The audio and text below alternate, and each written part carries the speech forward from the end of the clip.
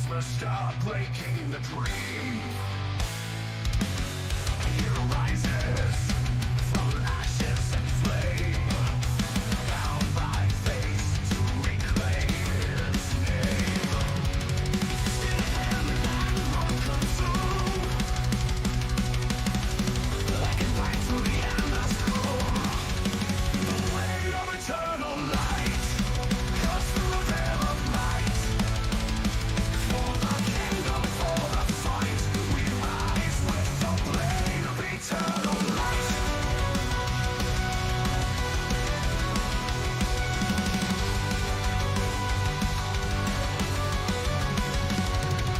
Winds howl fear, cross through the veil of night. For the kingdom, for the fight, we rise with the blade of eternal light. Winds howl fierce, cross the shattered land. Demons tremble at the hero's stand. Through forest deep and mountains high, the fire within will never die. Ancient runes, they guide the way to the dawn of a brighter day.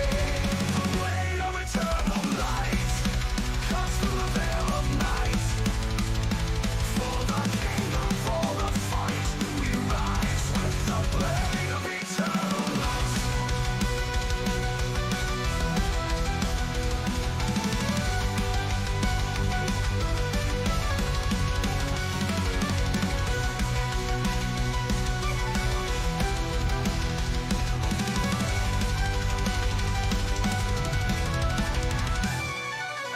Winds howl fierce, cross the shattered land.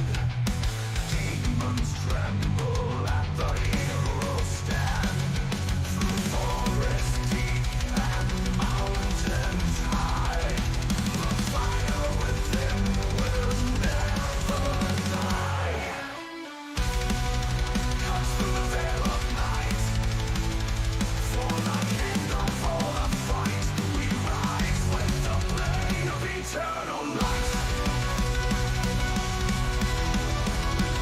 Eternal light.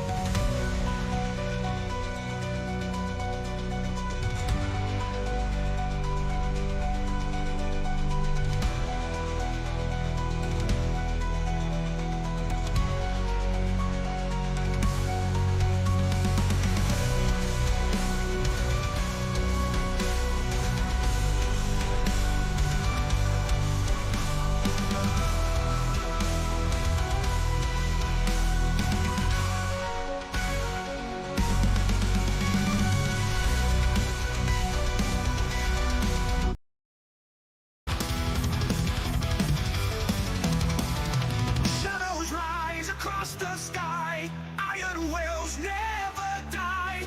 Banners wave but streaked and torn. A legend born, a world reborn.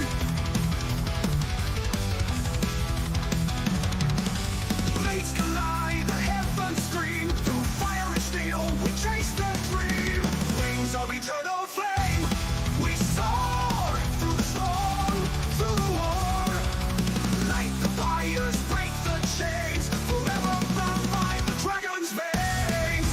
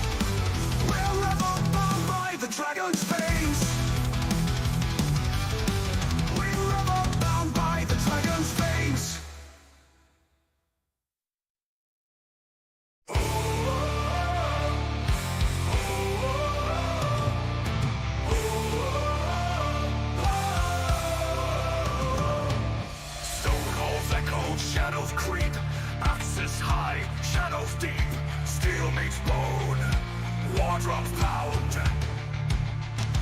Banners torn, red skies weep, marching forth, no time for sleep. Darkness reigns, we stand unbound. Axes high, shadows deep, through the fire we shall reap. Victory calls, the earth will quake. Axes high, shadows deep, none shall rise when mountains break.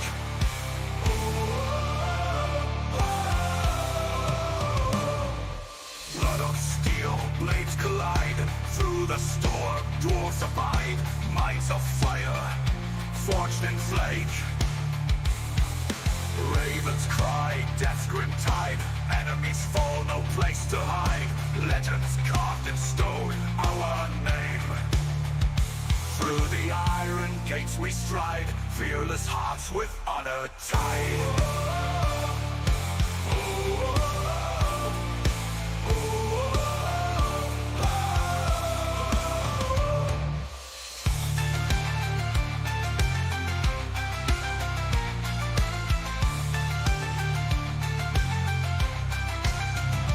Axes high, shadows deep, through the fire we shall reap. Victory calls, the earth will quake. Axes high, shadows deep, none shall rise when mountains break. Blood on steel, blades collide, through the storm, dwarves abide.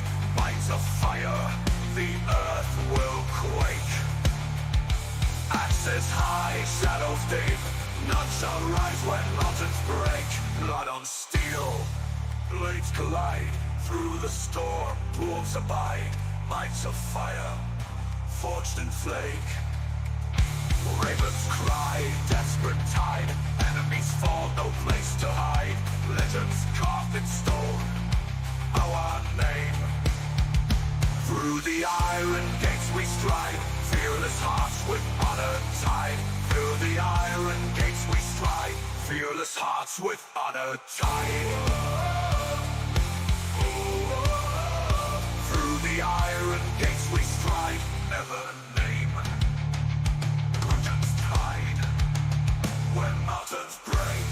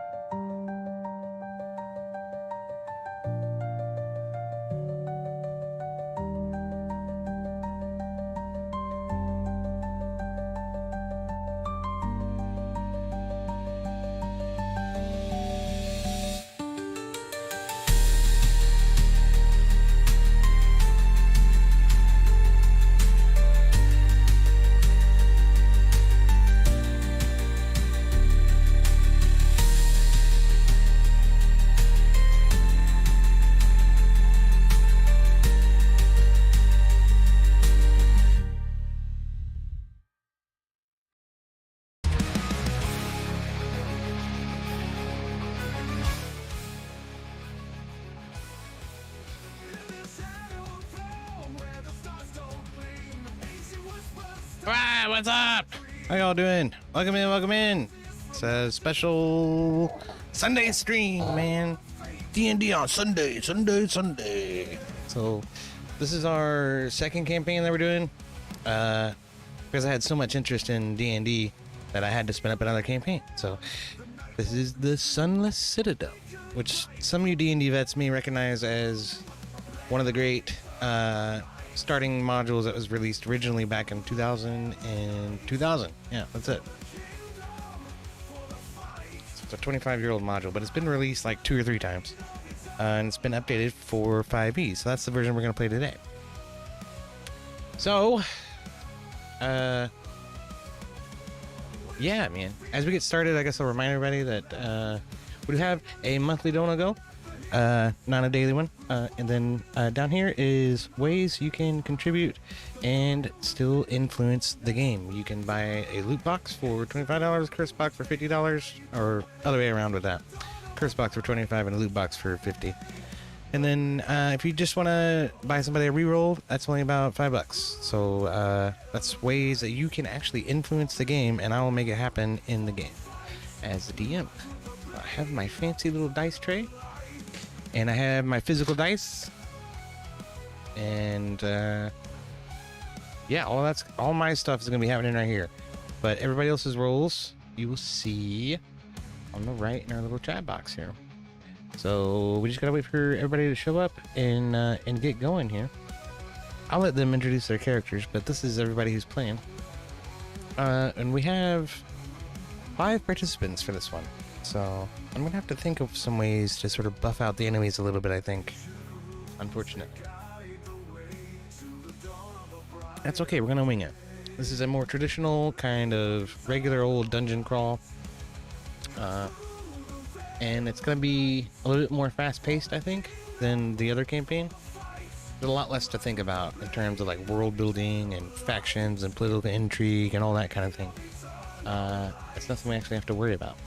It's basically just find the bad guy and do away with him. So that's what we'll be working on today. Sometimes you can get through this module in a single sitting, but I don't think that's going to be the case here. I think it's going to take us 2 or 3 sessions at least, if not more than that. So we'll see what happens. But it's a little different for me, especially because the module depends on the XP system. So that's something I'm going to be trying out for the first time. I have a tool in mind that should help with that. We'll see how it goes though. And then, yeah, I've got the module over here. I got my DM screen over here. So, I am ready to go, man. I'm ready for it. Let's fucking do it. But I am a little bit early. It's about 15 minutes earlier, so. So, one of the things I wanted to talk about was the fact that there are so many really cool people out there that are doing D&D on YouTube. Super awesome people. And one of those that actually just came to my attention today is, you know, honestly, his name escapes me at the moment. Hold on a second. Robert, I think? Mr. Robert?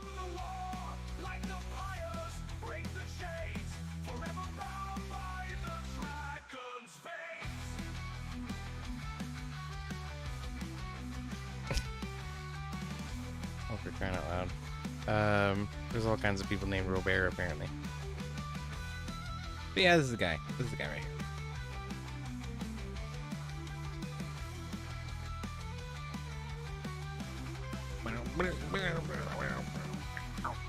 I don't know how fucking Suno comes up with these sick riffs, man, but it's awesome.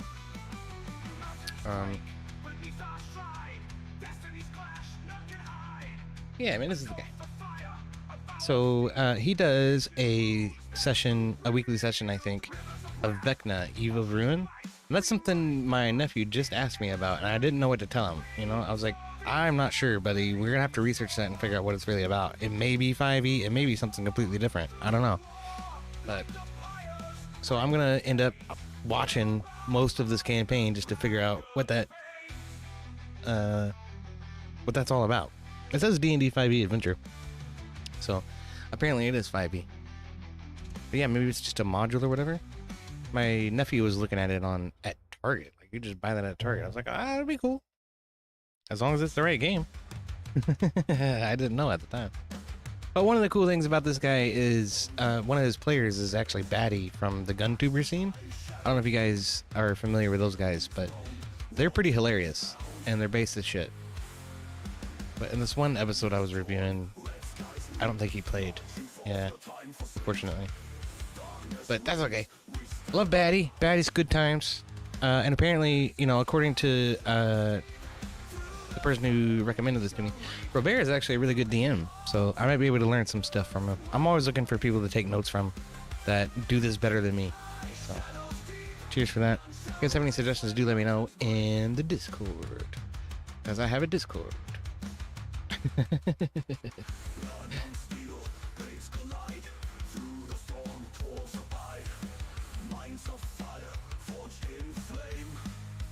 I'll go ahead and drop that in the chat. There you go.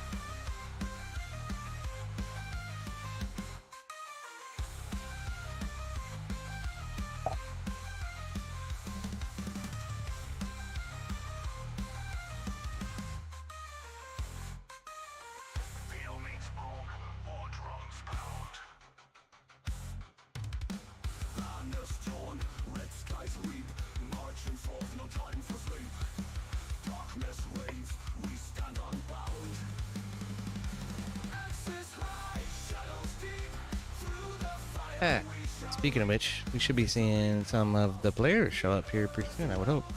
Anyway, yeah, man, like I say, I'm always looking for new DMs to try to take notes from. Obviously, I study the great and magnanimous Matt Mercer, but also MCM Matt Colville has been a big inspiration to me, as well as Aventress, I think. But I think some of these top level sessions are really kind of pre-scripted a little bit, so it's better to try to look at somebody taking it from an improv only kind of perspective, especially for, you know, me in the low level sessions that we kind of do. But, you know, we're learning. I'm learning. Everybody's learning. It's been a hell of an interesting experience so far. What's up, friend? Who's this? Is this MindOfZ? Hey, MindOfZ, how's it going, man? This is MindOfZ. Yeah, I'm just setting up my stream on my end. That's cool. Touch OBS and like God knows how long, because I've been so busy with work. Yeah, I hear you. What's the title of the campaign called? Sorry. Why, are you trying to read ahead? No, I'm just kidding. It's Sure go. what the hell is it? It's the Sunless Citadel. Sorry. Oh, there we go. Oh, I have it right up here in my tab. I'm retarded. Yeah, that's okay. Also, you know, the cover on the game and everything sort of says it in really big letters. Yeah, I probably.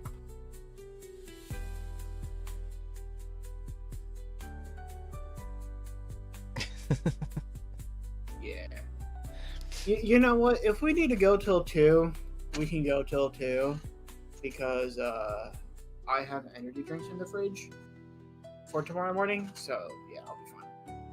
Shit, man, I wouldn't be able to deal with work without a fucking energy drink. What are you talking about? I need one of those every single day. But No, what energy drink are you doing? yeah, man, I was gonna ask the party if they would be cool with starting earlier next week, maybe, for the sake of your schedule and whatnot. If that's gonna be a regular thing. But... Yeah, Sundays I can probably be here like 8:30ish, 9ish. Yeah. I didn't get that last part. What time?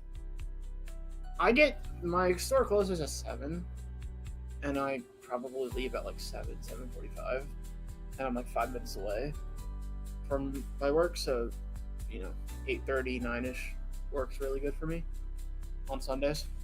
But Yeah. I know you have your parents that you have to go visit. I'm not sure if you. No, I started doing that on Saturdays. They're fine. They're All fine right. hanging out on Saturdays. So All right, yeah. if we want to start Yeah. earlier, that's fine for me. It doesn't matter what time. Yeah, because Saturdays I don't get done until 9, so it's like ridiculous. So I probably won't be home until like 10. Man. But yeah. But I can deal with everybody else, Yeah. Well, we'll see what they say. When we get everybody in here, I'll ask them. So.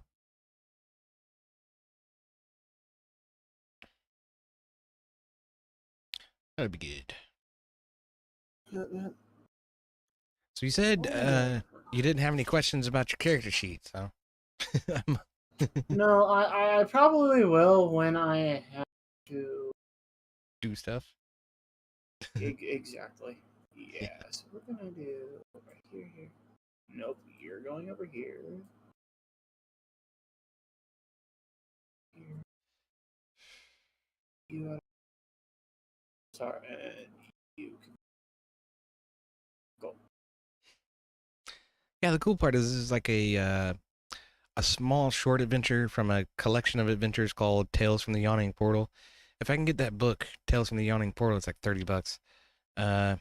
Then I'll have the rest of the adventures and we can carry this party out, as kind of as far as we want to go with it. Almost to level 20, I think. What's up, Naderhunter? It's good to see you, man. What's up, Naderhunter?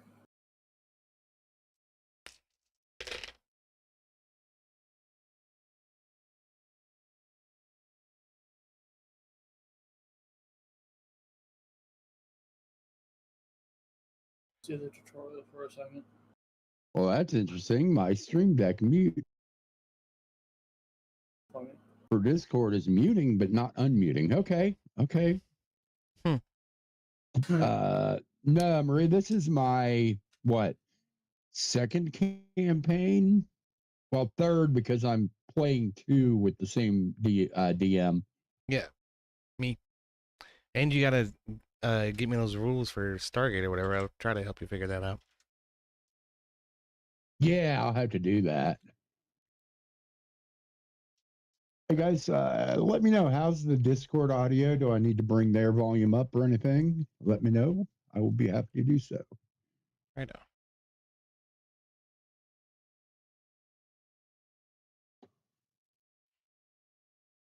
And neither of you guys have to worry about dark sight.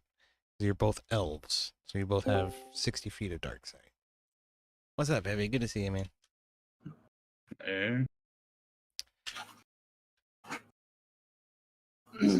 I decided for the sake of simplicity that I would go ahead and add the goggles of night to your inventory, Heavy. So that's just something you start with. I'm fine with that. And did you get? I DM'd you a little bit ago. Did you get that? Yeah. Okay, cool. Hey, Heavy. Long time no see. Easy. There's a lot of the old crew around. DnD was just asking me if Zach could jump in on this, and I was like, man, not 10 minutes before it starts, no.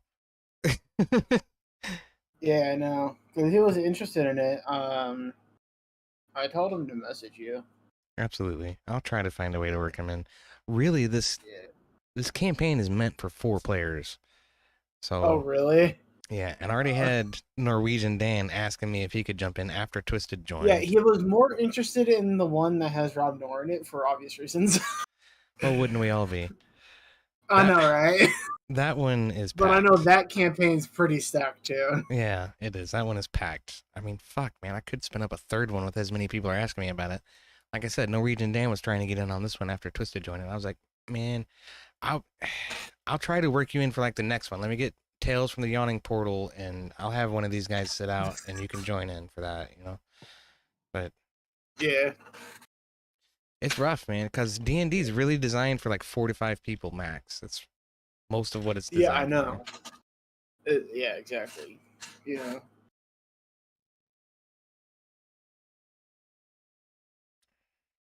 But it's like I'm pretty sure you didn't even think that you would get this much interest in it. No, I didn't, man. I was very surprised by that. That's really cool. Like the fact, I think you're surprised that the fact that you even got Rob Nor to say, "I would like to try this." Yeah, that blew my mind too. I honestly want to know how that conversation came about, or who even brought him in. He saw I was doing it. Yeah, I'm a mod. I'm the top mod in this chat actually, and he said he wanted to join. So I was like, absolutely, dude, come on in. Yeah, that's pretty much all there is to it. Now he wants me to run a one shot with like some big money behind it. I was like, that'd be fucking amazing.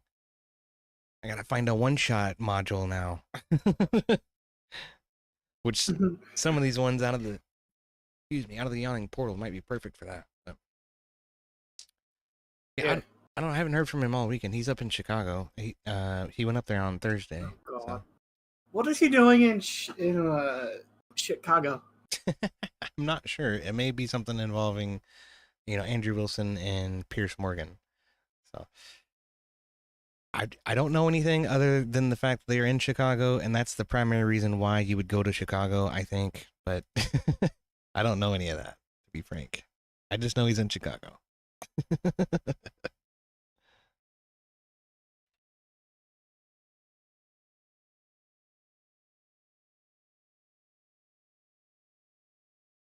Now watch, Lowerclass will be like, I thought you meant Pacific Standard Time. 4 hours from now. Oh, God. I don't know where he is. We're also missing Emmet.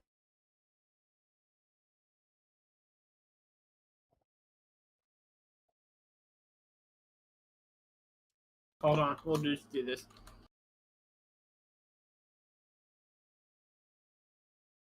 We'll do it as classic as my friends do it.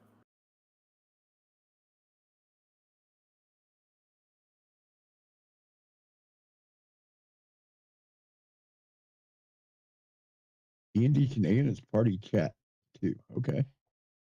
You'll like that gift that I just put, Nader. And shall we play a game? Global thermonuclear war. What's that from? That's from that fucking Matthew Broderick movie where he's like some kind of geek, right? Yep. That's pretty funny. I knew that Nader would like that one.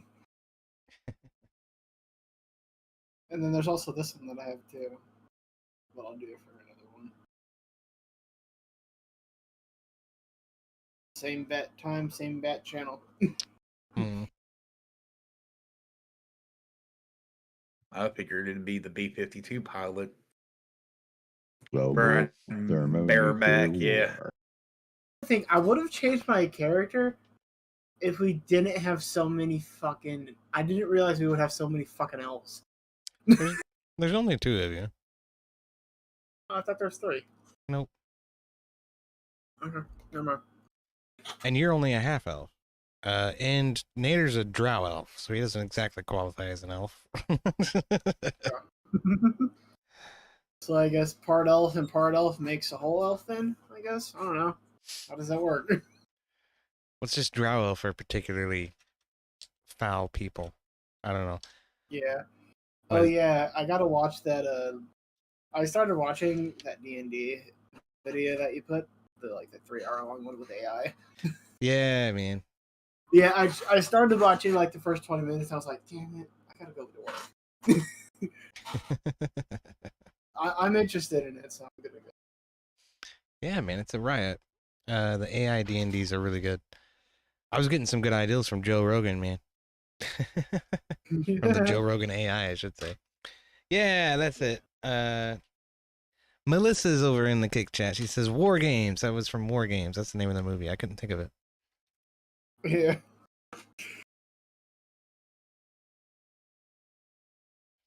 All right, Emmet says, I'm on my way. Sorry, I'll be there in 2 minutes. That's cool. Okay, cool. I didn't get anything from lower class, though.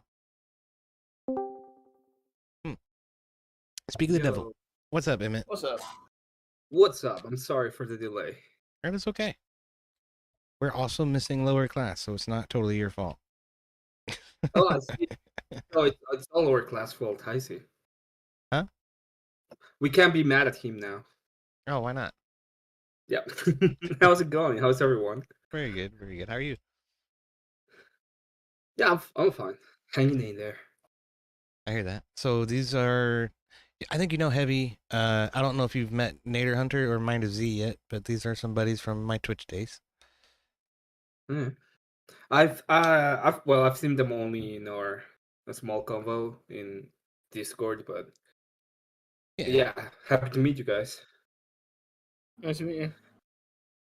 Good to see you again. Yep, good seeing you, man.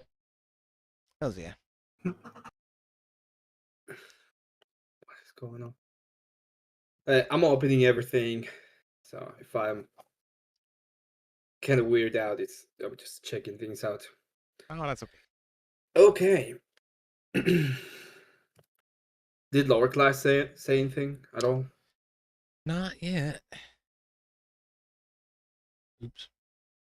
It was like really Shit, happy. sorry about that. That's okay.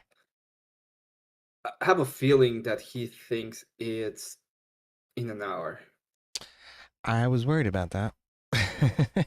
So I explicitly said the time zone every time I talked about the time. Yeah, you always put You know, time zones on there. the time zone. Yeah. Hmm. I was like, I had to do dinner, so I was making dinner. And yeah, I just realized how the time. That's all good, man. I didn't mean to interrupt your Yeah. supper. If you guys want to wait, for, I don't know, let's say 15 minutes, we'll give him 15 minutes. Or if you want to wait any longer than that. Let's give it a little bit of time. I'm okay with that. Yeah, that's fine. Okay, That's fine. that's cool with me. I want to see something cool. What's that? So I've been commissioned to do this, and I'm almost done.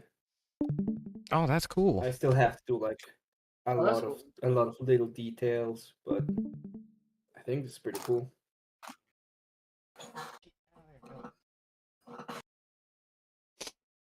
That's really awesome, man. Pixel art is fucking nuts. That's cool. Yeah.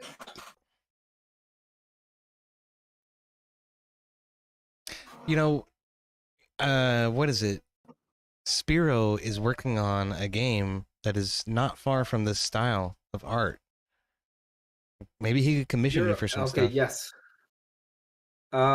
He's working with another person on that one specifically, but we are doing a integrated game. So he's working on a game that's going to be integrated to his stream, and if you want like a character on that game, you can commission me and I'll make the character and it will appear on his stream. Oh, that's on cool. my stream. Oh, yeah. That's cool. Yeah. Kind of like the little game characters running around the bottom on some. Mm-hmm. Yeah. I remember he was talking about But that it's, yesterday or the day before or something like that. Yeah, he's working on it. I told him to do a game document design, so I knew what he wanted, but he didn't budge. Yeah. Well, especially when it's a small scale project like that. You like to skip steps that are a pain in the ass like that, for sure. Yeah. I was like, okay. And then I made a ton of jokes about how it would help him. And he would keep telling me to shut up. Oh, shit. Well, if I have to roleplay for lower class, I'm going to be mad because I invented an NPC just for his character. If he is not here to meet that NPC, it will disappoint me. You're God disappointed. damn. You are disappointed. I am sure he's gonna show up in an hour. You might. I be can right. bet you almost anything that he will show up in an hour. Well, like I say, we agreed to give him 15 minutes. Let's give him 15 minutes. But Are we on? Are we on? By the way, yeah, we're already live. so I don't say anything. Okay, perfect. So yeah. Speaking of which, this is a perfect time to explain the game that I have designed for tonight for the audience to participate in. This donut bar at the top is for a monthly goal. Down here at the bottom, we have ways that you contribute to the monthly goal, and that's to PayPal or Cash App me. And then you can buy the party a loot box, or you can buy them a curse box, or you can buy them a reroll. These are in varying different quantities that are listed right there on the screen. So that's ways you can affect the game. So do that. No, don't do it. But do it for his money. Do that. Do that. Do Yes. good. Don't do that. Have you ever seen that debate, the do good debate? No, I haven't. It's gone. Fucking Anson deleted his channel and deleted my debate, but we had a guy just do diligence, and he started crying at the end of the debate, and we just went on and make a full response. Well, they made the response, and the response was do good, do debate good. It was funny.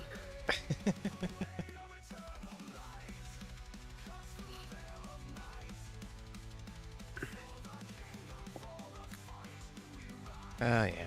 And then I'm sure the whole chat just cracked up like, he said do. Oh no. Do debate good. Of course, that's how it works. That is really cool, though, man. What do you... Nader, what do you... Because the next game that I have on the horizon is yours. What do you think about using pixel art to do the art and graphics for it? I have no idea what pixel art is. That was what we were just looking at from Emmet. Like, what if we commissioned Emmet to do our maps and our characters and all that stuff? I mean that's fine. I don't want to pay for everybody's stuff. Yeah, I hear that. I mean, I don't mind paying for my stuff, but I'm not paying for everybody else's, you know? Sure. Yeah, it makes sense.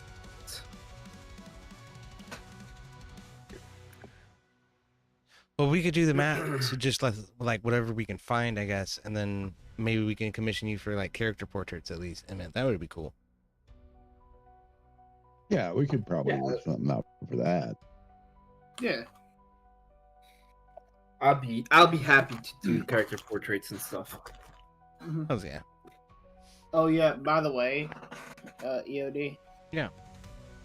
Whichever one Zach goes into, count me into. Okay. Alright. Well, that's a big question for Zach, I guess, because Well, I know, it all bases on what time it is. Yes. what I was gonna say is the one that Rob Noor's a part of right now is 2-packed. I cannot accept any more characters into that. Rob No, I know that. might be willing to participate in another one. I'll have to talk to him about it. And Rob wants to do that one shot, so maybe he could participate in the one shot in the very least.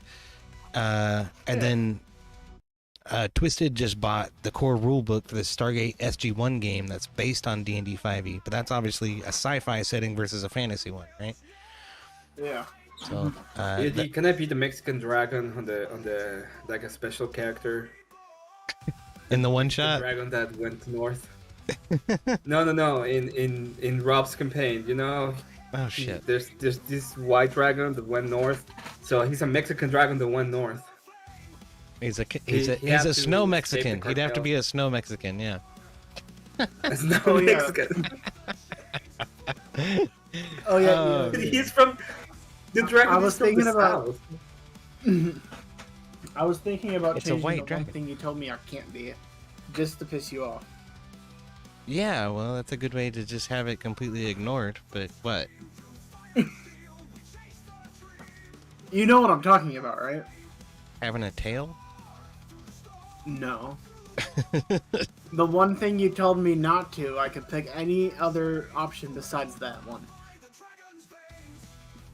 Oh, you mean chaotic evil? Yes, chaotic evil. Yes. Yeah, I had to tell Twisted the same thing, and there's a very good reason for that. Like I said, if given an opportunity to turn against the party, you have to. You don't have a choice.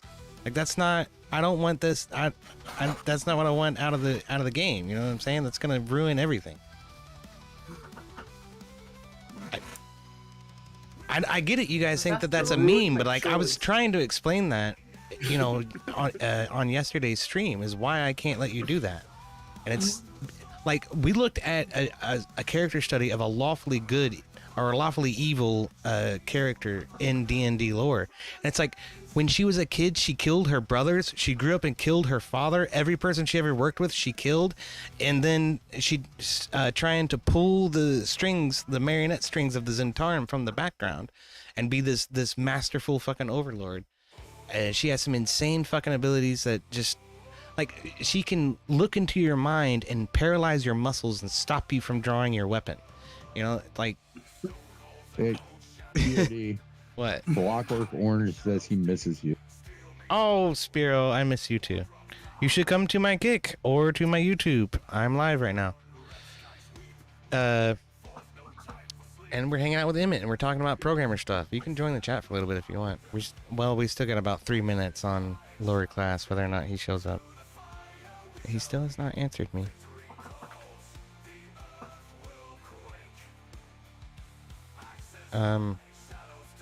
But yeah, man. I mean, I get it. It's funny to like make fun of it, but it literally tears the party apart at some point. It has to. No. What am I, like, It's chaotic part of good the now? lore. Yeah. What was I gonna say? There's a good example of that in the AI campaign that I just posted. I talked about that yesterday too. We watched like 5 episodes of it because they were only about 5 or 10 minutes a piece, and it was really good. But what they introduced Rick Sanchez and that guy from fucking Breaking Bad, Walter. And Rick Sanchez ended up trying to murder one of the main player characters and turned into a villain, and the party had to turn on him and kill him. And I was like, that's how you can do chaotic evil right there. But that's the only way it begins to make sense. What's up, IP a lot? Good to see you, man. We got IP a lot over in Kick. Okay, I'm gonna go. I do pee a lot. Speaking of which, I gotta go pee. Yes, you do. Yes, you do, sir.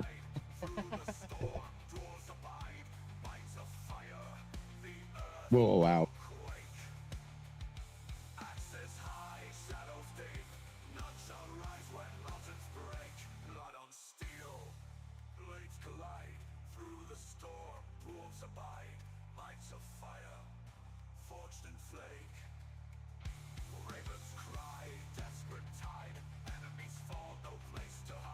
Hey, Twisted. Yo. Yo, what's up? On the bottom of the chat area in the game, if you'll select as your character instead of clown penis, it'll show your icon, your avatar on your box instead of being I don't different even shapes. see here. Are you on my stream? Oh, let me jump in your stream.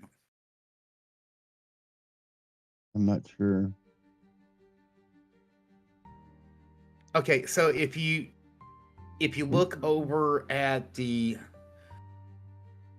that right there, sorry, it went to commercial, so I can't see it now.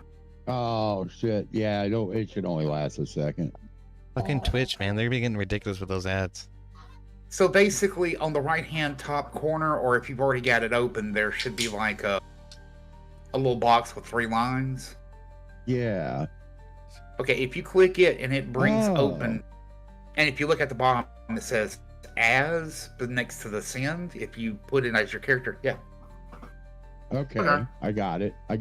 That's cool. Instead of clown penis, I'm now as hairy penis.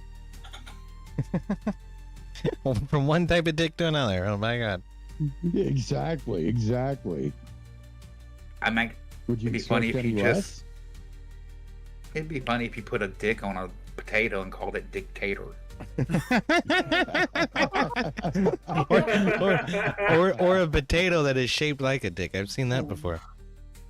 I have Yeah. a picture of one of those. Oh shit! Believe it or not, I believe it. it's somewhere in my memes library. Yes, I have an entire folder of memes. It's an entire library. I need to organize them and categorize them somehow because there's so many in there. I've got gigs worth of memes, guys. No shit. I know you have to get I get external hard drives Yeah. for them. Oh, well, What's my gig? 9.6 gigs of memes. nice. That's a lot of memes, boys. That's quite a few. Mhm. All right. Well, it's been about 15 minutes. Also, I think somebody was just asking me what happened to Rob Noor. Well, he's streaming right now, so he's gonna do it without me, I guess. But, anyway, if you all are ready to get going, I reckon I am too. I am too. But I mean, he can do that, right? He's gonna be okay. Yeah, it'll be fine. I've told him before I'm not usually available on Sundays. So that's never been part of the thing. But all right. It's being facetious, but it's fine. That works. Okay. Dude. So. Uh, All right, cool. Everybody has selected their players, and now we have all the avatars down here. That's super awesome. And let me look at this real quick. Yep, that looks good. Freaking dog. All right. So, let's just go ahead and start with this right there. And what I'll say is that all of you find yourselves in the town of Oakhurst. Okay? And we're currently hanging out inside of a bar. Go figure. But there's some interesting aspects about our Oakhurst that you noticed as you came into town. Okay? First of all, it seems that the town is surrounded by these strange geological uprisings, almost as though the area of the town was built on what's sunken into the ground. And it seems that this happened many years ago.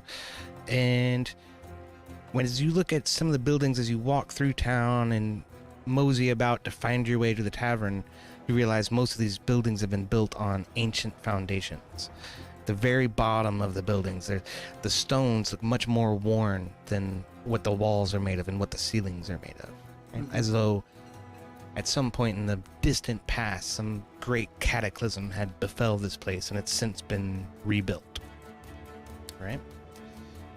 But we find ourselves in the tavern of the Old Boar Inn, right? And there's a minstrel band playing in the corner.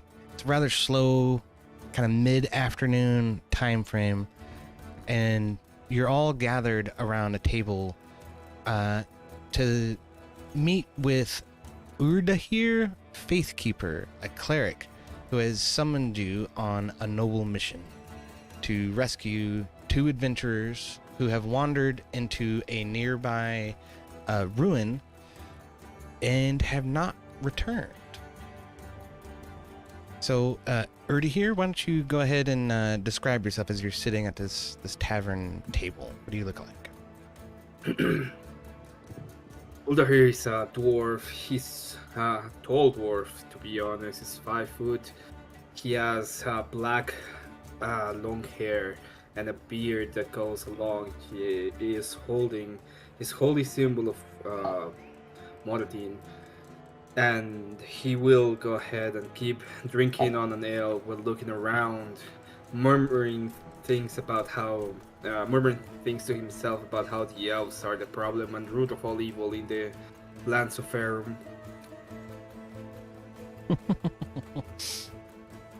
You serve to go serve them with the pointy ears, and they will head at you to bring them to ruin us all. Drink a lot of bit of ale between phrases. Indeed, indeed. And you're sort of disgruntled at the fact that the bounty that you put out to seek adventurers to join your party on this rescue mission, 2 of them turned out to be not exactly what you had hoped for when they showed up at the bar and joined you at your table. And one of those is a rather frail-looking lady, I think. Zippy, why don't you go ahead and describe yourself? I'm Zippy. Half elf, half human, I think it is. Yeah, half elf and half human. Okay, yeah. Half elf and half human. I'm chaotic good. And I have a pipe in my hand.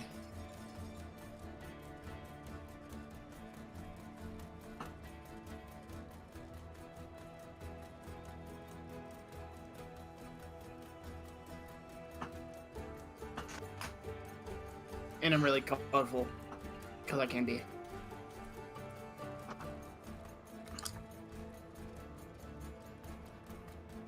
EOD, you're muted, buddy. Sorry, my bad. Thank you.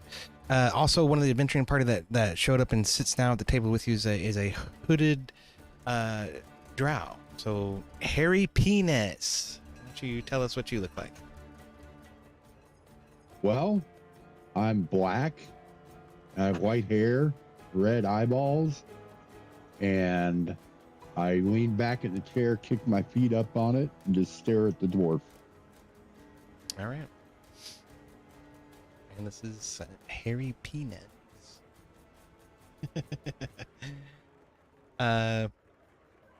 Yeah. All right. So then, why don't we go ahead and talk about there are 2 other companions sitting at the table. The elephant of the 5 of you is this towering Goliath with dark red skin, and he has an abnormally long beard for a Goliath, because normally you see them and they don't have a whole lot of hair, but this one seems to have gotten some fashion sense from dwarves. And he has a ethereal enchantment surrounding his right hand that seems to never really go away. He's constantly messing with it, and a giant great axe strapped to his back, and he sort of takes a chug from his ale, damn near finishes the thing, slams the mug on the table and says, "I'm ready to kill some bitches." That's about all he has to say about it. But only bitches. You're not a bitch, you're fine. That's correct. Great, now I have to deal with a Goliath as well. This pointy ears. And there's one more kind of shadowy figure who's joining you at this table. Prefers to keep himself hooded and masked. You can't tell a whole lot about him. So, Heavy, why don't you go ahead and describe yourself? Artemis is a short king human. In fact, this guy is so obscure you haven't heard him speak. He just nods and gestures. He's kicked back in his chair with his feet on the table, listen to everybody babble, and just tap on the end of his rapier. That's him. I'm going to pull out a pair of scissors and stare at the dwarf's beard.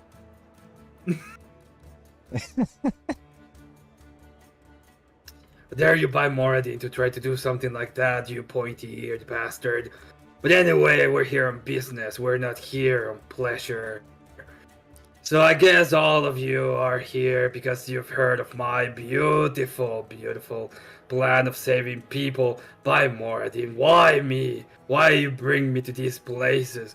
Anyway, am I correct? Groot kind of speaks up and says, "Yeah, I heard there was gold in it for us."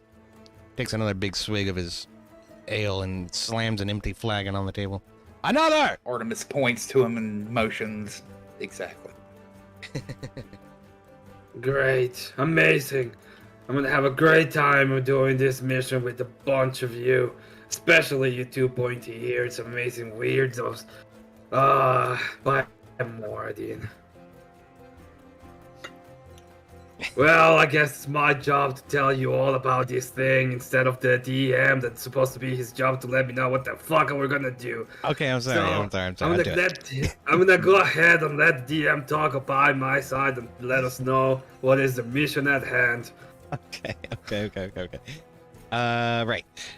So Artemis describes to you that another party of adventurers locally based delved into the Sunless Citadel about a month past. They were never seen or heard from again. Two human members of that party were brother and sister, Talgan and Sharwin Huckriel. They were part of an important merchant family based in this village, Oakhurst.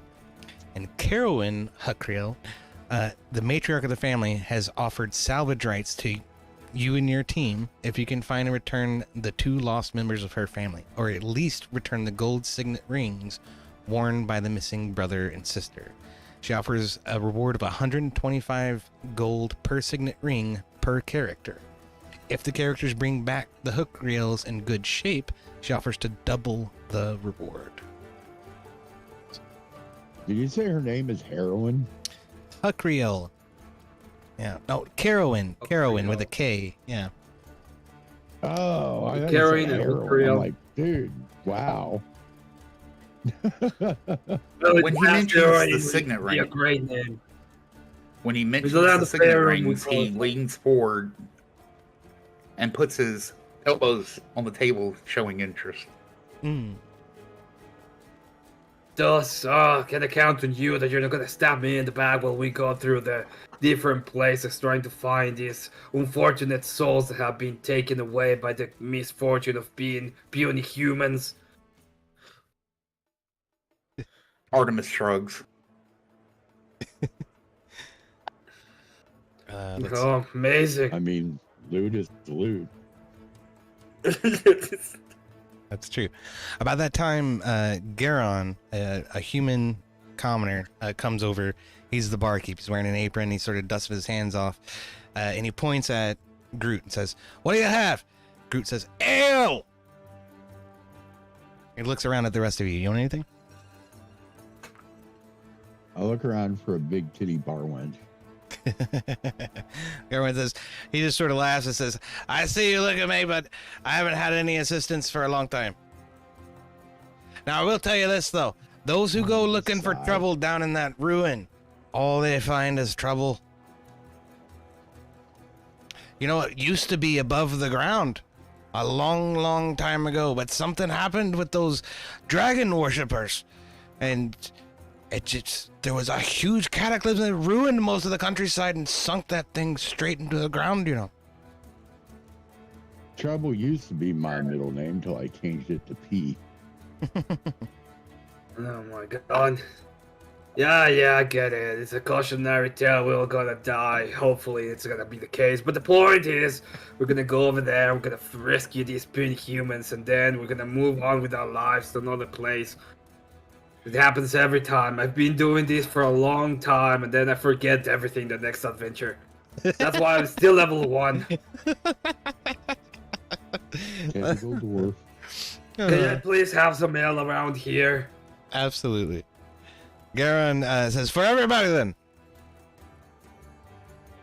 Artemis shakes Yeah, his for head no. everybody. Artemis shakes his head no and starts using his hand like a puppet. Blah, blah, blah. Shakes his fingers no and starts tapping on his wrist. I'll drink give all ale, of these but if you have unfortunate some souls a wine. little bit of ale before they go ahead and grow some fucking facial hair. Look at him, especially that black one. Looks like he's never had a facial hair in his life. Hey, now let's not get racial over here. Yeah.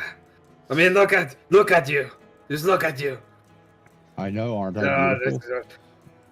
I'm just start muttering things again. Bitch,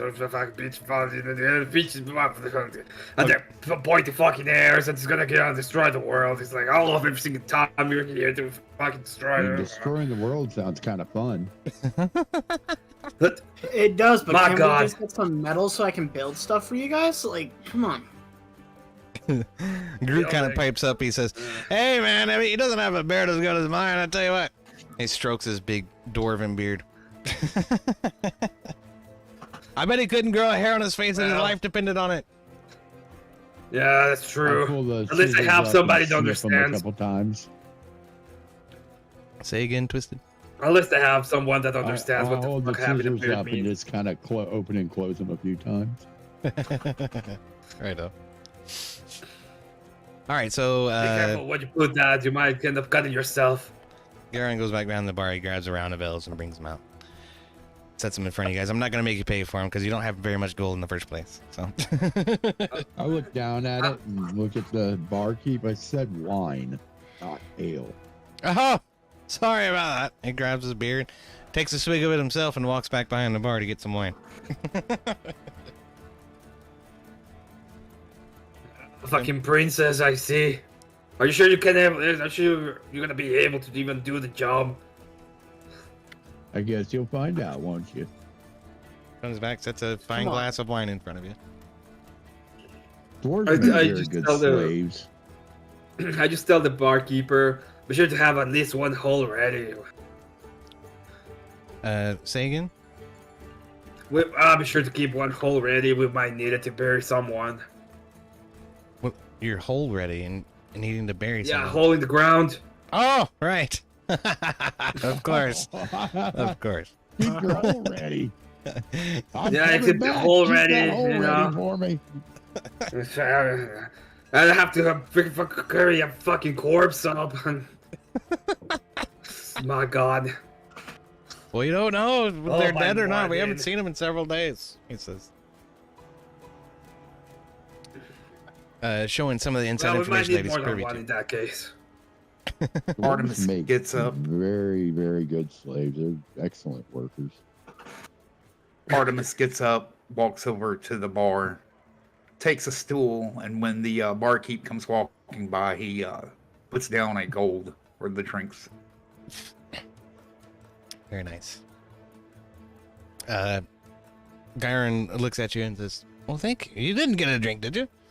He grabs a gold piece and sticks it in his pouch.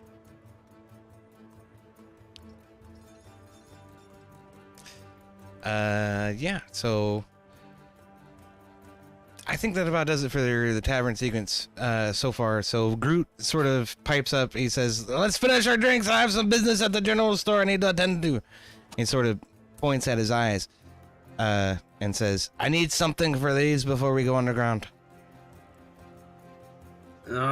Okay. I got a knife.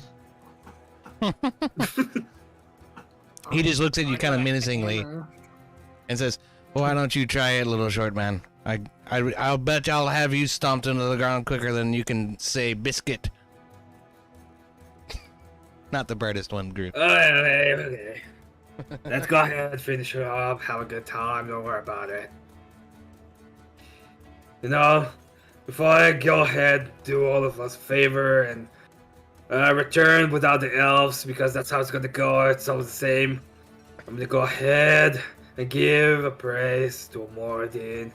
Oh, by Moradin, let us crafts go on uninterrupted so that we can give you all of these and bring you favor in these lands. Now that we've done with that, I will go pay for all of these amazing drinks, and you can go ahead and go to the general store and meet you there. My God, I hate doing this. Why am I doing this again? Okay, I so stop him before he pays, and motions. Nuh-uh. No, you mean nah? Then I Fine. then I express that with my hand already paid. Well, I guess I have to thank you now, Mister. I got money. Fine. Let's go I to shrug the my general shoulders store. and I shrug my shoulders and walk out the door to go to the store. right Groot follows, slamming another empty flag in You. where he goes. Zippy follows. All right. Yeah, let's go to the store. So, you head across town. The inn is right here. The store is very nearby, right there. Basically, just up the street a little bit.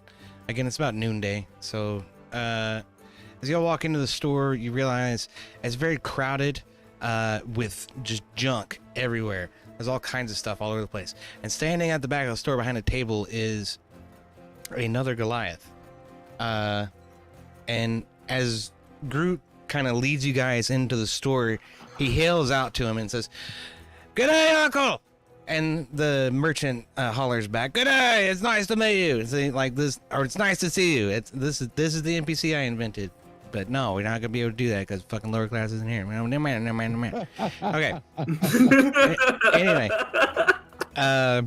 Groot walks up to the storekeep in the back and says, "I believe you have something for me on the adventure that I was telling you I was gonna take on." And the man behind the counter has a different accent. He appears to be from a different area of the northern Sword Coast. Actually, is where this takes place. So it's actually pretty near to the other, campaign. Ironically enough, but he comes back to him with a very neutral accent and says, Yes, I do. It's good to see you, nephew. Here." And he reaches underneath of his countertop right there and pulls out a box and sets it in front of Groot. Groot opens it, and inside is Goggles of Night. And the merchant has given this to Groot for nothing. So he says, "I knew you would need this, and I want to take care of my own, so you take this with you when you go down there, and you be careful, lad. Your daddy would never forgive me if anything happened to you, and I wasn't there to do something about it." And Groot sort of nods. Says, "I know. Y'all were close back in the war. I know, this, that, and the other." So this is the stat thing. All it is it grants dark vision to those who don't have it, essentially. Or it increases the range of your dark vision if you do. So Groot's going to take those out of the box and stick them onto his eyeballs. He's wearing goggles of night. Is there When he like a turn- list of goods or anything like that we can get from him? There is. I didn't make a table for it, but you can consider it just a general mishmash of average stuff. You can buy regular equipment for. I have a table that I can give you if you just want to buy a regular weapon. There's nothing particularly special here. He does sell potions of healing for 50 gold a piece. That's about the most outlandish thing he's got. Do you have any vials of poison? He does not. Damn it. Let me see what kind of things he has. So I just want to have an idea. Okay. When the big wonk turns around, Artemis kind of makes a little tear motion coming out of the eye and makes a heart out of his hands.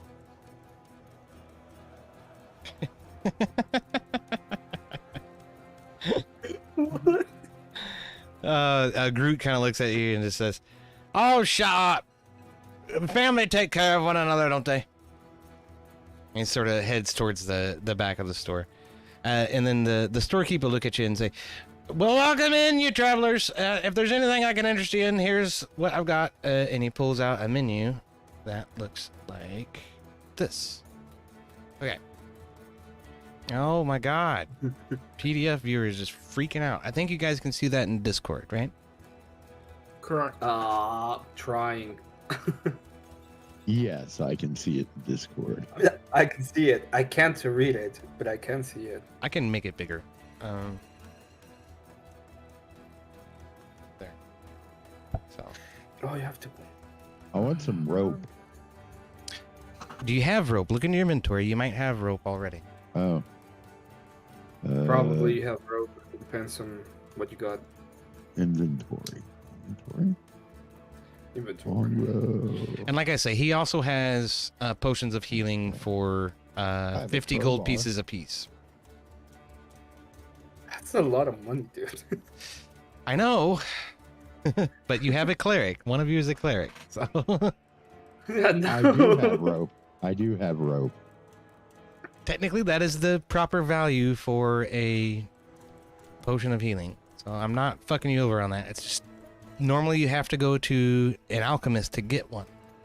So I'm giving you an up, you know. I tell you what. I do want some rope. You do? Okay, Yeah, so because I don't have. you can get 50 feet of rope for 1 gold piece. That's fine. I like that. Is there a grappling hook? There could be. I tell you what, if there's not, there ought to be.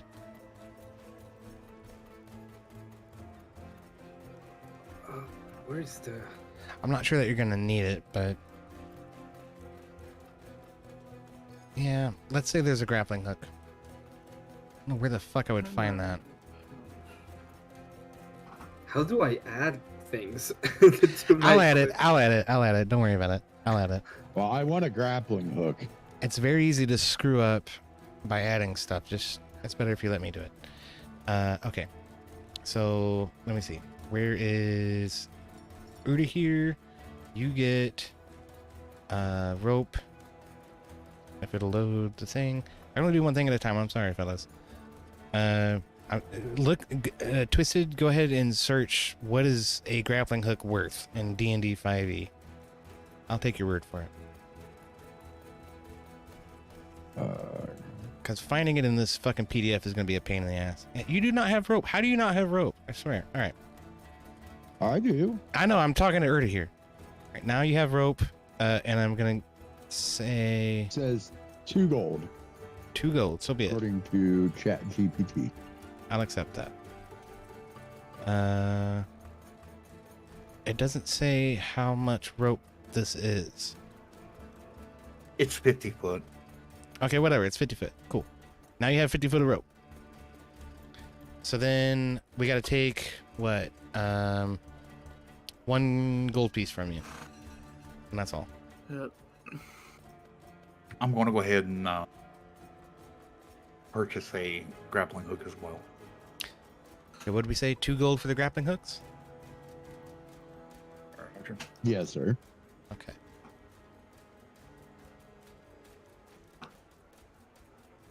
I will add I that. will also take one. Okay. Then I need you guys to remove 2 gold from your inventory. I will add a grappling hook to your inventory. Okay. I've already removed it. I got it. You got it? Okay. Done. Done. Yeah. Okay, so Remove 2 gold out of my inventory. Yep. Remove the 2 gold. alright, Hairy Penis, you now have a grappling hook. And Zippy.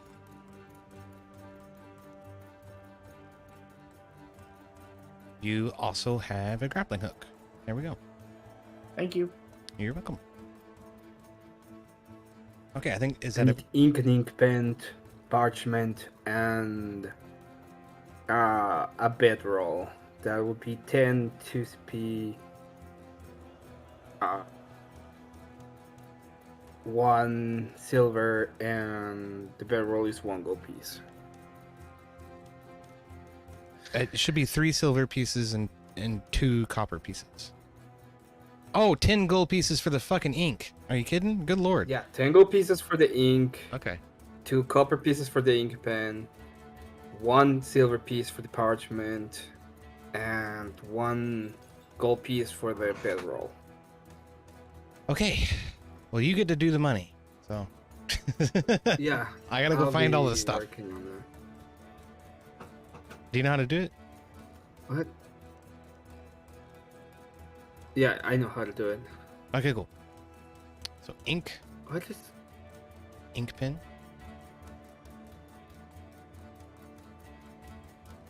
Ink pen go? The ink pen went. Okay. And then paper and parchment?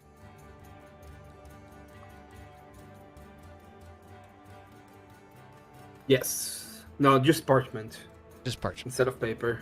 Okay. Planning on making a scroll, I guess. Well, I can get more than 1 parchment. I can get like 3 or 4. Here, It's fine. let's say 4.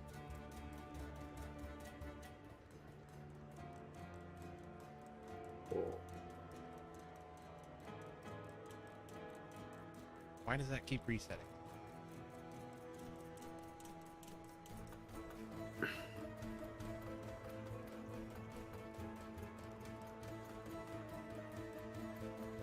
There, you should have 4 parchment now. I did the gold. Okay, cool. We're good then. All right. Sorry about that. I wasn't expecting you guys to really buy anything. That's okay. You shouldn't need much. Okay, so the storekeep sort of wishes you well. You never even hear Groot mention his name, which was Shroot. But okay, and he sends you all off. Sends you all off, and Ur'Dahir, you know from KON that the appropriate road to take is the old road, headed south down this way. The new road is actually been built to avoid the area that you're going to. So, you go ahead and head out. Those are quite clever names. Groot and Shroot. Yeah. No, old road and new road. Oh, well, yeah, well. You leave the town and you start heading southward along the old road. The overgrown old road winds through rocky downs near stands of old-growth oak and past abandoned farms. It is 7 miles from Oakhurst to the Sunless Citadel. So, you walk for approximately, 2-3 hours, something like that. And eventually, as you pass through this overgrown ancient forest, you notice the trees are very, very old, most of them, those that have leaves, that is, and scattered amongst them are these sort of twig-looking things kind of sprouting up here and there and everywhere. It seems random how they're sort of distributed throughout the forest. Occasionally you'll see them, occasionally you won't. And the foliage just keeps getting thicker and thicker as you move along. Eventually you come to this cleft that has been hewn out of the earth. And the wind is rushing through it at a rate higher than anywhere else you've been so far. And you guys are here. So just hang on just a second. All this walking, I'm used to riding Dwarfback. I'll put you guys down right here. And Groot. I'm still playing Groot. All right. And so as you guys come up on this cleft, in the distance, kind of in this direction up here, you look out across an ashen plain where husks of trees exist, and there appears to be recent magma flows sort of scattered across the land that absolutely rebukes and denies anything living from existing. Where you are is oddly spared to some extent, except for the cleft in the ground before you. Oh wait, you know what? Maybe it's in this direction. I'm sorry. This is where all of the shit is all fucked up. But anyway, down past the cleft you see the lava fields and a bunch of barrenness. But one of the things that quite easily catches your eye is this rope attached to these several pillars that are rising up out of the ground just on the edge of the cleft. And as you approach the rope, you realize it's not rotten or tattered or torn as though it's been there for a very long time. It must have been recently tied there.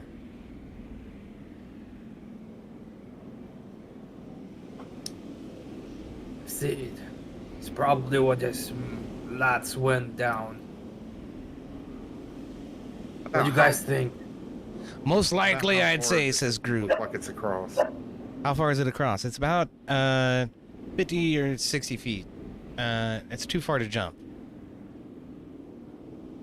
According to this, it's only 15, but I think in the module, it's really supposed to be like 50 or 60 feet across. You gotta use that GPU called imagination. guys. Honestly, this map is not even part of the module. I went and found this. I thought it would be a cool visual aid. But the columns are there, the rope is there, the cleft is there, all of that's accurate.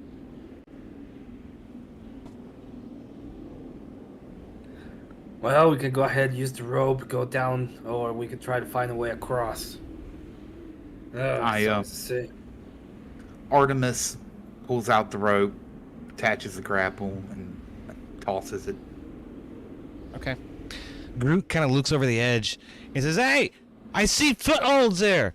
And he points down and says, "I think we could get down with or without the rope if you want."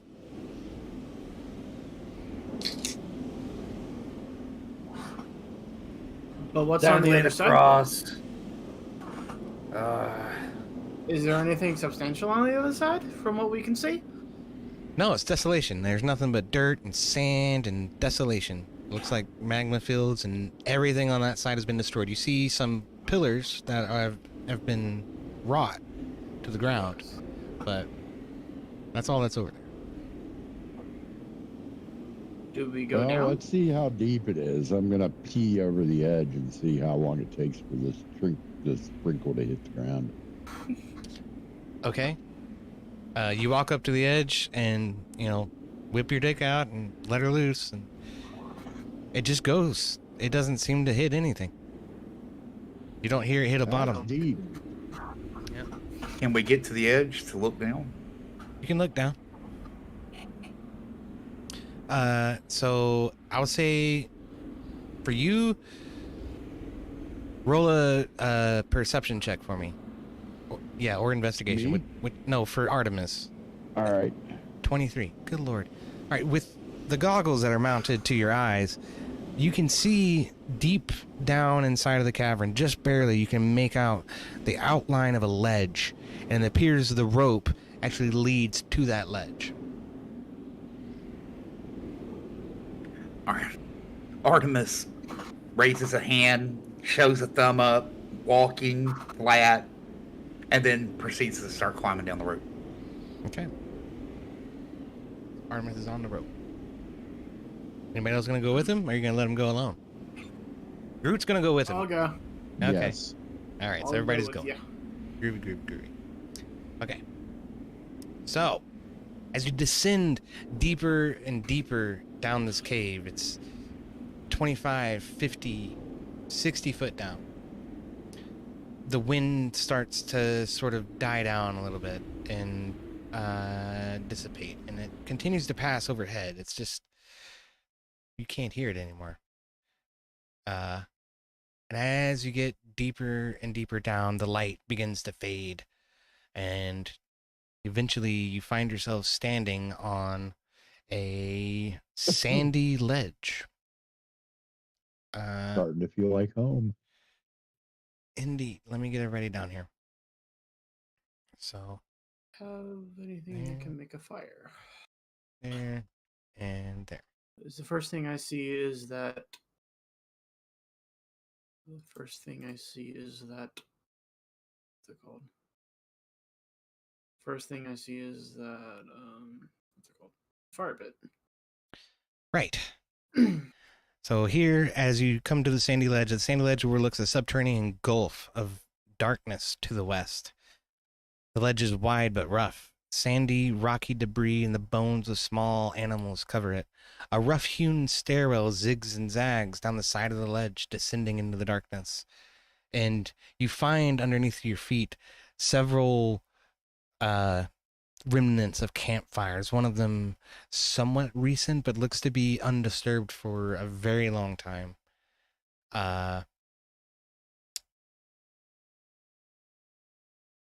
Yeah, that's about Are all there I any got. footprints? Well, roll an investigation check for me. As you do that, Groot's going to come up and investigate the fire pit.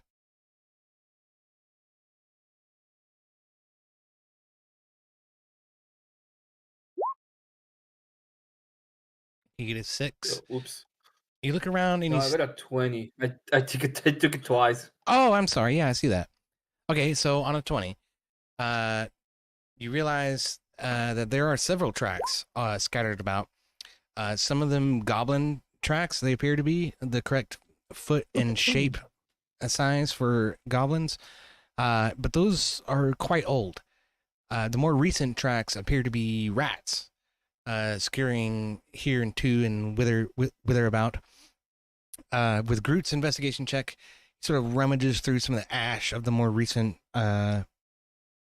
campfire, and he finds a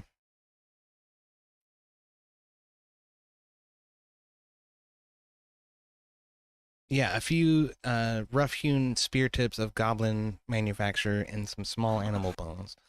Well, there's nothing in this damn fire. I don't, that's what Groot has. Goblins, same as always. Rats of the humanoids. Goblins and other slave race. Should we light this fire or no? No. Who needs fire? Groot kind of pipes up and says, well, what reason do we have to stay here? I say we continue onward and try to find the people we're looking for. Shall I Yeah, light there's no one of my reason to torches? stay in this place. Shall I light a torch so we can have some light while we're walking down this weird No. tunnel? Only as you need light. We can all see in the dark, I think. That's true. That's what my uncle gave me. And Groot taps the goggles on his head. Artemis types the same thing and gives a thumbs up. There's no need to alert the other lesser races of our presence. Indeed.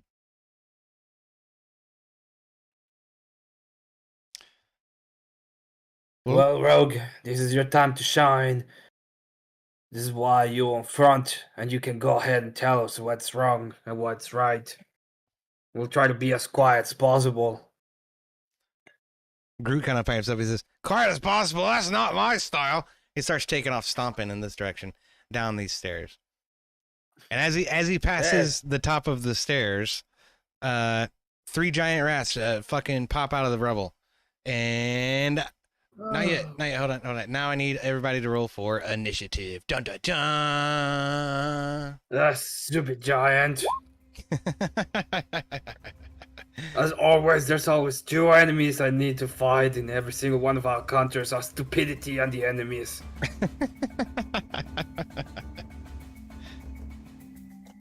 And the name of this song is actually Rat Battle. I thought that was appropriate. No.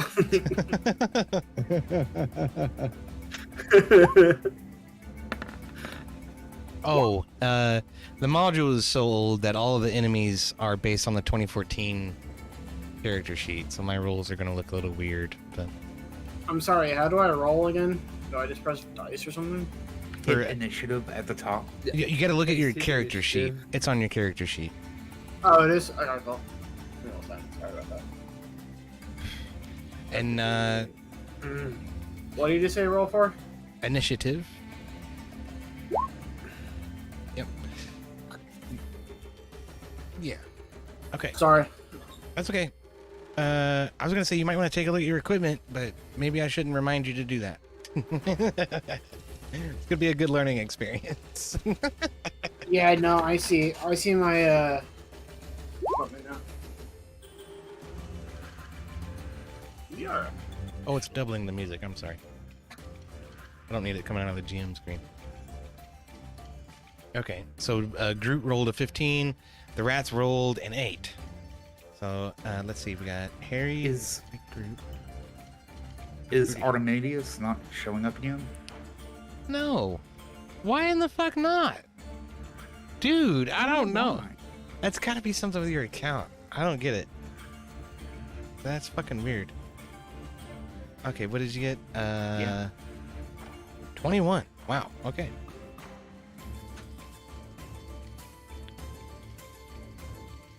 I gotta sort this. Here we go. Okay. I think that ought to do it. So Artemis, what are you doing? I think I want to pluck at my hand crossbow. Okay.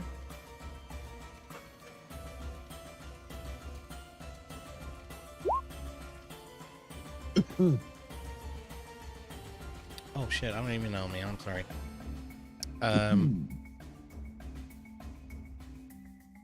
11 does not hit.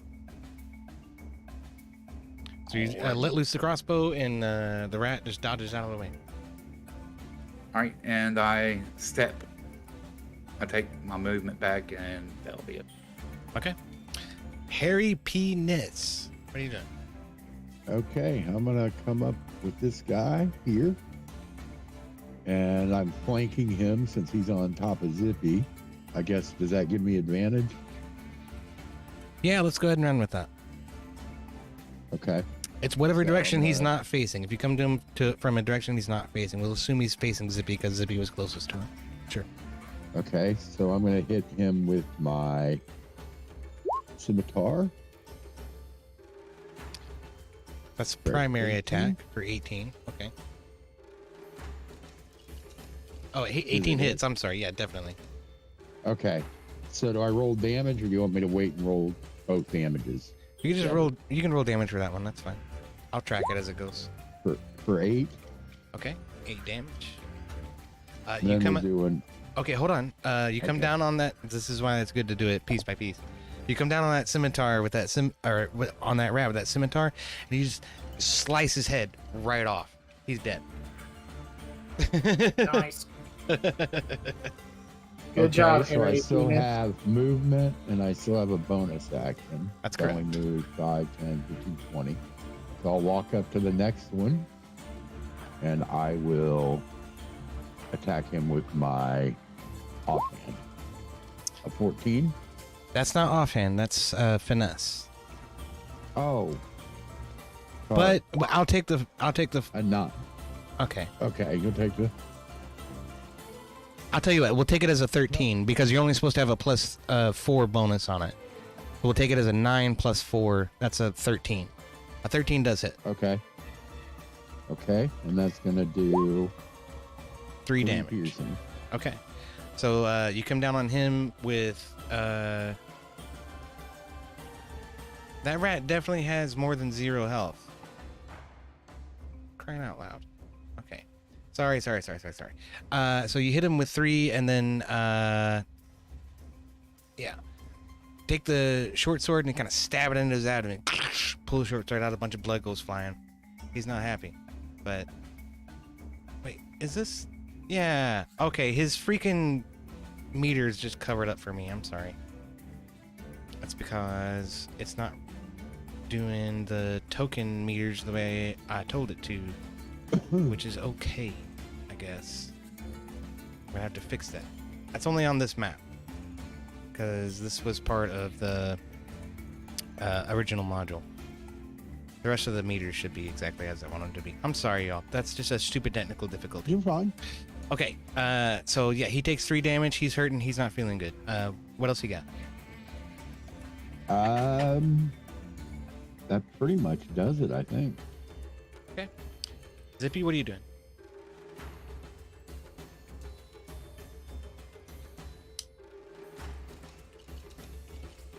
I will use my. How many feet am I away from this guy? From the rat that. You're right on top of him. Yeah, you're within 5 feet of him. Within 5 feet? Alright, I'll use my dagger. Okay. Do I just do the +3 attack for that thing? Yeah. The yellow button? The attack will roll the attack roll, and then if you hit, which 8 does not hit, unfortunately. So the rat rolls out of the way. But if you had hit, there's a damage roll right underneath of that on your character sheet.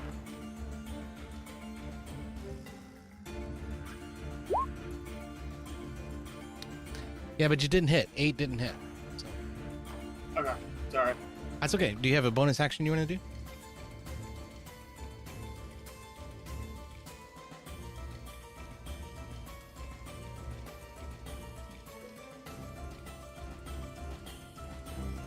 Yes, no, maybe so.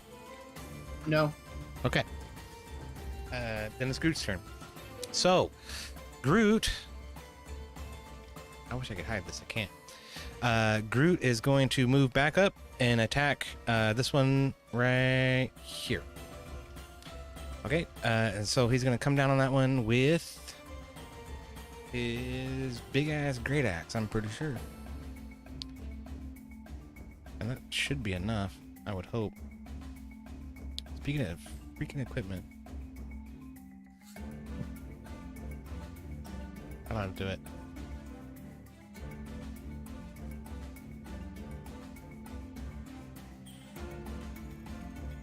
So yeah, he's gonna come down with his great axe and try to cut this rat right in half. 16 hits. So rolls damage. That's 7 damage. All right. So he brings his great axe down on top of this rat right here, and did I say 7? I did. Oh man. All right. So he in fact cleaves this rat in half. Blood goes flying everywhere, and that rat is dead and in 2 pieces. And that's gonna end Groot's turn. So now it's back on the table, boys. That's right. Now it's this rat's turn, and he is just gonna lash out at Hairy Penis. For what? Let us see. Get my dice out here.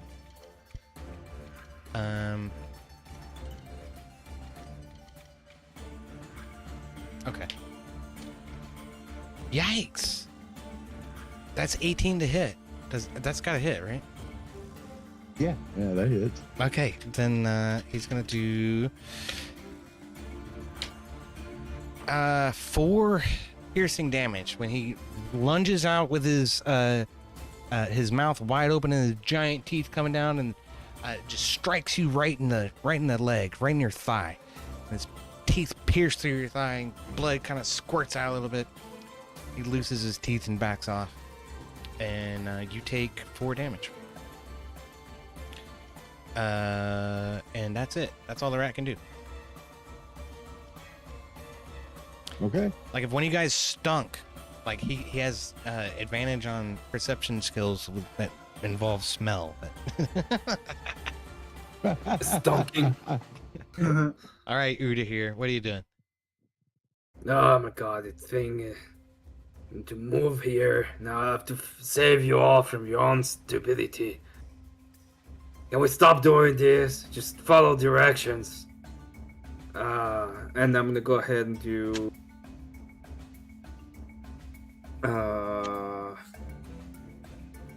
Is it Sacred Flame? I'm gonna try to do Sacred Flame against the rat that I just boxed in. Okay. Sacred Flame, 12. How does that work? Is that a chance to hit?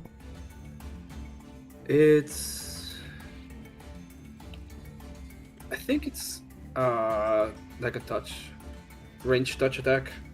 Yeah. Okay, so then I have to succeed on a dex throw. So, what's the dex throw that I have to succeed on? I'll look it up. Save. Target must succeed a dex saving throw, or Dexterity saving throw or take 1d8 radiant damage.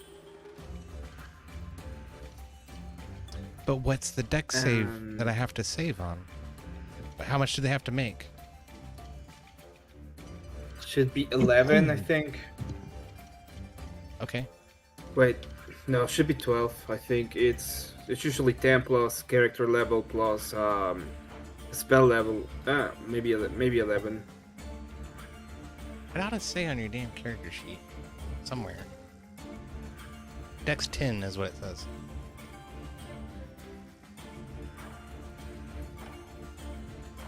Right here. Okay. Yeah, it's a DC 10 for some reason. Now maybe that's not correct. Let's call it 11. Okay, I'll go with that for now. But and we can fix that if we need to. But okay. So his dex is all right, and then yeah, I'm gonna say you failed on that. So he takes full damage. So roll damage for your Sacred Flame. it would have been 12.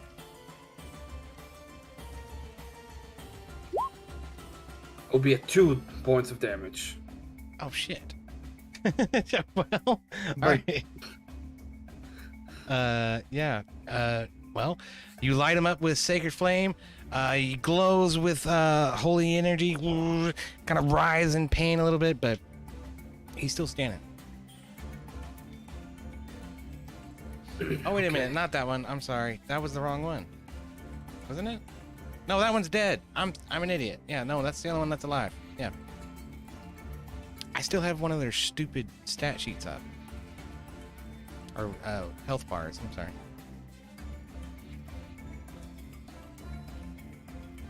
Do you have any bonus actions or anything else?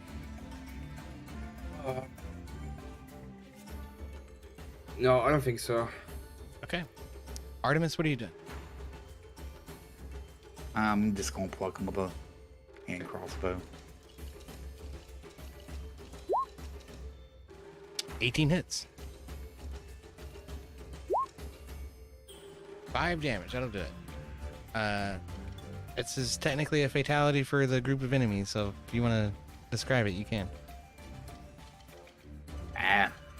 Just a bolt shot to the head. Boom. The rat falls limp. He's dead. All right, that's it. And you guys are out of combat. All the rats are dead. Damn fucker bit me right in the leg. Little bastard. I kick his corpse so that it flies down all the way to the bottom. Yeah, he's gone. Oh, oops. That's okay. Groot kind of pipes up and says, "Them little varmints were just hiding right in the corner. What the hell?" You got to be more careful when you're underground. Isn't that the truth? Everything is hiding under every single cranny nook. Let the rogue be up front so he can warn us of what's ahead. Indeed. Guess I'm going to go ahead and I think I have it. I do have it. Cure wounds on myself. Okay. That expends one of your spell slots. So take account of that. So I'm fully healed. And as you guys run forward, your passive perception, Artemis, is here. It's 13. Okay.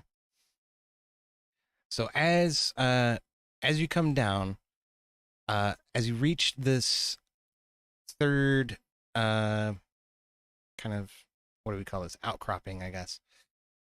You look down the stairs and you can see in the distance, in the dark, that there is this grand castle looking building deep underground. It doesn't look like light has reached here in many moons, many moons. But it appears that most of the structure remains oddly intact. So I can show you guys this now. Now this is like a really cool version of what it looks like that I thought was awesome, but is a little less accurate to what it actually looks like as far as the map goes. So this is what should be in your minds. Okay, but then this one is kind of more accurate to what's actually there as far as the game describes. But I like the first one better because that looks way cooler. It When does look cooler. When everybody makes it down to this plateau, I speak for the first time. I look around. I'm like, I don't speak well in public. Stop standing on top of me, dwarf. I don't speak in public, but I'm not your goddamn meat shield. Let's get that straight. I'm here. I'm a walking lockpick. I know a little bit about lock picking. Hmm. Yeah, how I know a much? lot about walking. You know about standing in your place? Groot kind of pipes up. He says, "Well, that's good because I suck at that shit." Groot, just let the rogue cook.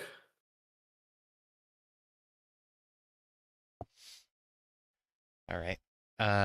And so yeah, then we will move forward towards this level, which is going to be all black for you guys. So don't freak out. That's racist. Well, That's That racist. will you That's the solution to every problem. pretty much.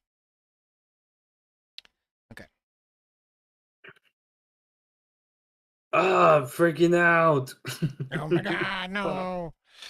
Okay, hold on. Freaking out, man. Ah, freaking out. There's a The couple. snozberries taste like snozberries. Leave your cameras right there. That's where you're going to come in. There's one thing I have to fix about this. Because I want to turn on what's called Explorer mode, which I did not do for the last campaign. But what this will do is whatever you can see will remain, visible to you, except you won't know what's actually in there when you leave that area. So it's sort of like mapping. Technically, I'm supposed to get you guys to appoint somebody who's a quote unquote mapper so that you can remember everywhere you've been. But it's, it's kind of whatever. You'll remember just because of your inherent ability to remember shit. So, okay. So I'll drag you guys out now. We have pen and parchment. Indeed. Yeah. That's true. You do. We know everything. Self control over Groot. Surprised dwarves are smart enough to know how to write. There. Okay.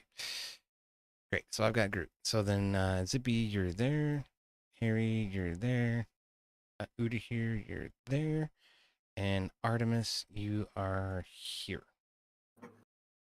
And I am very sorry, but I need to take another pee break. Wait, Yeah, I was about to say I need to do that too. Damn, OD, you need to put a bottle next to your desk. well, I have a cooler, okay, so I don't have to keep going to the fridge. If you start doing this full time, you have to get a catheter. I was about to say we needed to donate for the catheter calls. Oh, for crying out loud. Okay, I'll be right back. I'll be right back too. All right. Get a catheter and he then trained for the lab in the Air Force. He could do his insertion and removal of his cath himself. and get a beer keg and set it to the side. At least he'll be in something cool. Yeah, there you go. I said this before. We need to get I'm not sure if I said, but I had the perfect idea. We need to have a gaming chair or a chair that has one of those, like body training tubs for. Dude, kids. even better than that.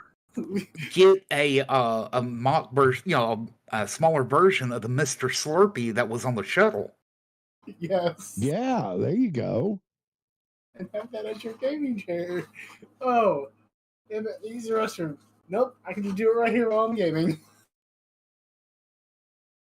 I'll be right back. Or you could do it Apollo mission style, pee in the bag and jettison out the side. Yep.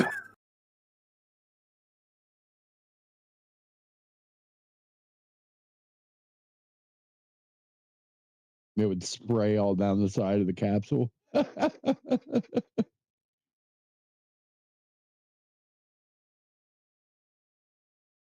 least they have advanced space travel beyond that level.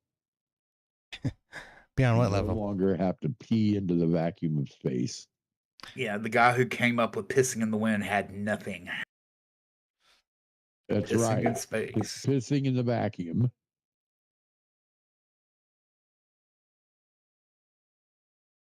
I think that would be cool. We should eject all of our urine into space. That's what we should do with sewage. But okay. Can we do that with Democrats too? Yes, as far as I'm concerned. Okay. Why is it?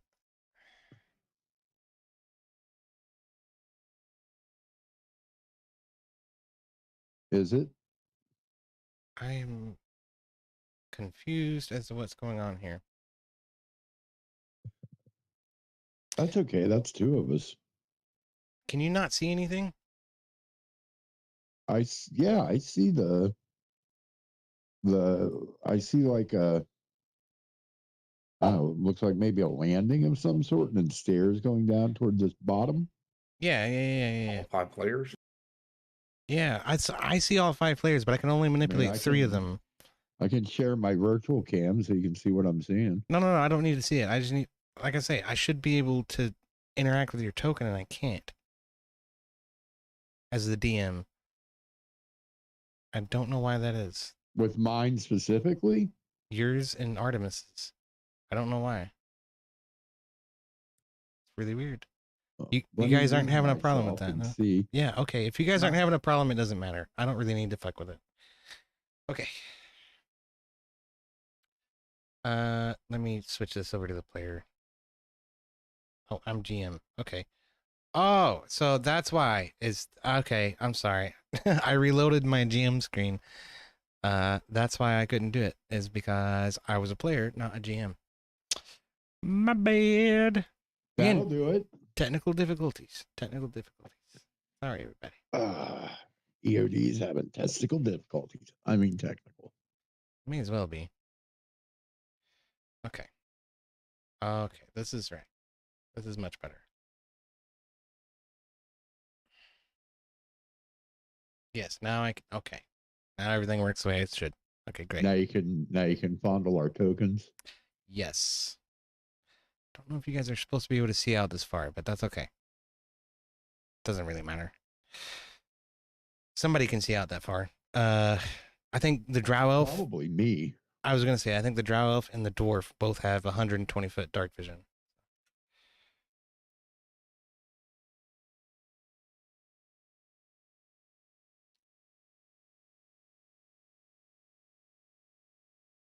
All right, so as we're waiting for Z to return, I'll remind everybody that our donor goal at the top of the screen is a monthly goal, and at the bottom of the screen, you see how you can contribute to the goal.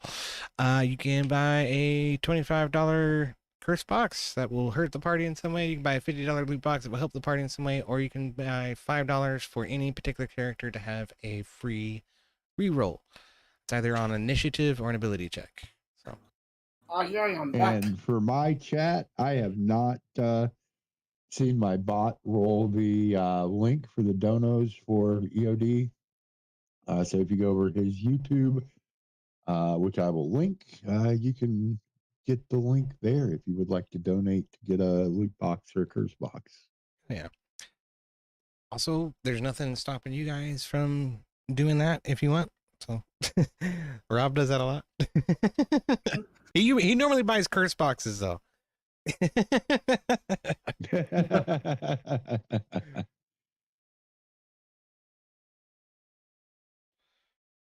I'm back. Okay, cool. Emmet, are you still with us? Back. Emmet.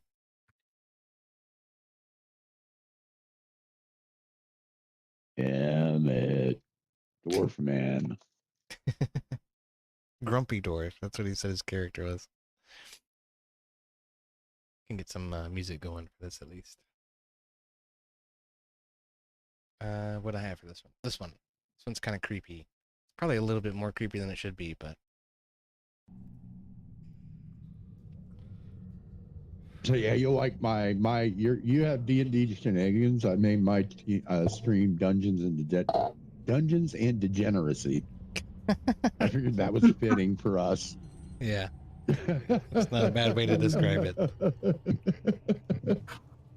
I'm sorry I'm not Especially doing for our Wednesday night crew. What'd you say, Z? I'm sorry I'm not doing much. This is my first time playing D&D in God knows how long. So Yeah. I'm still remembering how to play, so I'm I don't know what I'm doing either, dude. It's all good. Pretty much.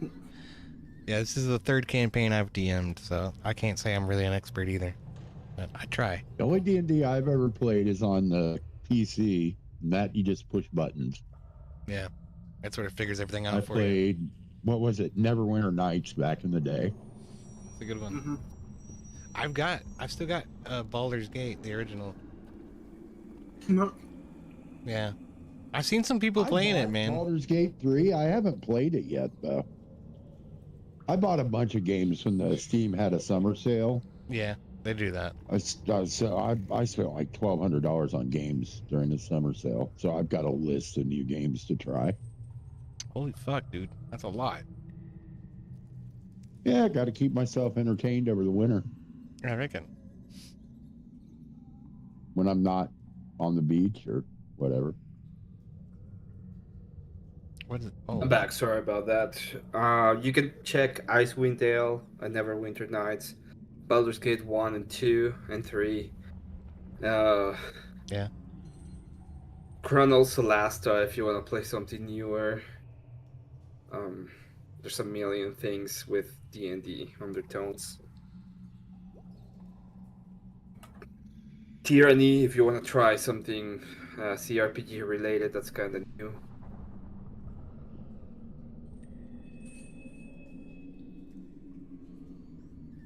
I'm not. Am I hearing the music? I am. Okay, it's just quiet. No, am I quiet? No. The music. I'm Okay. sorry. Yeah, I can turn it up a little bit. It's just supposed to be like a cave kind of ambience. Yeah. All right. So, yeah, you guys are, okay, so let me reset the scene for you. All right. So we are approaching this magnificent fucking citadel. You guys have climbed down the winding staircase. You've gone hundreds of feet underground at this point.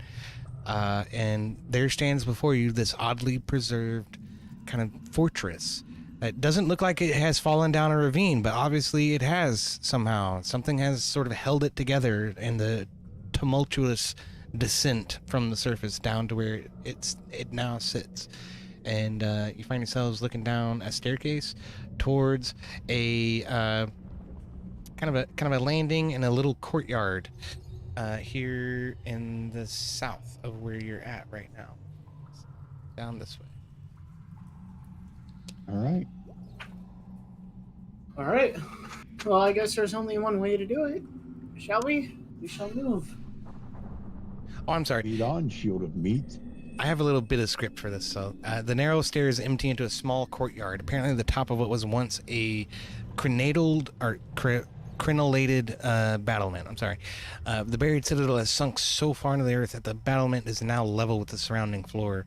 That floor stretches away to the north and south, composed of a layer of treacherous crumbled masonry, which reaches to an unknown depth. To the west looms the surviving structure of what must be the Sunless Citadel. A tower stands on the west side of the courtyard. So, as you guys approach this courtyard, you notice that there's debris sort of scattered around all over the place. Wow. Just relax, browser. Don't die.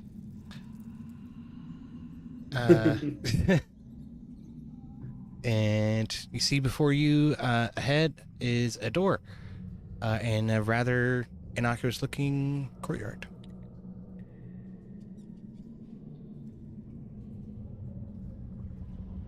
Courtyard.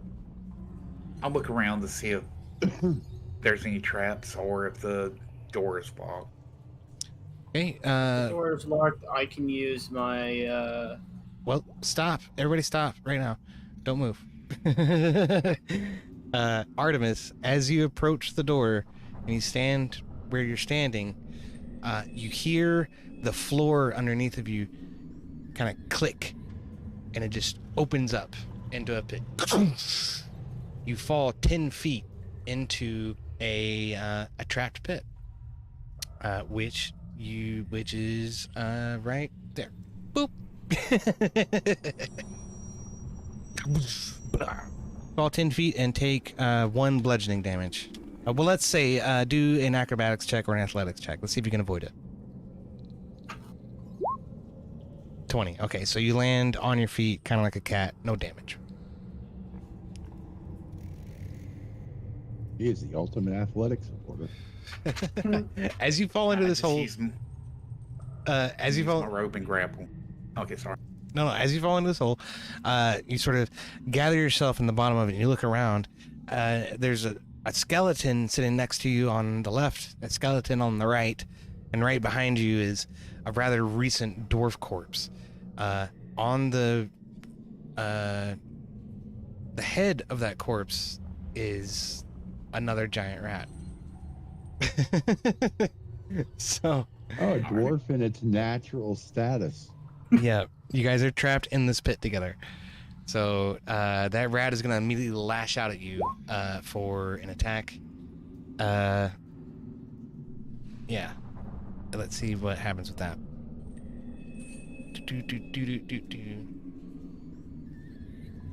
Yeah, It's just me and the rat, correct? it's just you and the rat. That's right. So Yeah, but those of us with ranged weapons can help, right? Just Yeah, don't sure. Shoot your friend. it's just a rat, you bunch of pussies. But yes, sure. Let's everybody roll for initiative.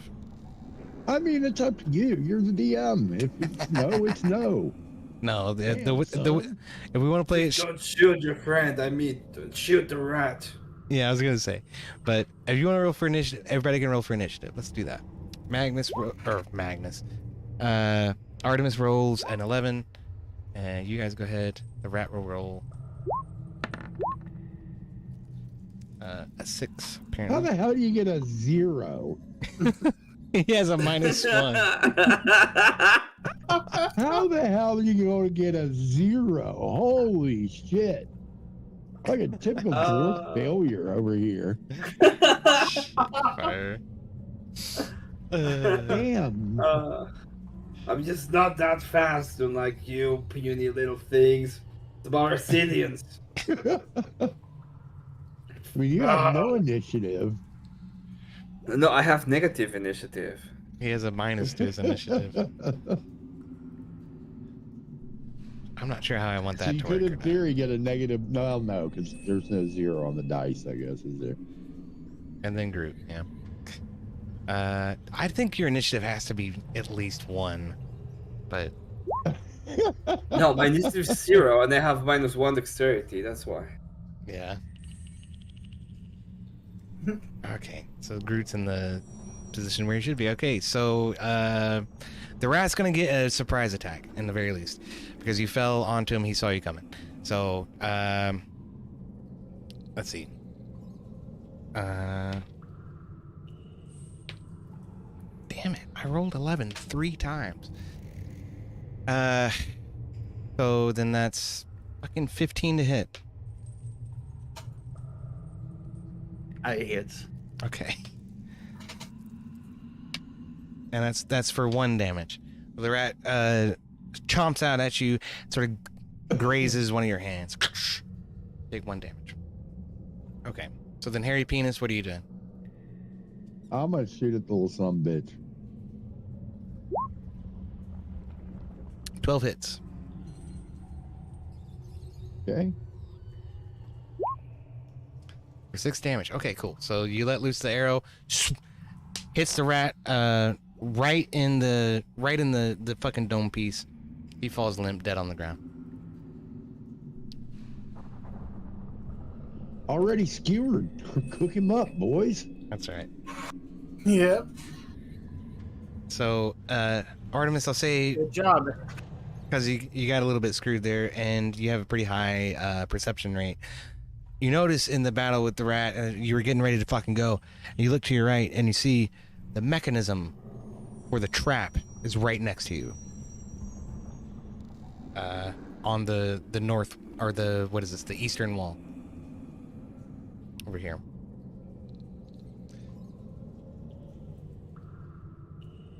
And you guys are out of already combat. Yeah. Discovered the trap, so there's no. Yeah, well, about a minute after you fall, the rat's dead. You're looking at this mechanism. It starts to close. All right. I guess I'll try to disassemble his trap. All right. So, dex check with your thieves' tools. Sleight of hand. I think it's a dex, but sleight of hand is dex, so that's the same.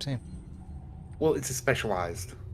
Yeah. That's what I was. That's what I was saying about going from the 2014 to the 2024 rules. Yeah. How that changed. It's weird. That's What okay. I was reading is sleight of hand is like anything, traps, stealing, trying to sneakily place something, blah blah blah. I've been doing a little bit of reading. I can read, believe it or not.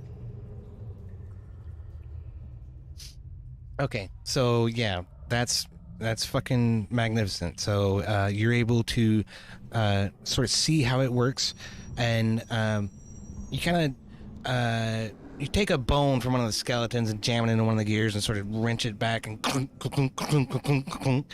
You're able to turn that gear and open the doors again. And then with your thieves' tools, you're able to jam it in place and force it open. So now it's open. It's not going to close again. I guess then Anything on those bodies down there? I'm gonna take a look around. Okay. Let's see. Investigation. Yeah. I'm trying to figure out what you actually find. I find nothing. Probably. I find Jack and shit. You find a turd where the dwarf shit himself. Okay. I'll tell you this. The corpse, who's not been there for a long time, the two skeletons are 7? 7 is what you rolled? Are you serious? Wait, is this Lowerclass? Yes, it is. Okay. Yeah, man, I'm so sorry, guys. My bad. I fucking fell asleep after my stream. That's all good, man. So sorry. All Alright. Well, it's good to see you. I'm here. Good to see you too, man. Sorry, guys. Didn't mean to hold you all up. No, Good to see you, Lowerclass. I've been playing as you. Bro. Go ahead and join Roll20, and I'll spin you up here in just a second, okay? All right, so Artemis, as you investigate, you notice the skeletons are just bare. There's nothing there. The rat is just a rat. There's nothing there. But the corpse, the goblin corpse, actually has a scimitar and a shield, as well as 23 silver pieces and 4 gold pieces in his belt pouch. So you can add that gold to your inventory if you want, and then if you want to, you can take the scimitar and the shield. I'll attach it to myself, so when I get up there, I can see if anybody else wants it. Okay. Should I do an acrobatics check to see if I get out of the hole? Well, you have a rope and a grappling hook, yeah? Yes. I'll say that you're able to throw the rope and catch it on. Let's check if you're able to throw the rope and catch the grappling hook on the edge. If you can do that, then I'll just lower my rope. I'll just lower my rope and help him up. if you do that, then you. Yeah, we'll just help him up. I will just put Yeah, I'll just everything I'll help together. him up. Okay. Then the three of you have to roll an athletics check.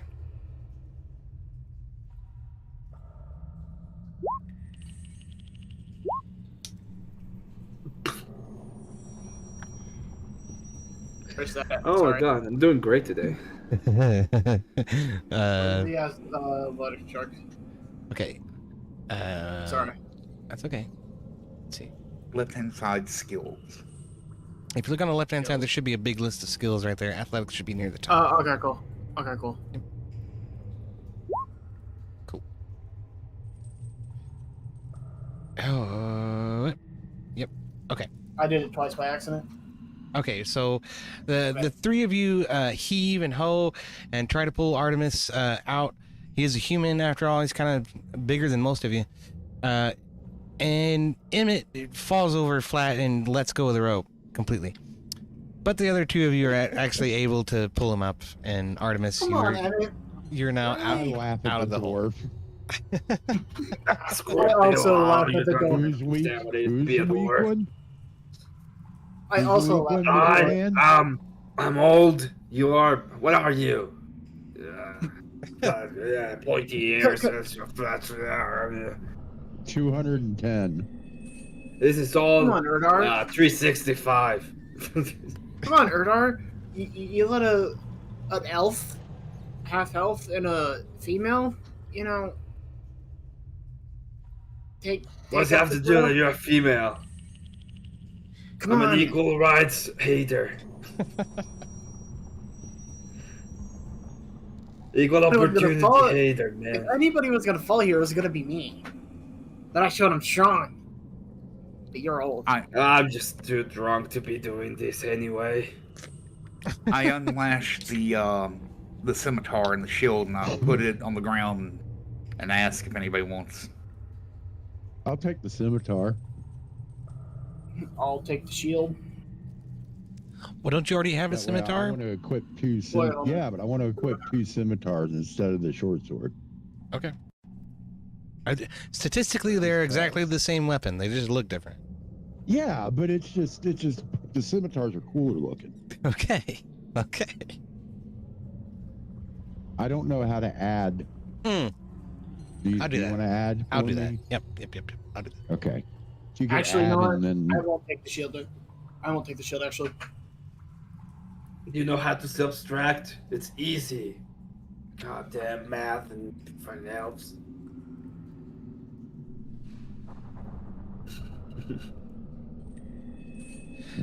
Okay, so lower class. We started out in the town, in a bar, and we learned that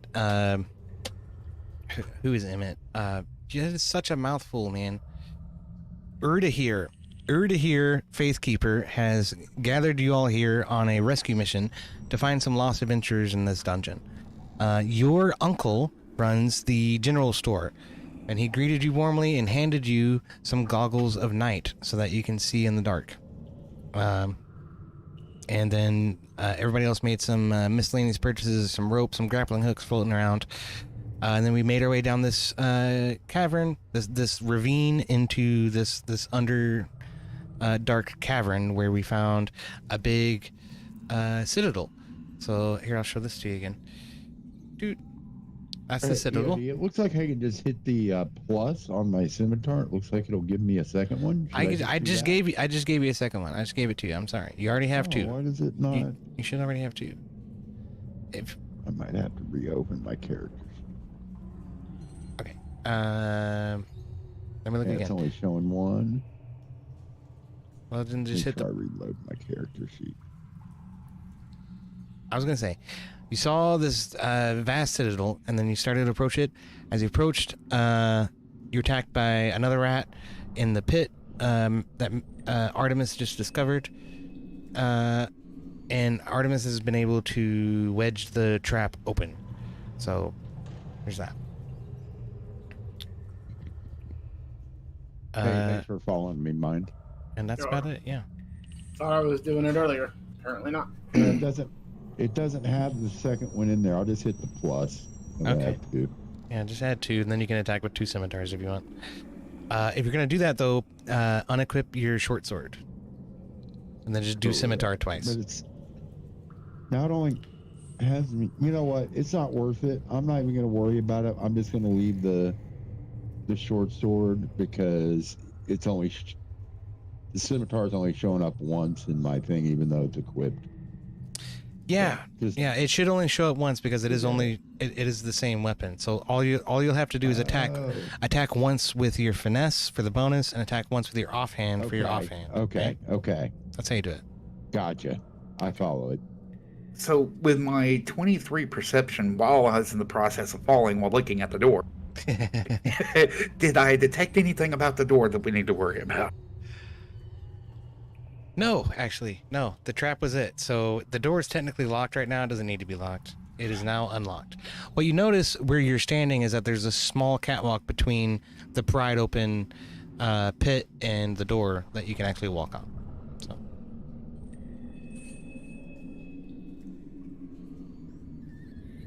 Now, as I walk in, I see these four bodies. Are Yes. they fresh or are they old? Well, this circular area is cobbled with cracked granite upon which sprawl the bodies of 4 goblins, apparently slain in combat. One corpse stands with its back against the western wall, It's supposed to be right here. Just imagine there's a goblin corpse right there. With the spear that killed it, skewering it and holding it upright.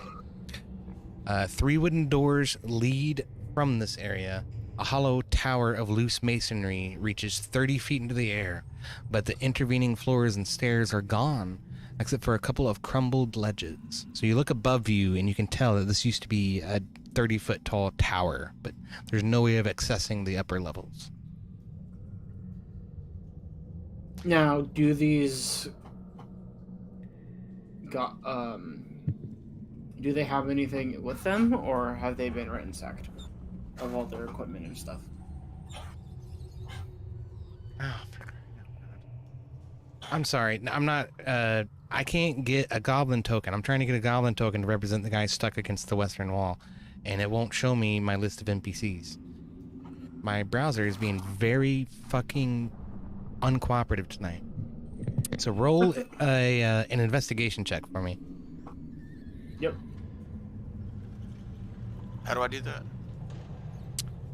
Well, Zippy's Open doing your that. character sheet and there should be Oh, okay. investigation. Investigation. Is Horrible 19. Okay, so you look at them. 4 goblins have been dead for quite a while. Rats have gnawed their limbs kind of raw, and they've already been looted. They don't even have any equipment. They're barely wearing clothes. So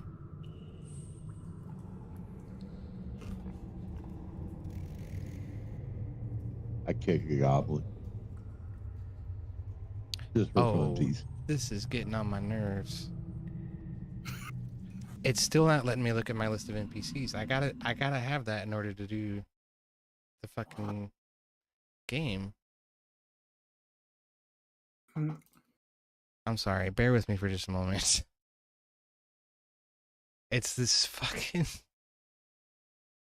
It's because I'm using Opera, I think.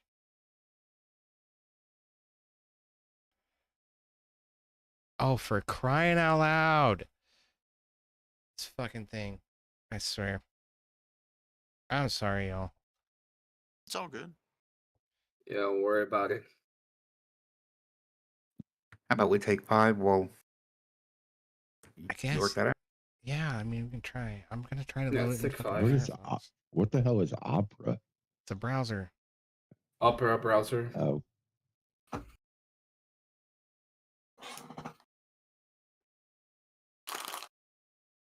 It usually does better at memory management than Firefox does. That's why I use it for Roll20. But if I can't see my NPC list, that doesn't do me any damn good, does it? Piece of crap. Okay, now I can see the NPC list. That's good. Swear to my time, y'all. I will take this opportunity to remind everybody that the donut goal at the top of the screen is a monthly goal, and if you want to participate in the game, you can buy a loot box or a curse box, as demonstrated by the ticker tape on the bottom of the screen. $25 for a curse box, $50 for a loot box, $5 for a reroll for any character. So please do that. I'll get a little bleep bleep bleep on my phone, and I'll make that happen. So as long as my browser will freaking cooperate.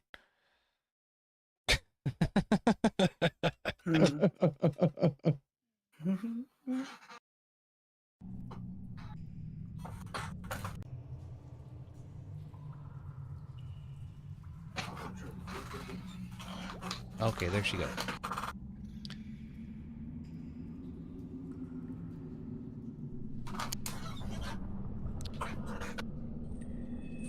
So yeah. Okay. So now I can add the freaking token. For a goblin, which is right here. Except he's dead. Okay. He's dead. Don't freak out. What I need to take him off the grid. Yeah. He's right there.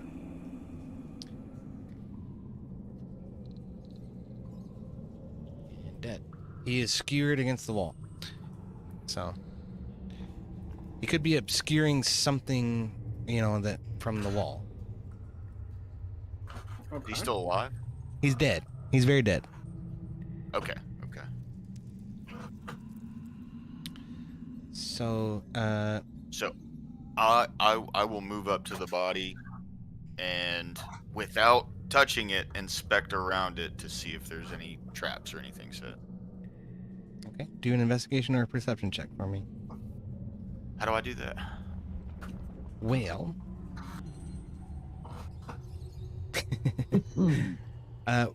first of all, we just got a $5 donation from, I'll say Brody.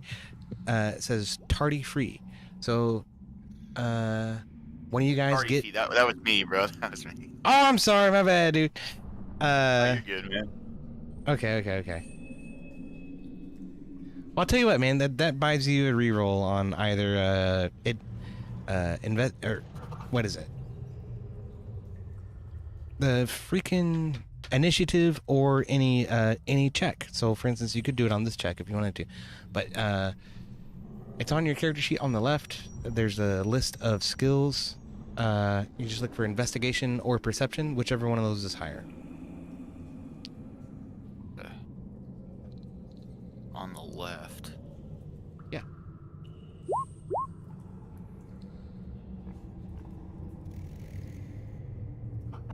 Settings. I see settings, select, pan, draw, text. Can you see my measure. camera? He doesn't have his character sheet open. You have to Right. get him to open his character sheet. It's gotta be the character. Yeah. Got it. Okay. So whenever I ask you for Yeah, so once you open up your character sheet, you just click the one that it says, and it'll do it. either investigation or perception. Looks like your perception is higher, so do a perception check, Okay, 1 second. and you should be here. For my... All right.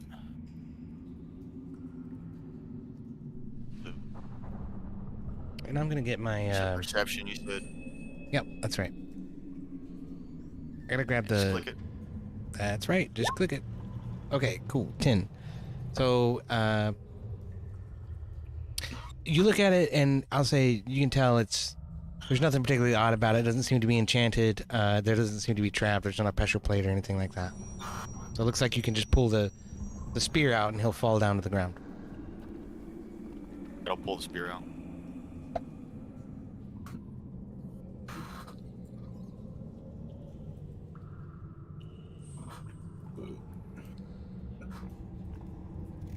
Everything that could go wrong is going wrong tonight. My freaking laptop just died.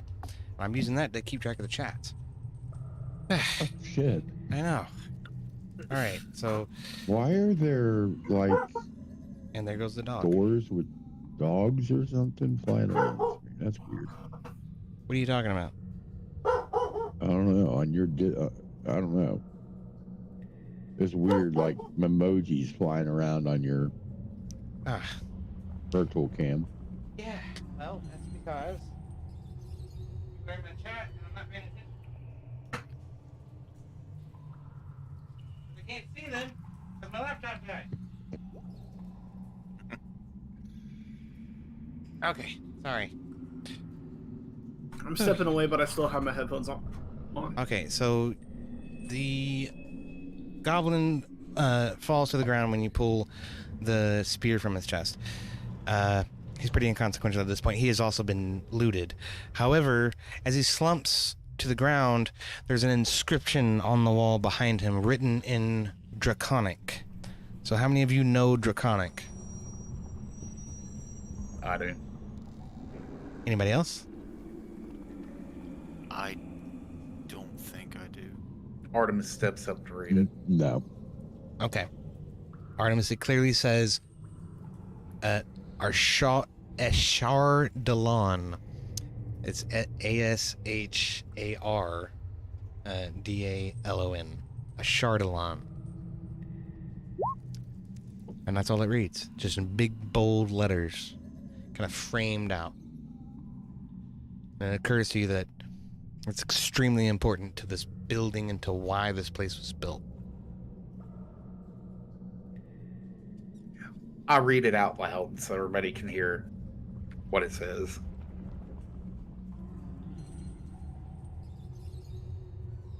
What the hell is that supposed to mean?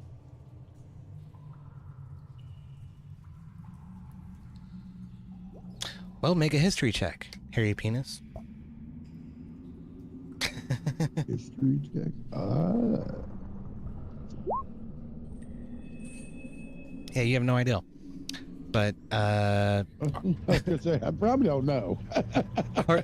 Artemis, why don't you go ahead and make a history check as well? Let's see if you can As remember. always, damn elves know nothing about their own shitty history.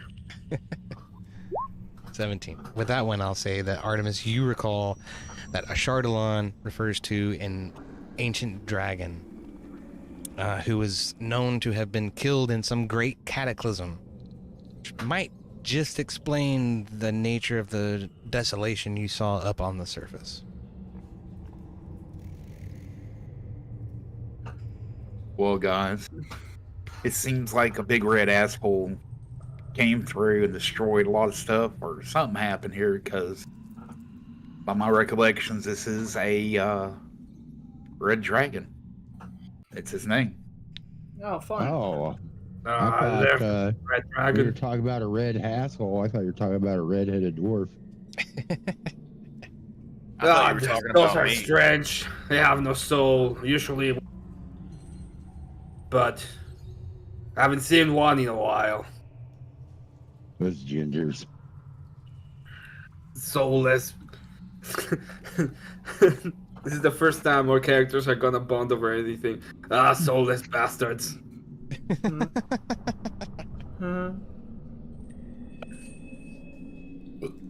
So how were all these goblins? Were they mugged? Were they? Were they guards? Hmm. Yeah. This is a dungeon, not New York. There. Well, you don't know.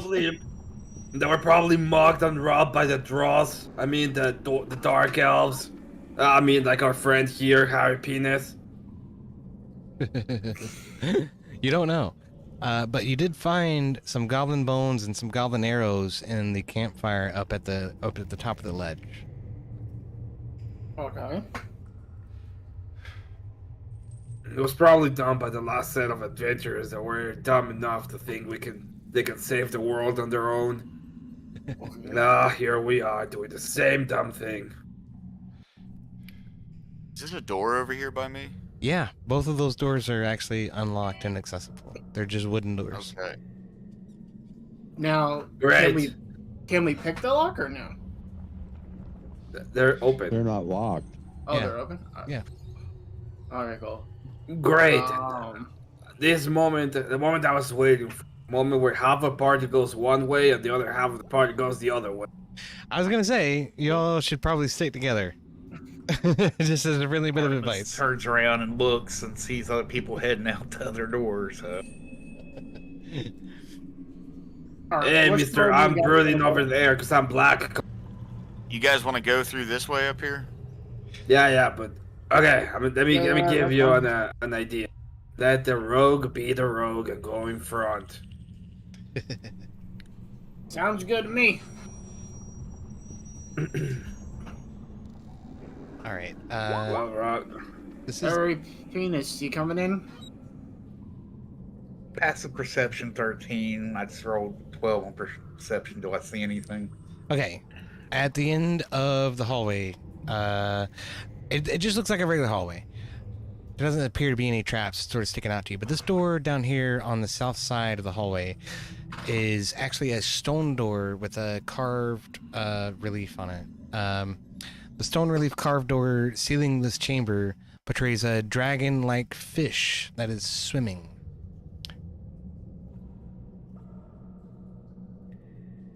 I convey, to the group, basically, looks like a swimming dragon. That's about all I know. Well, let's go look. Let's go look. Worried that like a bunch of water will come rushing through that door if we try to open it. What's a little bit of water to do to us? I'm a fire giant, dude. So as you try to open the door, you realize it's locked. It's not responding. You can try to use thieves' tools on it to unlock it. I'll use my thieves' tools. So. Okay. Okay, I step back. Okay. I go up. Character sheet. These other two doors are rather innocuous. They're just wooden doors. Okay. And what do I do for that? Sorry. I think you just roll a sleight of hand check. That's what we've been doing so far.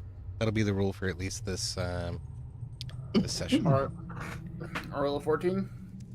Okay. That doesn't work. The kind of needle in your hand kind of breaks, and it feels like you got it, and you push to open it.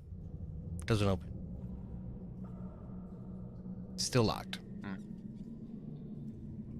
I'll give it a try. I step away. And I'll let Harry Penis go. Yep, even worse. Same thing. So You feel it kind of break, it doesn't open. Shit nuggets. steps up. We got this bunch of 24? diggly doos doing their stupid shit. Okay, with that, you crack the lock, Artemis, and it does. It actually clunk, and you hear the bolt slide in to the door, and it's now open. Except it's on a different browser now because fucking dickhead Opera decided to be a douche. Now you can open the door. I step aside. And also, guys, whenever you stack on other people, it can make it where other people can't move their tokens, so do be careful with that. Yep. So now the southern door is open if you guys Well. want to open it. Yeah. Yep. All right, you look inside. I gotta go back to the other browser now. So what's in here? It's a keg. It's a big ass keg. This 10-foot square chamber is hewn from stone. It contains an upright keg fashioned of rusted iron. Pipes lead from the keg into the floor. And you listen for just a moment. You hear like a bing, bing, bing. Something is inside of there moving around. It's a gold.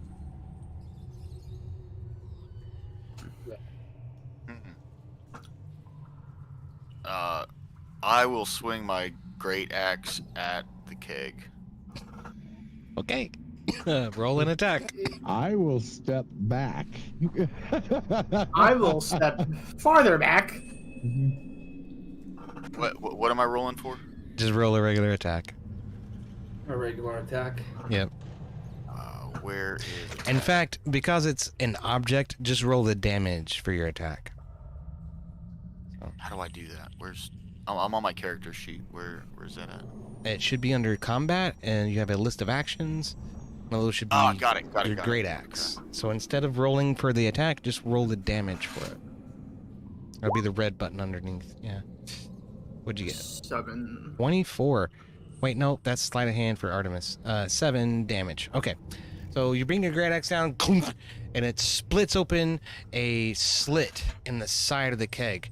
And then as that happens, 2 vaporous looking imps sort of sprout out from the keg. These are Oh. mephits. Yeah. Well, you're supposed to do both of them. Why didn't you do both of them? Can you guys see both of them? I can only see I one. see one. I know, that's what I see. What in the hell is going on today? But of course, I my see- angle, I may not be able to see the other one. I see one, but I was seeing 2 a moment ago. I saw both when I did it. I see I s- both now. Okay. There they are. There they are. Ah, for crying out loud. I don't know why this is being What are so they? glitchy today. These are mephits. One is a steam mephit and one is an ice mephit. So, 2 seconds. Okay, now everybody roll for initiative. Great. My favorite part of the rolling.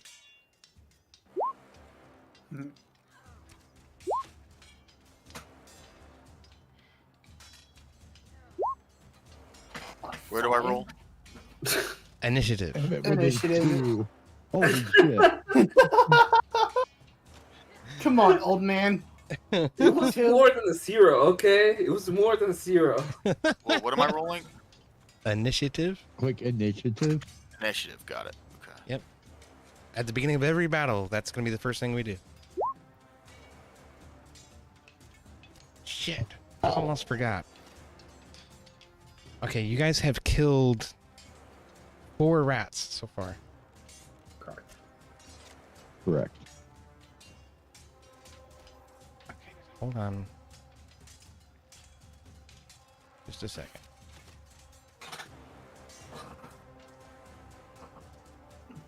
All right, so each of you needs to add 20 experience points to your level up.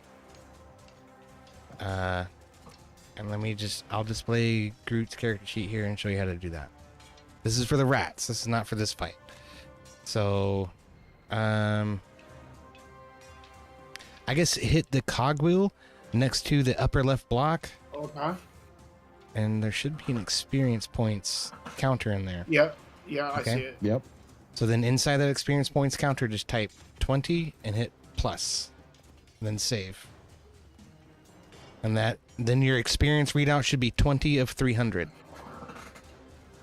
Okay, so I hit the. Don't do anything. I did it for you. But Oh, okay, cool. the way you do it, Groot, if you look at my camera on Discord, Yep. is just in this upper left corner, hit the cogwheel, and then scroll down. You'll see experience points, and you type in the number into this middle box here, and hit the plus button. Cool. Okay? That's how you add it in the future. So, Got it. and then initiative is right here, right at the top. So, okay, cool. Now I have to roll for the methods. Right. Oh, well, that's actually what I needed. I'm a dummy.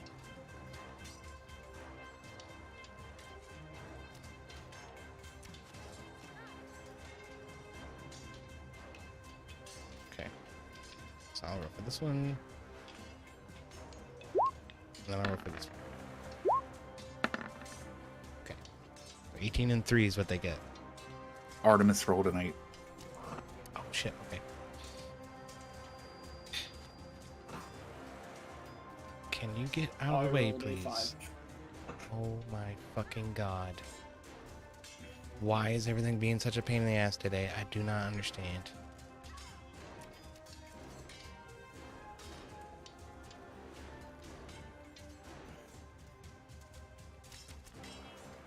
You said 8 heavy? Roger that. Okay. Okay, cool. So then the ice method gets the first turn.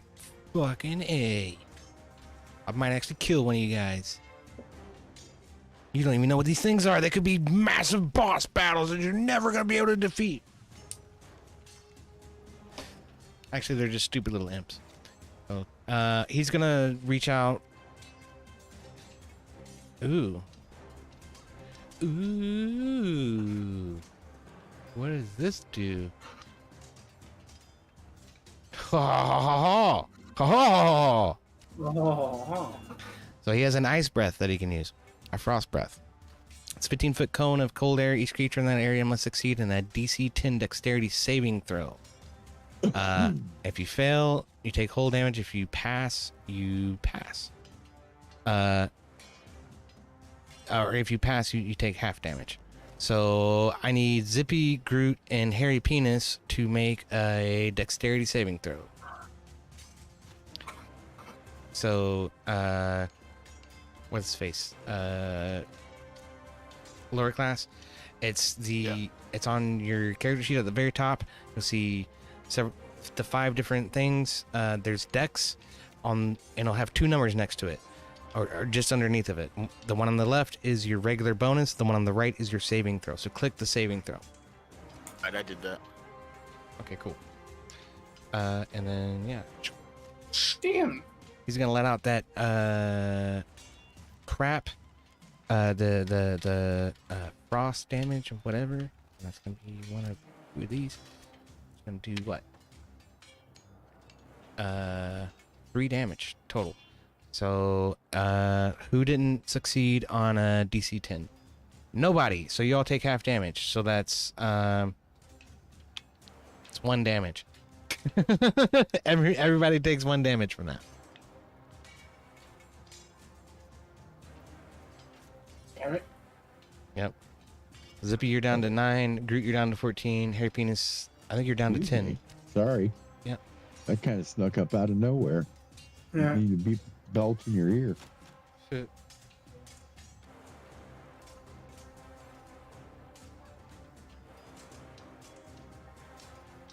Is it my turn?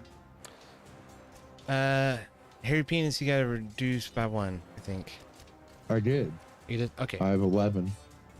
All right, never mind. 11 out of 12. Right. Groot, go ahead. All right. I will.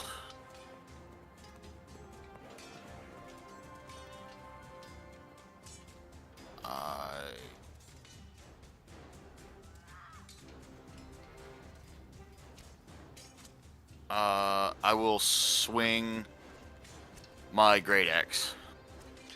You have to be within 5 feet to do that, so you gotta move up 1. All right. There you go. Now I'll swing my great axe at the ice nymph. Okay.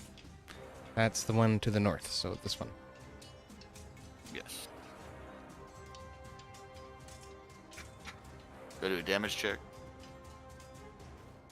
You gotta do an 20 hits. attack roll. Oh, wait, no, yeah, you gotta roll an attack roll. It's a dex throw for somebody else. Where's that? The attack. So on your combat tab, you'll see Great Axe. There's attack and then damage. Roll the attack. Attack is 22. 22 hits.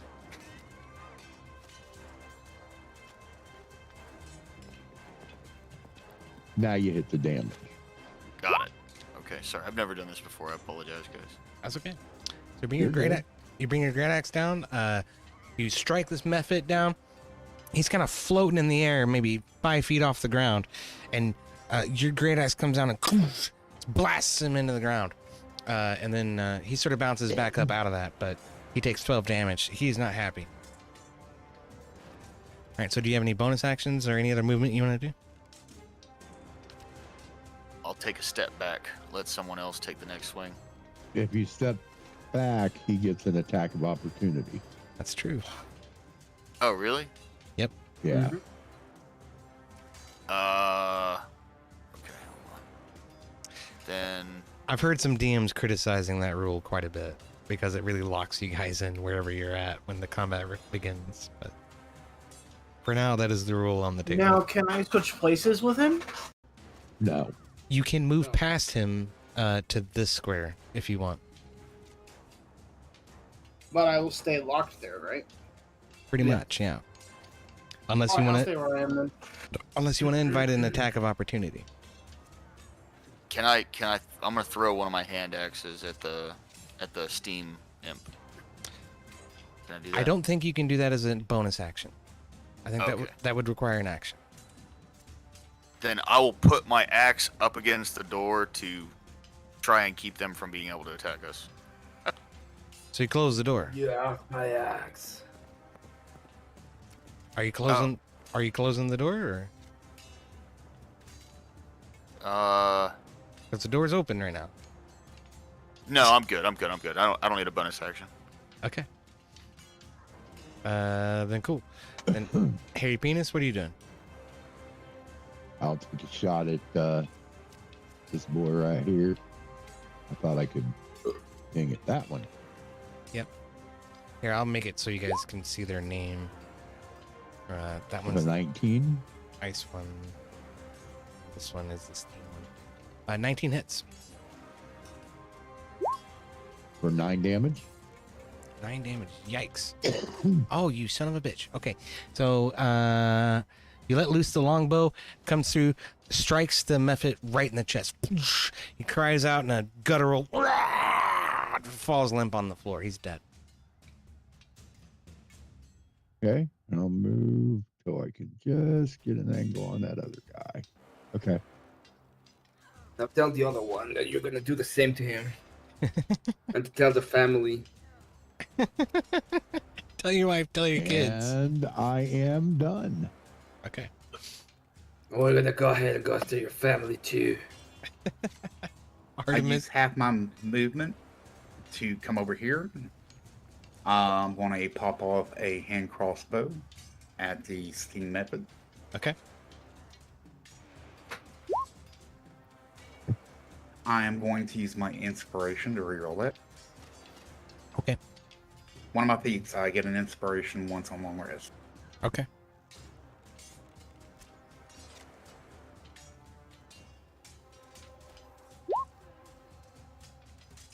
Well, it just doesn't want me to. So I use my other half emotion to move back. End my turn. Yeah. You let loose one of those crossbows and it ricochets off of the door frame and comes back and damn near hits you in the foot. But just barely misses. All right, Zippy, what are you doing? I will attack.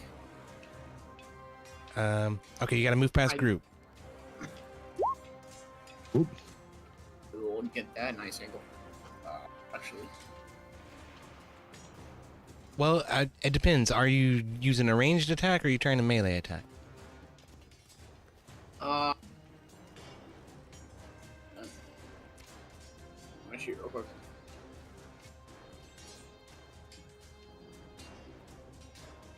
I mean, I can use a ranged attack. That's up to you. Yeah, I'll use a ranged attack. I'll use a ranged attack. And just So I will- stand behind Groot and you got no problems. Alright. And I will do.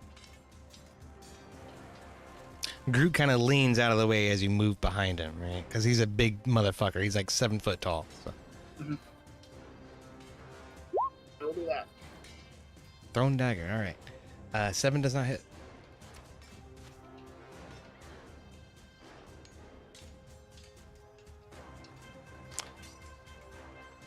You still have movement if you want to try to get close for a bonus action that might be melee, but that's up to you. Does. Nah. I'll move out my way and rest my case. Okay.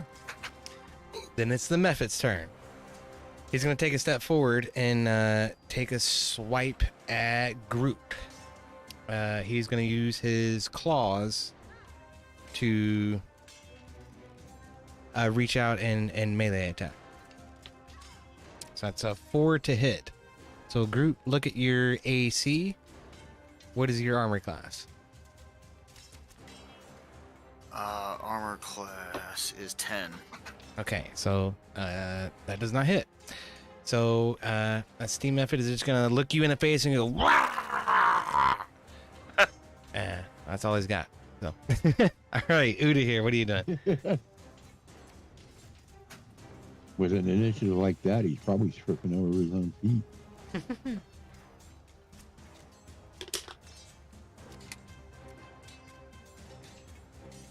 Emmet. Emmet, you there? Yeah, I'm here. Okay, It's my turn. it is. Great. Great. Great. I'm gonna move here. Okay, the other one is dead, so Yep. I will go ahead and use one of my my cantrips. Cause I don't think these guys are strong enough for me to use one of my main spells yet. I'm not gonna use once again Sacred Flame, and he has to do the DC DC 10. 10 Dexterity. Okay. Well, let's see what he throws. It's a 9. He fails. Go ahead and roll damage. One. What is whoa? Oh wow! What is up with me today? I don't know. The fucking. What is on? So you reach your hand out and you utter the cantation for the enchantment and speaking Dwarvish or whatever, and he starts to glow with a little bit of radiant energy. Boom, boom, boom, boom, boom, boom, boom. But he shudders it off and says, "Ah, you piece of shit! I'm coming for you." I don't even know if they're intelligent enough to talk. Let me think about that. I go ahead and just mutter You to make his Muradin, toe "Is this?" glow. I just mutter to Muradin so that everybody can some kind of punishment for employing freakish long ears. I'm sorry, Lord Muradin. Just grant me a little bit more. Can't do this without your grace. Oh Lord, won't you give me a 12-inch penis? It's just for a month or two. Technically, the steam Maybe more than a one. I don't want a 12. Maybe more than one. the steam method has been hit, so you can see his health bar now. But Ur'Dahir, do you have any other? You have bonus action? Anything else? I'm just gonna go ahead and move next to Groot so that if anybody has like a range, he can go back. Okay. And I'm gonna end my turn there. Okay. Groot, go ahead. All right. I'm just gonna swing this big old great axe. 11. My goodness.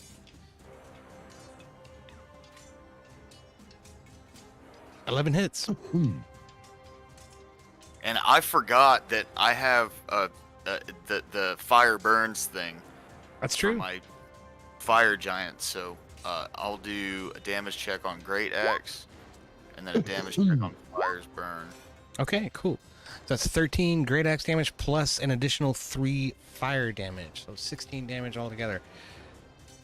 That steam method, is he... He is immune to fire damage, in fact.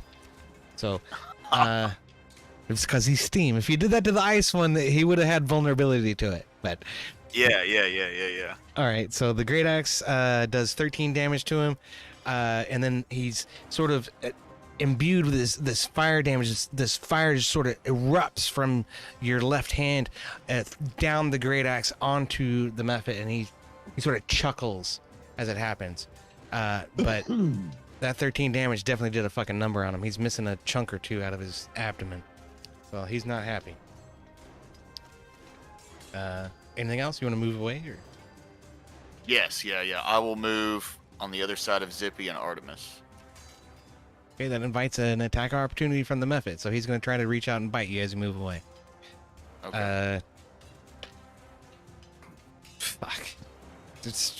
It's fucking a natural 2, so I'm going to say that does not hit. So he reaches out to try to claw at you and just swipes at the air as you run away. So, Hairy Penis, what are you doing? Natural 2.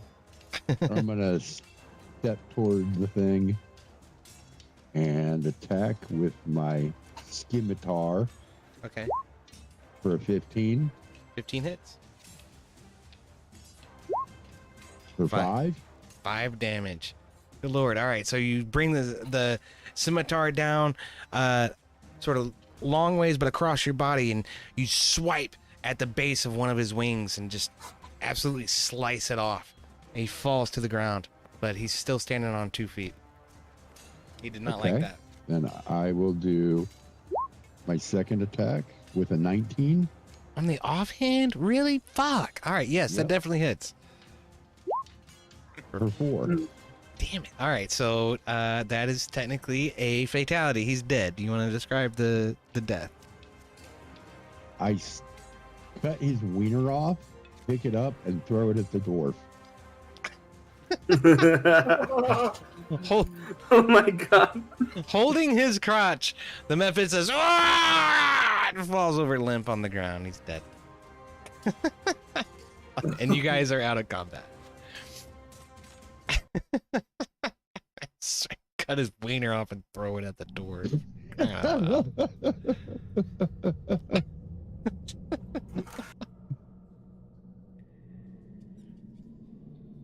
That was funny. Crying out loud. Okay. Go into the XP before we move on. Yep, I need to do that. Crap. All right. Not trying to tell you how to do your job. I just knew No. you forgot last time. That's so. true. I mean, no, you're fair. You're fair. I already looked it up. I'm just saying, I was trying to roll to see what's in that room above you, and apparently it's fucking nothing. But I didn't say that. All right, so each of you add 30 XP. So go ahead and add 30 XP to your level right now. Ooh, sounds good. I was a total of 150 for both methods. So that distributes evenly across the party. Everybody gets 30 XP. Okay.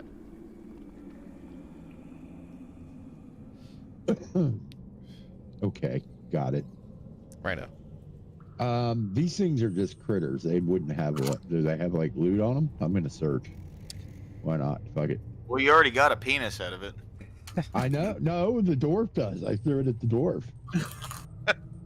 Why The do dwarf has you? a Oh penis God! stuck in his beard. No, no, I don't. No. Okay, I'll say this. I'll say this. When the ice method died, he turned into a pile of ice on the floor that's quickly melting.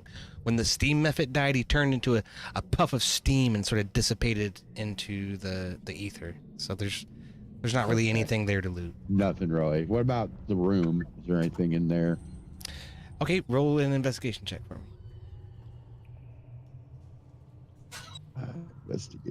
Investigation or perception? Investigation. There it is. Okay. As you look around, it just looks like a room. It just looks like a keg. Like it's not clear what this is for. It smells like a pungent kind of alcoholic substance is inside the keg. But other than Is that, there beer inside that keg for? Hey, dwarf, there's alcohol in that keg. Maybe you might want to taste it and tell us what it is. right? Way ahead of you. Oh, I can select my stuff. I will go ahead and give it a shot, because there's nothing wrong with alcohol. There has never been anything wrong with alcohol. If you change that EOD, I will haunt you for. No, of course I'm not going to change that. I'm an alcoholic. Okay, so you shank the keg, and you hold up your water skin to it to try to collect some of the liquid that falls out. And as your water skin is filling up, you notice a couple of chunks of rock or something sort of fall into it. And so you open your water keg and drink a little bit and try to, you get them in your mouth and you spit it out in your hand. And it's sapphires. There's 5 little sapphires that have fallen into your water skin that are worth 10 gold pieces each. And I'll say just go ahead and add that value to your wallet. Just add 10 gold pieces to your wallet. Okay, thank you. Yep. Unless you want to give them to somebody else. I mean. I'll keep them from now. Okay. And Damn greedy dwarves. like I say, since this is more of a traditional dungeon delve, we're probably not going to go back to Oakhurst unless you guys absolutely want to. So just make it the gold value. Just add the gold value. Yep. All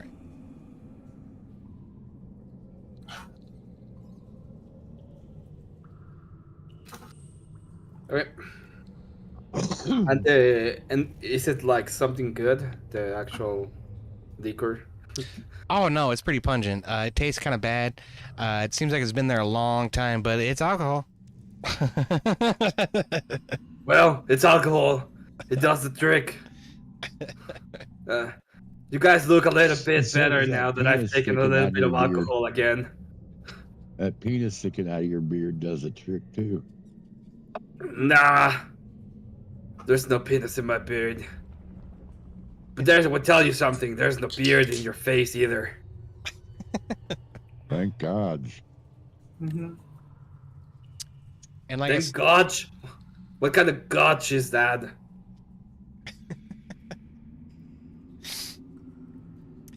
Like I said, I already rolled for this room, so I'll give this one to you guys. You open it up, you look in there. There's just some cobwebs and some dusty old crates and shit. There's nothing here. So.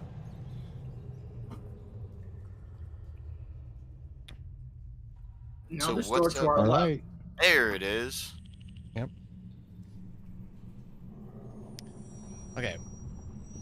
So this room, as you walk into this room, you notice on the south side there's a cage, and it has a rather conspicuous hole torn into it. So crudely executed symbols and glyphs scribed in bright green. That's kind of this stuff here all over the floor.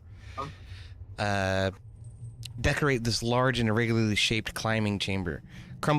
I'm sorry. A large pit in the center shows evidence of a recent fire. And a metallic cage in the middle of the southern wall contains a gaping hole and stands empty. A small wooden bench draped with green cloth is situated next to the cage, and several small objects rest on it. A bedroll lies near the wooden bench, and the sound of whimpering comes from inside. So you hear this coming from this bedroll right Stop here. crying. Oh, the bedroll? Yep. All right, I'm gonna go investigate the whimpering noise. Okay, hold on a second. There was something else I had to do. What the hell was it? Right, the freaking handout. There's a handout for this area. I'm sorry, I'm freaking retarded right now. Okay, I have it right now. Okay, so you go over and investigate the noise. And what do you do? You poke at it, or do you just look? What are you doing? Because he's just. I'm gonna poke at it. Okay. So you poke it with your sword and a. It's over here. So you poke him with your sword and out from underneath of the bedroll crawls a timid and frightened looking kobold. And he looks at you in a very, kind of meager way. Okay? This is Meepo. And so he'll say, "Who are you and what are you doing? Where's the dragon?" Does he speak common or draconic? Yes, he says this in common, but he's a kobold. He naturally speaks draconic as well.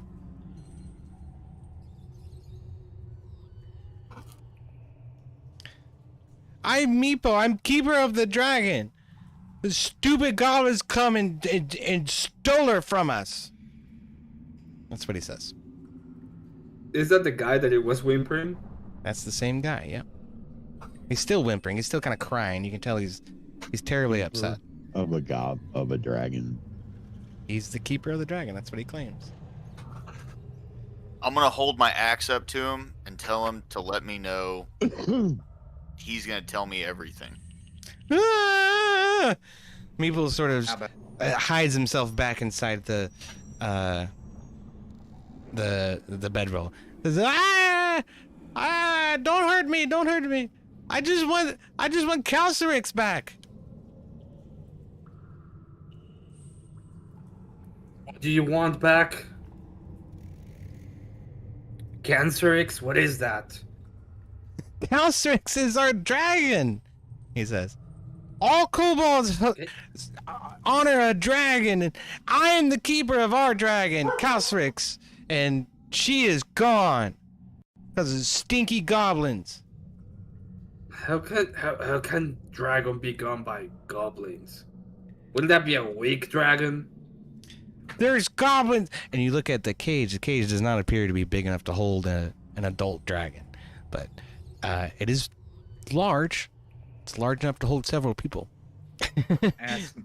Artemis asked Meepo, what kind of dragon?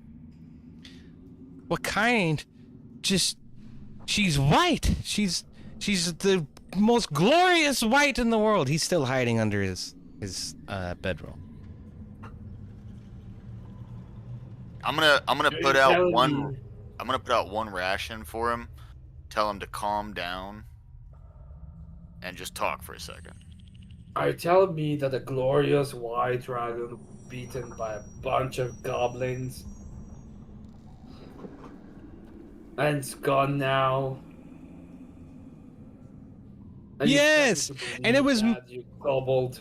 It was my job to keep her, and now she's lost. Everyone will hate me now. And he sort of peeks his head out and grabs the ration and starts kind of munching on it a little bit. Thank you, he says.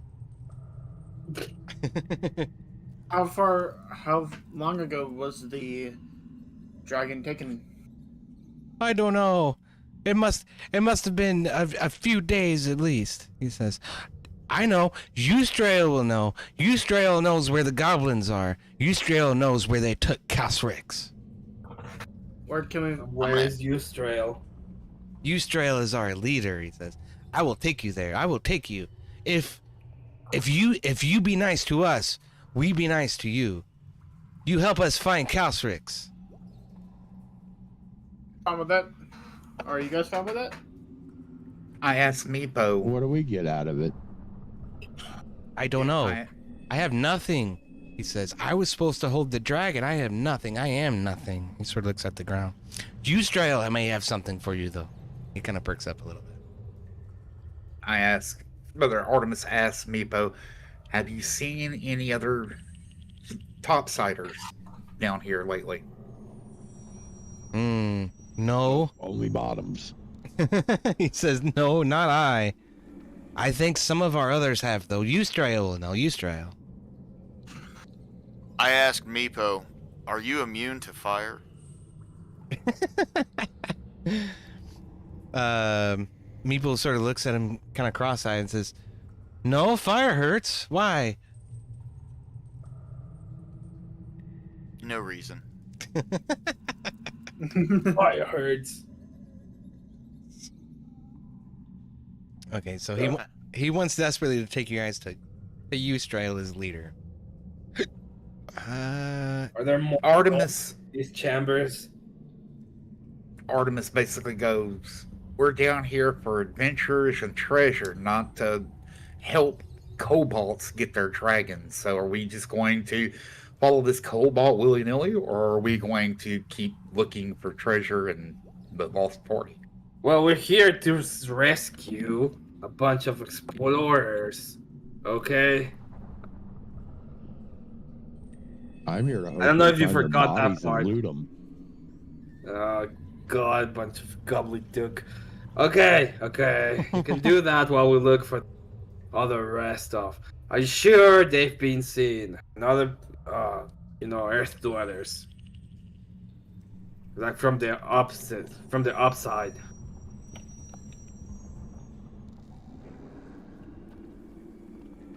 Okay. Gobble, I'll ask you a question. Are you sure they've been seen? That the others from the top side. I don't know. Eustrail will know, he says. Come with me, he says. And he sort of motions towards we'll go the back. see this urine spray. Are there any other goblins in this area? Not goblins, no, he says. But many kobolds. I know the password, he says. I know the password. I can get you through safely to Eustrail. You follow me, he says. God. Sort of heads back this way.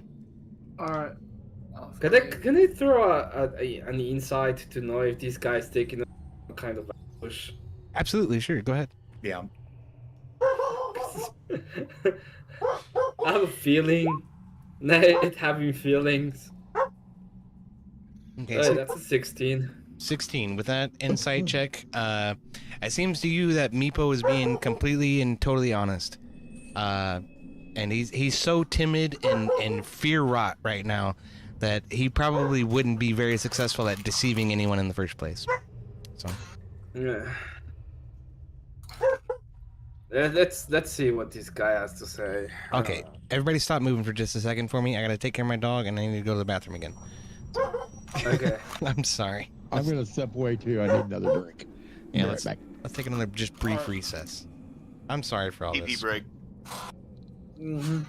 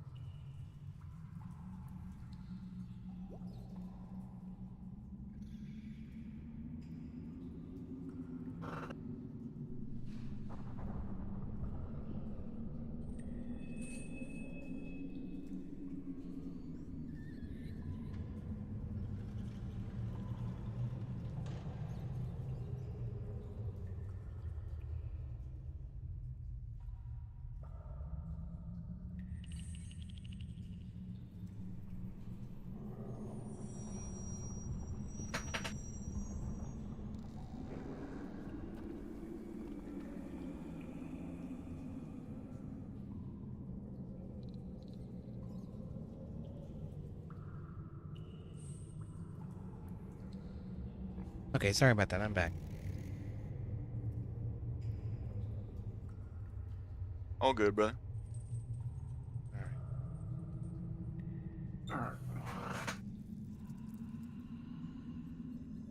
I wish my freaking browsers were cooperating tonight.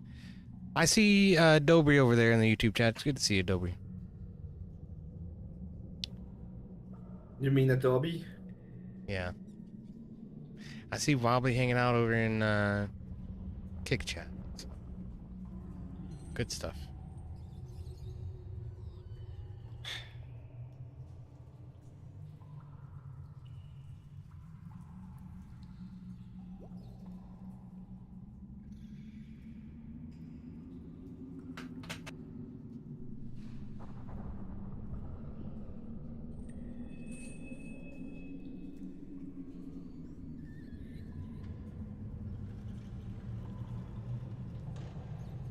This is good though. If you guys look back on the areas we've already been, you should still be able to see all the areas of the dungeon that have been uncovered so far.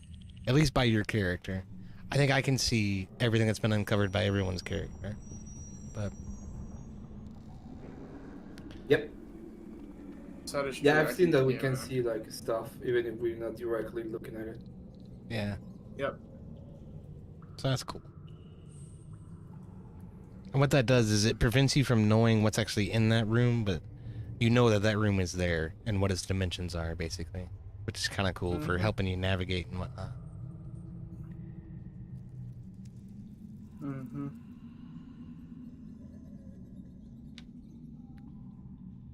All right. Let's see here.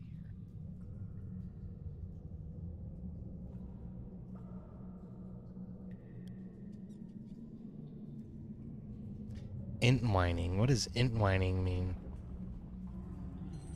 Entwining. Oh, I'm a dumbass. I'm thinking of fucking Tolkien words.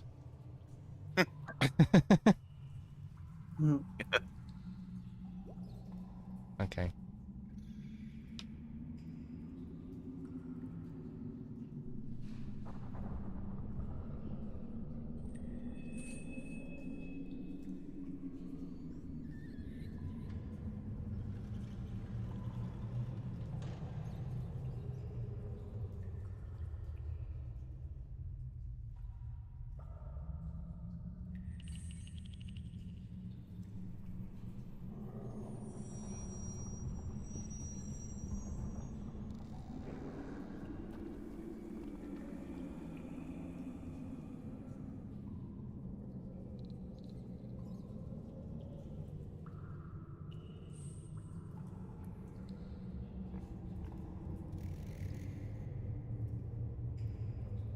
Okay.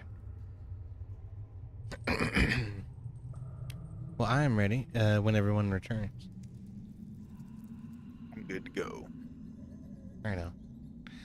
I'm sorry, there's been a lot of interruptions tonight, and not a lot of traffic in the chat. Probably because Rob's live and I'm not over there. That sucks. That's okay. I will remind everybody, our monthly goal at the top of the screen is a monthly goal, not a daily one or a weekly one. And then down at the bottom is all the ways you can contribute to that goal. You can buy a curse box for $25, a loot box for $50, and just a roll for $5, which I do believe, Lowerclass, you still have one of those. So don't forget. Any kind of, Keep that in mind. right, any initiative roll you want to re-roll, or any skill check you want to re-roll, you can do that. All right, I appreciate that.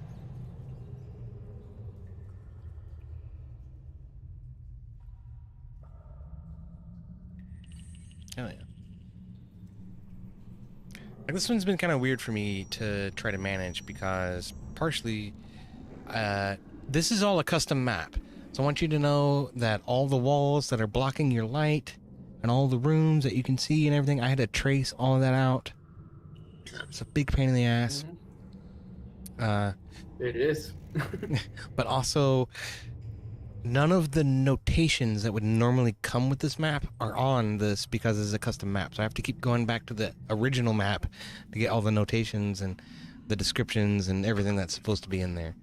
I mean, I've read over it once, you know, but as you will come to find out, this is a pretty damn big dungeon. So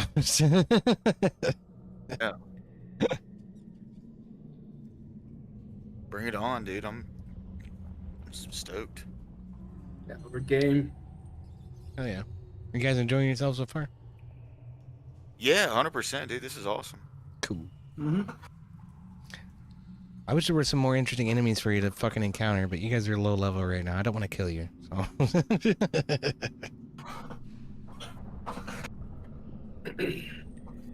I mean, I do want to kill you, but I don't want to kill you that easily. You know what I mean?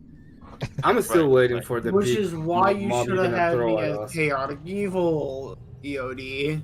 Oh yeah, then you could have just murdered somebody. Sure. Okay, I returned All right. with a fresh glass of Macallan 18-year double cask. What were you saying? Oh, Out of dude, a freshly good opened bottle. What were, Good stuff. what were you saying, Emmett? I'm still waiting for the big thing you're gonna throw at us. I know it's coming. Threw a big thing at I you. know. Actually, it wasn't that big. It was that big.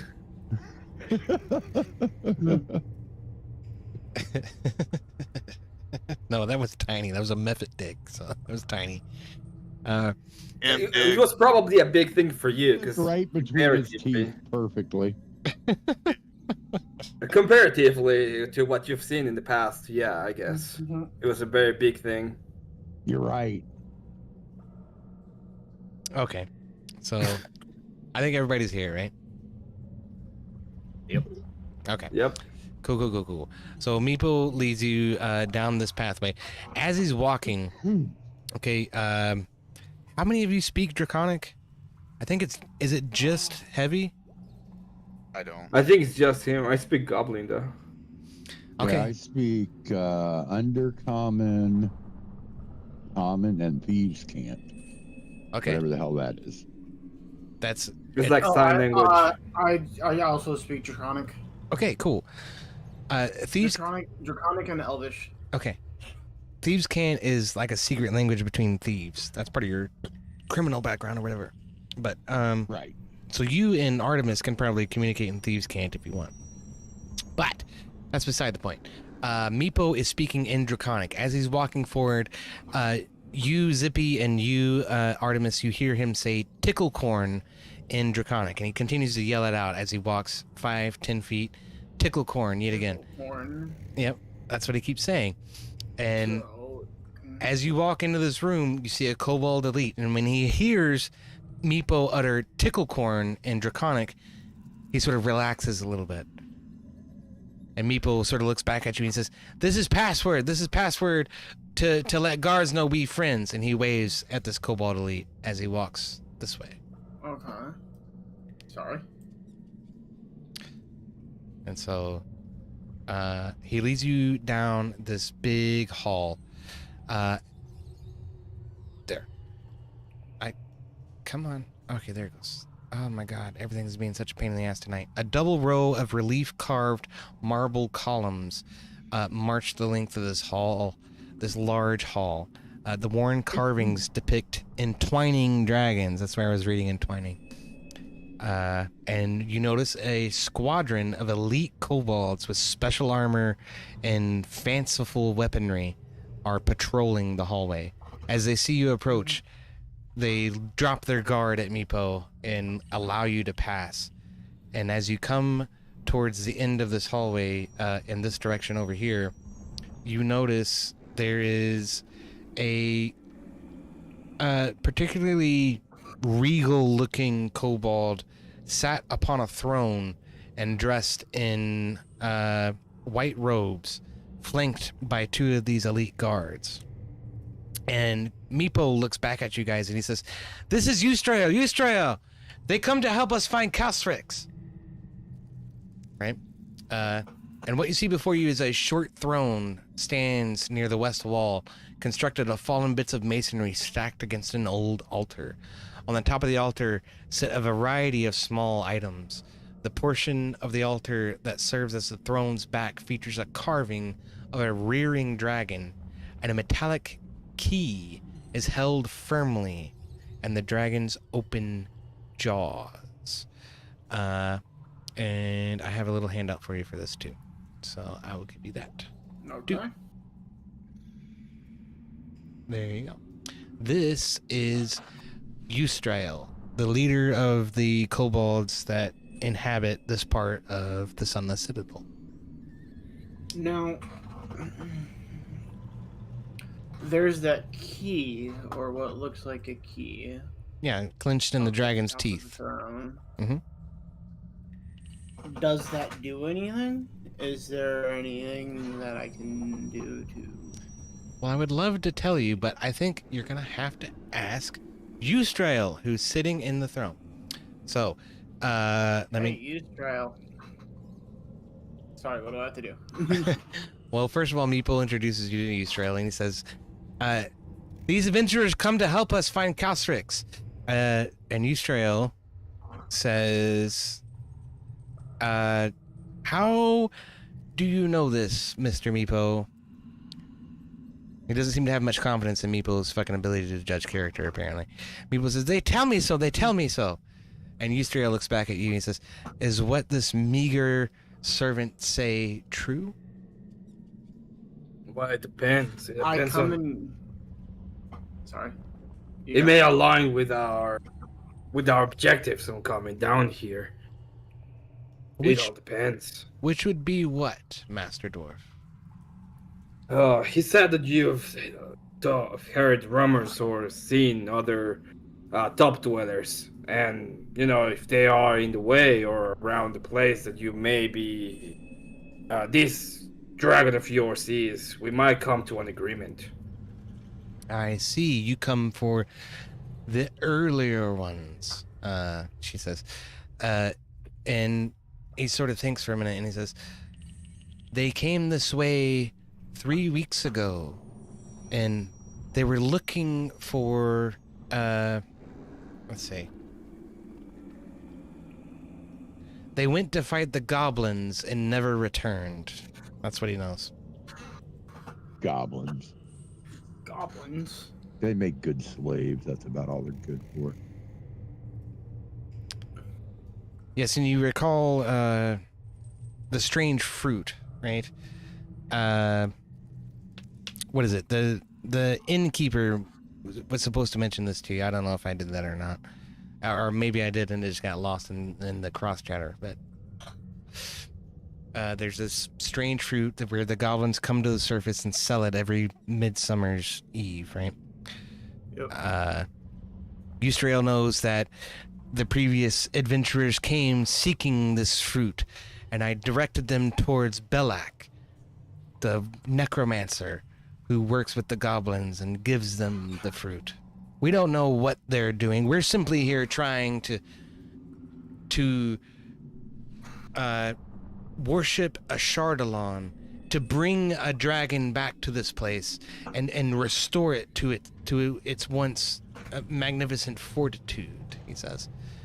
Our dragon, Calstrix, has been stolen by these filthy fucking goblins, he says.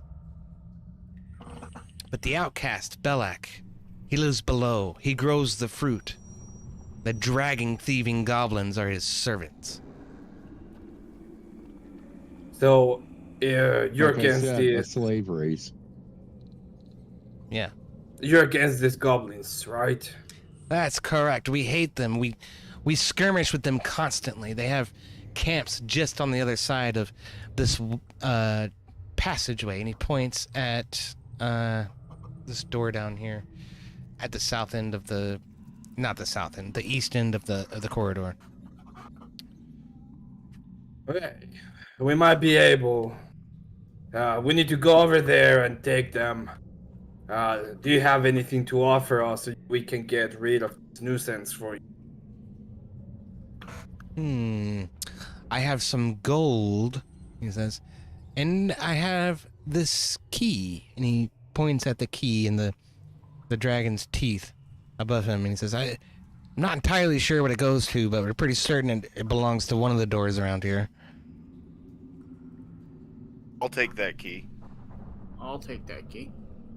Well, I'd love to give it to you, but you're gonna have to help us find our dragon first, he says. Hey. Fair enough. And you What guys. if your dragon's behind that door? Well, I don't know what door it belongs to be frank. Says Eustrail. Right. So your dragon could be hidden behind that door. Hmm. So I think if you give us the key, we might be able to investigate the door. Well, we don't if even it's know what locked. the door. Well, hold on. Twisted, roll a persuasion check. Oh, for shit's sake. 16. Okay, hold on.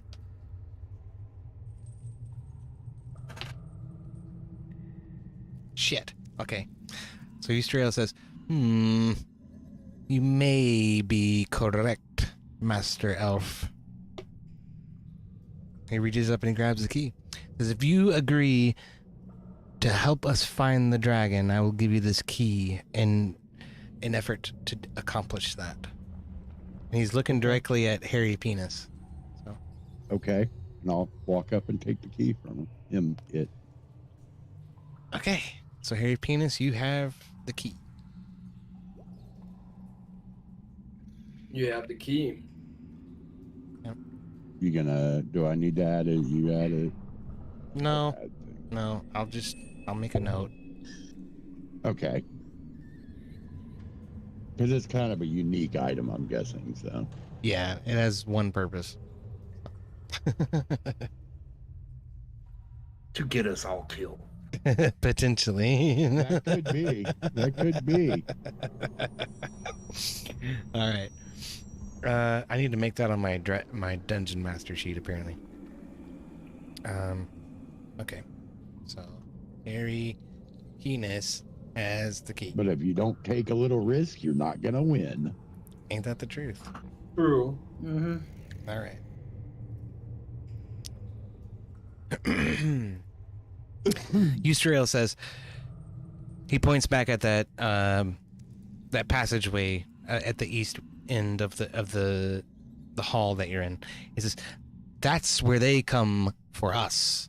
We set traps for them along that path. Do not go that way.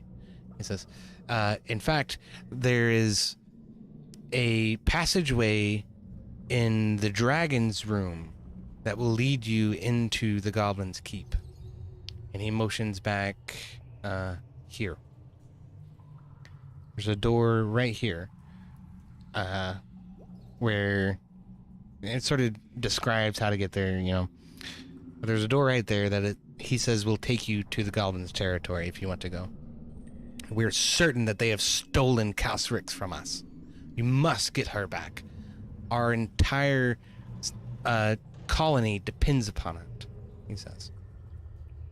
Well, we've been walking all day. Do you have a place that we could rest for the night and we'll set off in the morning? I want to do a long rest. Cover spell and stuff. Eustrail nods and he says, at the far east end of our hall is our colony, he says. He points here. You'll find a lot of us inside there, and that's where we rest. You're welcome to stay with us for the night, and you will be safe there. Okay. So, I'm guessing everybody's cool with taking a long rest. Yep. I'm cool with that. Okay. So, yeah.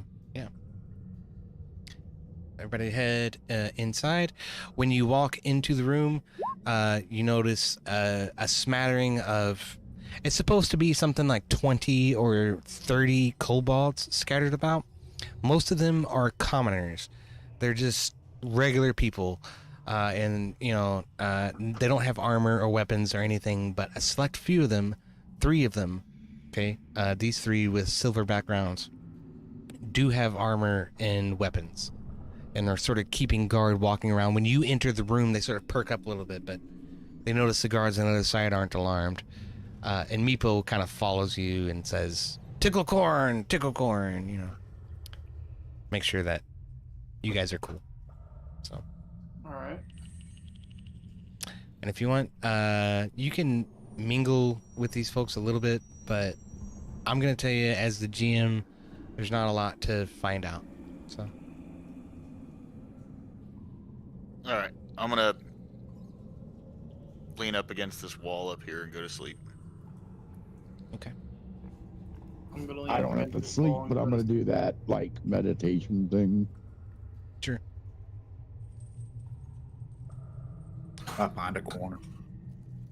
I'm gonna take some of the liquor that I got from the old thing, and just go by the fire and be like, "Hey, want some?"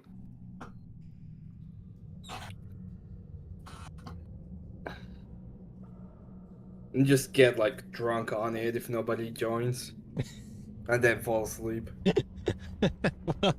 Meepo kind of comes up to you and says, "Hey, can I have some? Can I have some?" He says. I just go ahead and just like give him, share with him directly from my skin, and start like singing old weird dwarvish songs that are extremely sad for some dumb reason. Where the misty mountains call. Yeah. All right. Yeah. Meeple's quite satisfied. He calms down quite a bit after having a drink or two out of it and seems content and just falls over flat on the stone cold floor and falls asleep. All right, sweet. I'm a better roll, but I'm still like going to fall asleep probably. Classic dwarf. So did everybody get a long rest? Yes, I did. Yes. Ur'Dahir. Well, if you guys want, this is an appropriate time to take a short break. It's up to you all. I mean, we kind of just took a break. I know. That's because I had to pee. Go ahead, bro. No, I'm Let's I'm sing the good now. King songs about EOD of the tiny bladder. Yo, the tiny bladder could never hide it. I am good now. I am okay. I'm just saying. Also, it is 1 a.m, so Z, if you wanted to end here, I'd be okay with that. Yeah, does anybody else have objection to that? 'Cause- I'm fine with that. Alright, Yeah. 'cause I have to Keep be at going. home. If you want to end, I mean, I'm good to keep going or end either way. Yeah, either way, if you guys, because EOD, if you don't mind, if they want to keep playing, you can play as me, or somebody can. I don't mind taking up one character's role, but I don't want to do more than that. Yeah, yeah. So it's up to you guys. I'm good to keep going. Okay.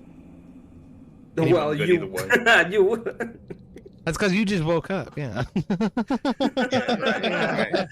Yeah.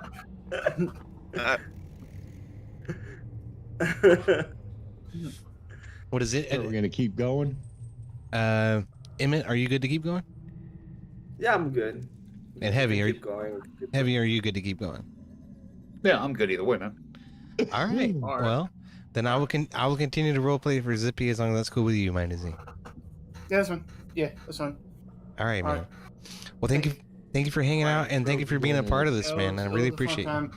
Sorry, blame my boss that I had to be there last minute. I It's done all in the right, man. morning for. You're all good.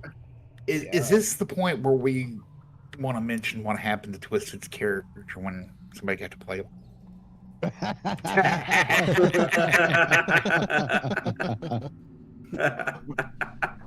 We are in a kobold then. I mean, I know. Oh, right out loud. Cobalt crimes done dirt cheap. that's right. Achievement unlocked. All right, what do we The mention? cold cur- What do I need to be aware about, Heavy? Oh, don't worry, man. It's all good. You, No you, fear. you sure? It doesn't feel that way. All right. Anyways, I'll talk to you guys next week. Later, All right, dude. dude. Cheers, Later, Z. buddy. Later. Thanks again for the follow over on Twitch, dude. I appreciate you. it. Welcome.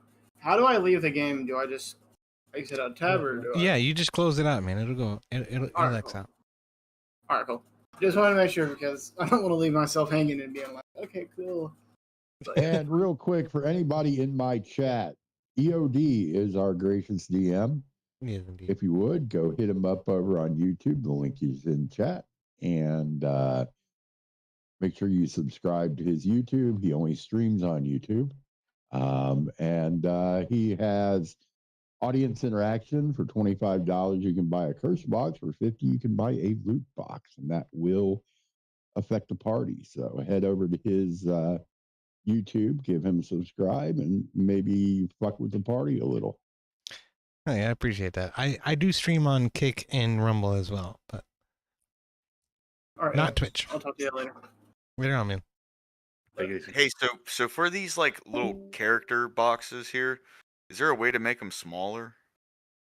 Oh yeah. Okay, so if you watch my camera, okay, in the upper right, there's this cogwheel that says My Settings. Click on My Settings and go down to audio and video. Then audio and video will give you two different tabs: audio, video chat, and video display. Click on video display, and you can change the player video avatar size to small, names only, Nice. or you can make it bigger. Thanks, that's brother. beautiful. Nice. Normally during the primary game on Wednesdays, I just turn it to names only. But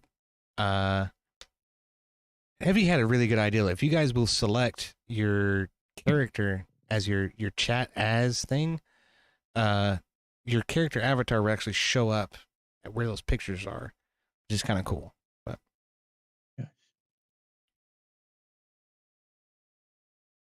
Perfect. Still has my player name though, not my character name, but it has my avatar. yeah, that's true. Yeah, Emmet, you got it. I got it. That's pretty cool. It is. Well, in the wee hours of the morning, Artemis walks over to Meepo and starts looking over Meepo. Does Meepo have any weapons? Meepo has a whip and no armor. He's asleep on the ground. Cool BDSM. Yeah. Well, he's the dragon keeper. He used the whip to keep the dragon in line. So. I Sure. kick Meepo in the backside, and I toss what the hell? down. I toss down one of my daggers. And I'm like, for the next time you in a fight, here's something else other than something that's going to inflict a little pain, actual damage. Meepo he doesn't even get up. He looks up at you, he grabs a dagger and says, "Huh, thank you. No one trusted me with blade before. Thank you." Don't make me regret it. Probably for good reason. Also, while I'm over Meepo, I attempt to persuade him that Zippy actually has dragon eggs in his pants. He has dragon eggs. Really? 17? Yeah, 17 is an easy success. Okay, it doesn't take much to convince Meepo. He says, dragon eggs? Really? He's a carrier of dragons? Oh! And he sort of pipes up a little bit. He wants to know more about those fucking dragon eggs. But he looks over at Zippy and sees that Zippy is still asleep. I tell Meepo, yeah, he's trying to get as many as he can, so you gotta be careful. You may want to check his pants every once in a while, just to make sure that he hasn't taken any. Oh my god. And I have to roleplay as both of these characters. I hate you so much, Heavy. Lord. Meeple sort of... I just go back to my corner. Meeple nods diligently. He says, "I will find them. I will find them." Oh, for crying out loud. Okay. So this is the song that I picked for the fucking Kobold territory. It is pretty quiet, though. Oh, my goodness sakes. Now he should have a dagger. Yeah. Actually, he should have had a dagger in the first game place. I'm sorry. I'm going to kind of glance up from my meditation, and I think that he has two of them stored inside of his body just below his penis. I'm sorry, I didn't hear any of that. That sounded like whoa, whoa, whoa, whoa, whoa, whoa, whoa. Can you hear me? Yeah. Yeah. Okay. So I'm going to look up from my meditation to Meepo and tell him, and I think he has two very small ones sort of inside of his body, hanging just below his penis. And Meeple sort of looks down at the daggers like, oh no. I don't know if Meeple can get to those or not, but I try to find eggs. I try to find The eggs. effort might be made. The effort might be made. We don't know. What is torturing that little small kobold? Well, besides it's fun. But yeah, keep up. So y'all are awful because now you're encouraging the DM to damage one of the player characters who he has to also roleplay as. So yeah, for crying out loud. And this is the reason why. Time. Wait a minute. Never mind. Isn't MindOfZ's character female? Yes. Yes. Okay. Take back what I said then. Okay. Yeah, it's up inside of her. Yeah, I was thinking that I didn't realize MindOfZ went trans on us. He did. I don't know why. He did. I yell over, might want to check the prison pocket from time to time. For Yeah. shit's sake. Both of them. Meepo just sort of nods and holds up the dagger. Meepo will try. I swear. Meepo will certainly try. Okay.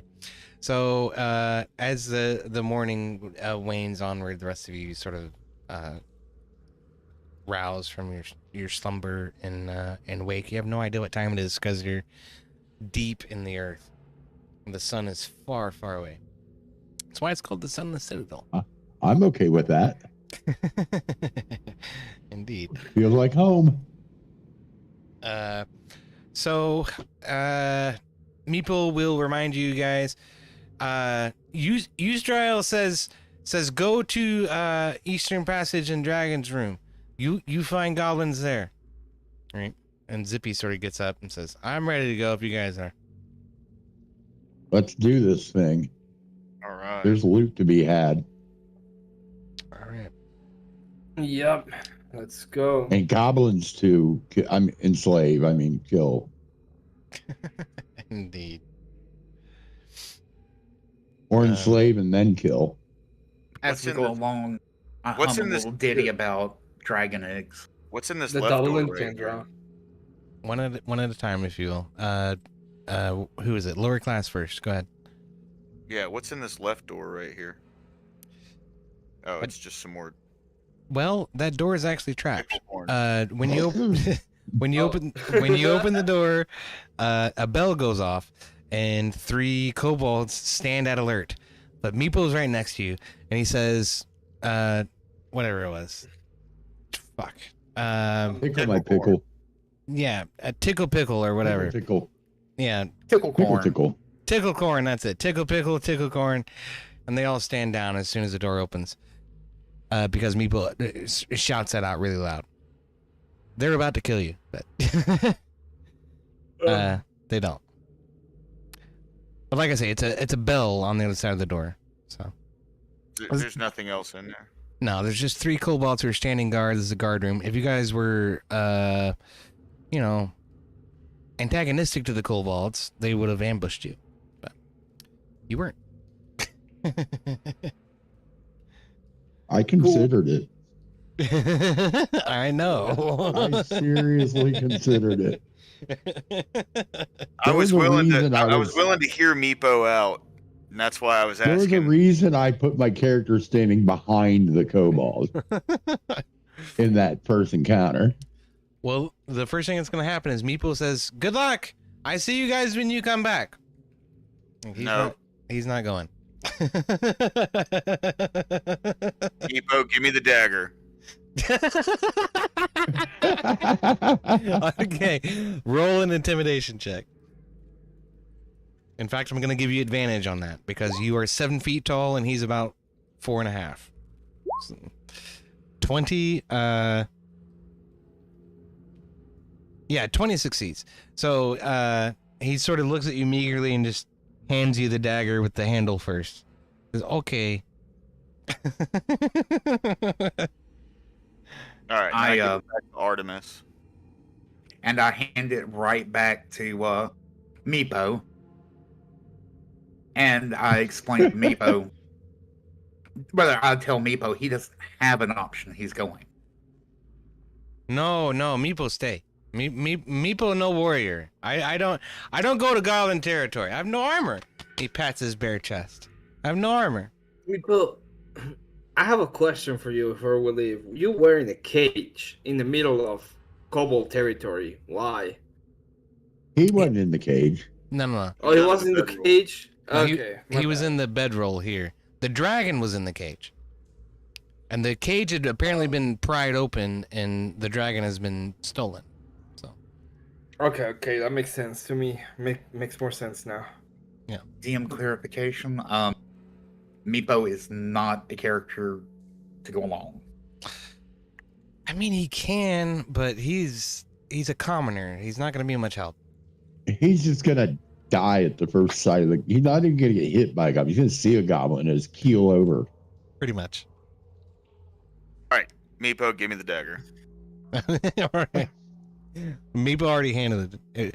Oh, so Meepo handed the dagger over to you. You handed it to Artemis. Artemis gave it back to him. So he's still holding on to it. So you're asking for I it look back. at him. Again. I look at Groot and go, "It's my dagger. I gave it to him."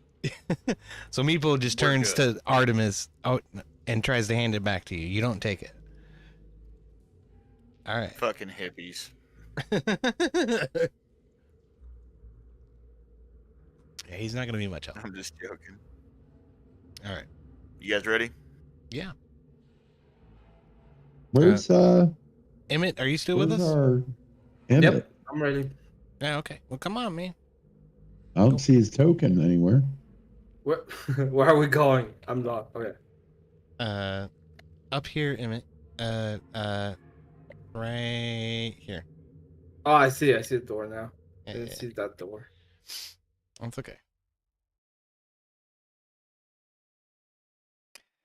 Okay, so this door, is this door locked? It's not locked. She Let me. said that this is untrapped, right? Yes, this is supposedly the back way into the goblin territory. All right. Yeah. We're going in through the back door, boys. Oh Lord. Oh Lordy. So let me do this room real quick. Okay. This is Why is there a bunch of blood in this room? well, I will tell you. This empty chamber is home only to rat drummings, crumbled flagstone, and blood stains. So you can do a perception or a survival check in here to discover more shit. I'll do a survival check. Let me see here. Do a perception. I'll do a survival. I think Okay. perception. Okay, survival, perception. Okay. I got a 23.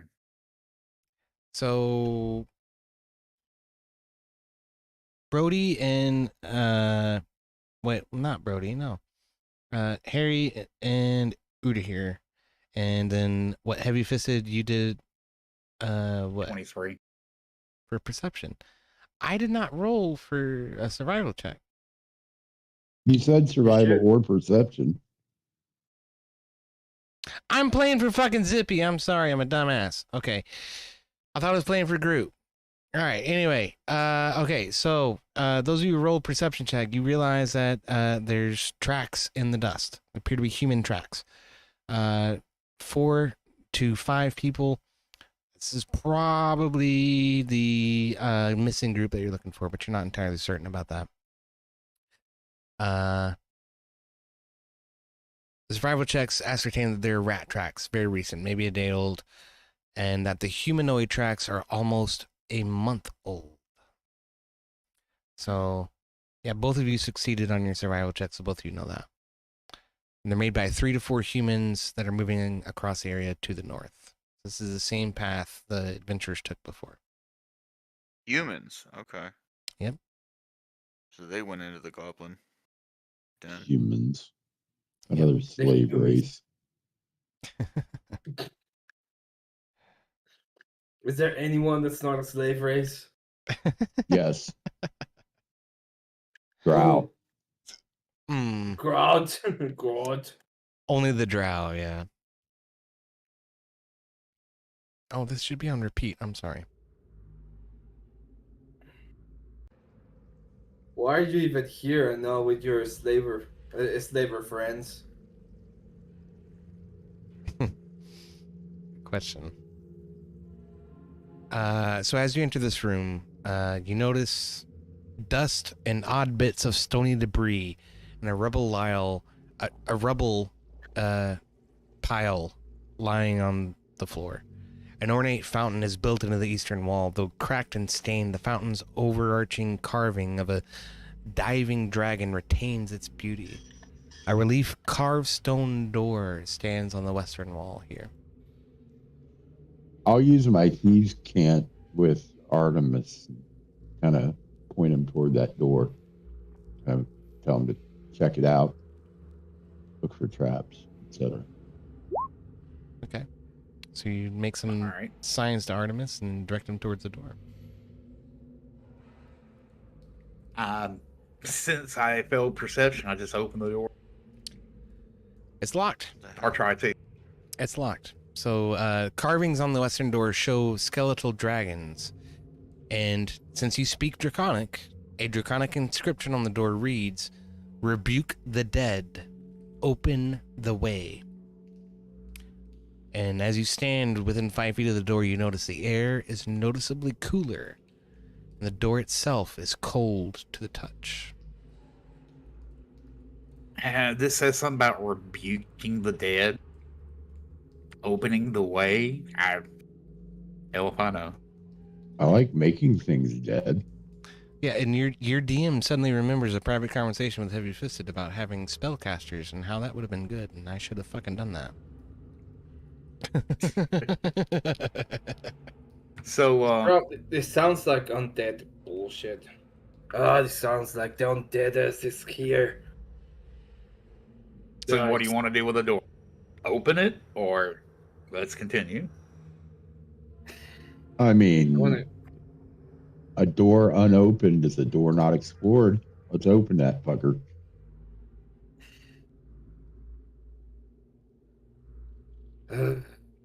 Groot, get up there next to that thing in case it comes out of there. So who's trying to open the door? Who's physically trying to open the door? Sleight of hand, 18. You don't need to roll a sleight of hand check. For picking the lock. You said it was locked. Yeah, I did. But the moment you tried to open the door, okay, the first time, without trying to unlock it, a scythe blade springs forth, targeting the area immediately in front of the door. It's a +5 to hit. So it's... Fuck, really? Oh, my dice are way too good. It's a 23 to hit. Okay. That's... Yikes, man. I'm gonna have to buff this a little bit, I think. He didn't check for traps? Nope. Oh. Failed perception check. Oh. Oh. Yeah. It's not like anybody else is doing any of it. I don't know if I can. I guess I can look for traps. I'm not a thief, but I have a criminal background. It's too late now. The scythe comes I'm down. just saying for future. The scythe comes down and it strikes Heavy for 5 damage. And it swipes in front of the door from an overhead hinge, right across in front of it, and strikes Artemis for 5 damage. All right. So you look up after the attack and you realize that the blade is concealed in a slot in the ceiling 10 feet above. There's a possibility you could disable it. Also, now's a really good time for our cleric to use some of his healing. That would be Right?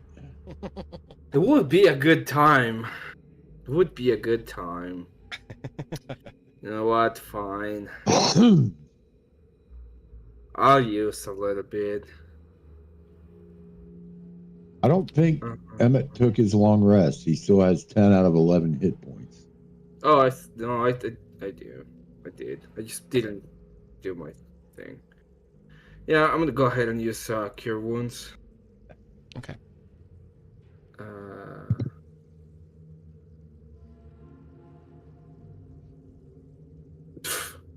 That 16 healing? Good lord.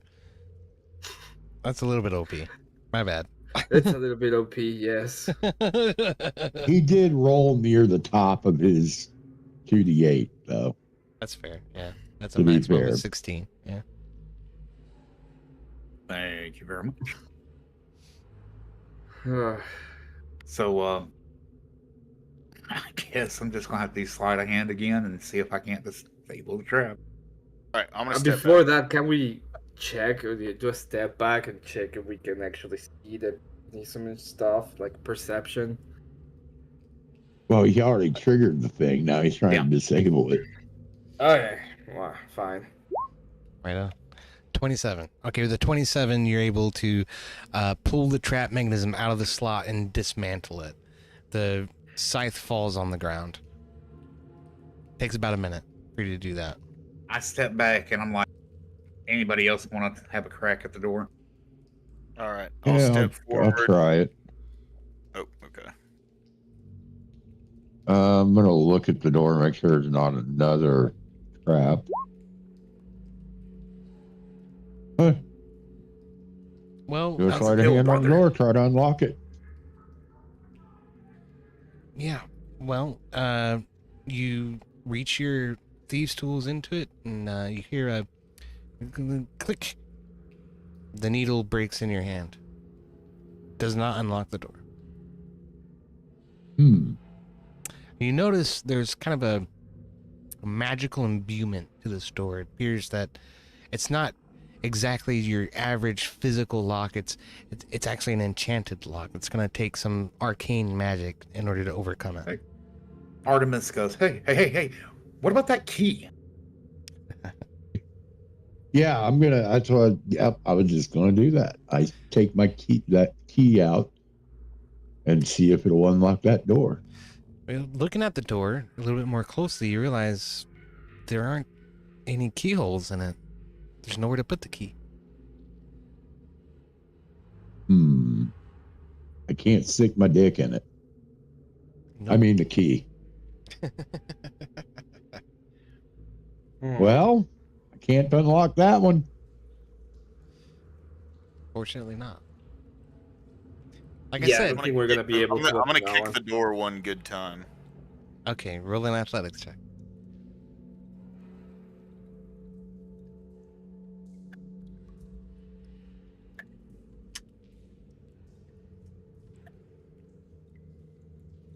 Uh, 20. You reach back and you give it this great big hoo-ah! And it looks like the strongest fucking kick anybody's ever seen. But the stone door does not budge.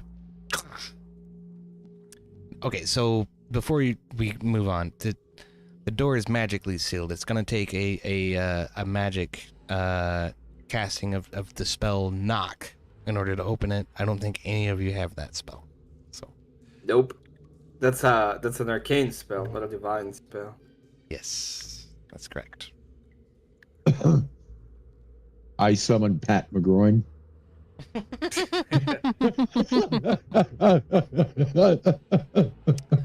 That's okay. You don't really have to get into this room. There's just like, I'm not gonna tell you what's in there, but it's not super important. I'm not gonna tell you what's in there. I'm just gonna tell you that they have make the game easier for you. Look, man, if you want to, we can go in there. Like for real. I'll say there's some divine intervention when fucking Groot takes a fucking swipe at it and it does open. But I don't think you're gonna be happy when you actually get into the room. That's what I'll tell you. I'm okay not going to the room, okay? Oh, cool. Okay.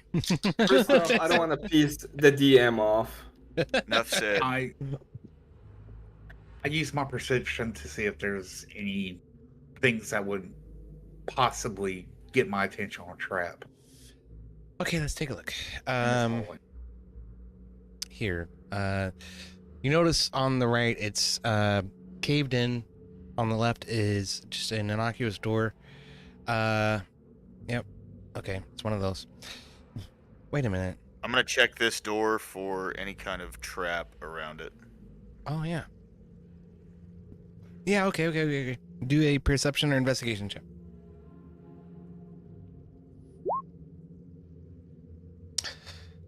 Perception for Brody. Yep. You notice that the door just seems to be a regular door. It's not trapped. Doesn't even appear to be locked. Doesn't appear to have a keyhole in it to lock it. So it's probably open. Righto. So, pretty sure that's a nothing. Go inside. Let me check. It's this one.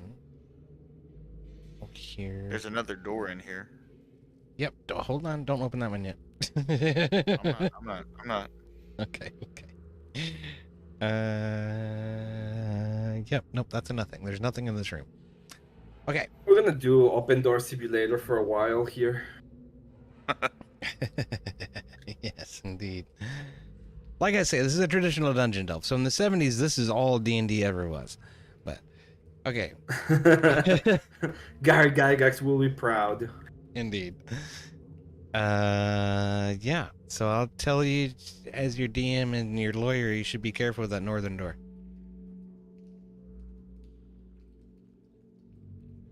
As your DM and your lawyer. Nose goes. I yell up, "Who's next?" Where's Zippy? Oh, I'm sorry. Yeah, Zippy's right back here. Zippy says, "Hey, I'll give it a shot." And he moves straight up to the door to check it for traps. So, what does Zippy roll on his investigation or perception check? Let's see. Come on, character sheet. Here we are. Investigation is a +0. Perception is somewhere in here, and that is also a +0. Because they're asking the wrong guy. So 18. Damn, that's perfect. Okay, so Zippy starts feeling the edges of the door and looking at everything, and actually notices that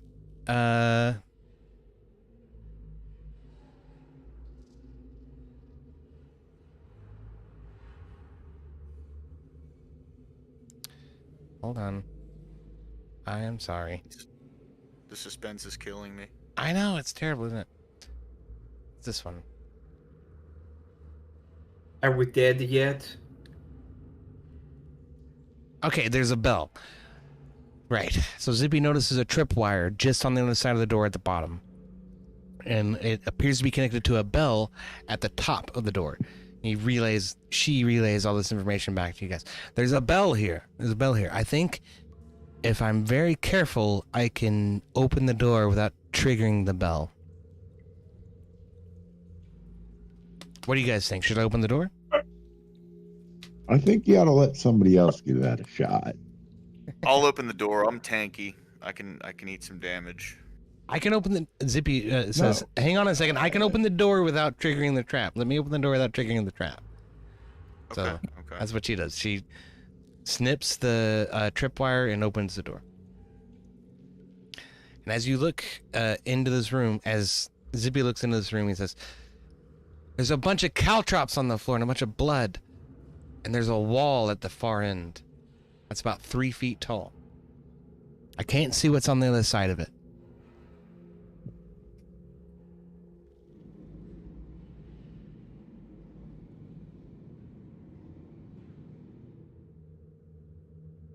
Send the dwarf. I was muted. What are you saying? Please, that said the dwarf. I was gonna go in. Oh lord. You know what? Maybe it's a good time. I think I'm going to cast my find familiar Oh, I see. spell now. Okay. Well, perfect. Yeah, you can just drag him out. I'll do it. Here. Dude. There he is. And so Artemis, And what, you spend 10 minutes conducting a ceremony to summon a familiar, and then from the ether forms this spiritual baboon.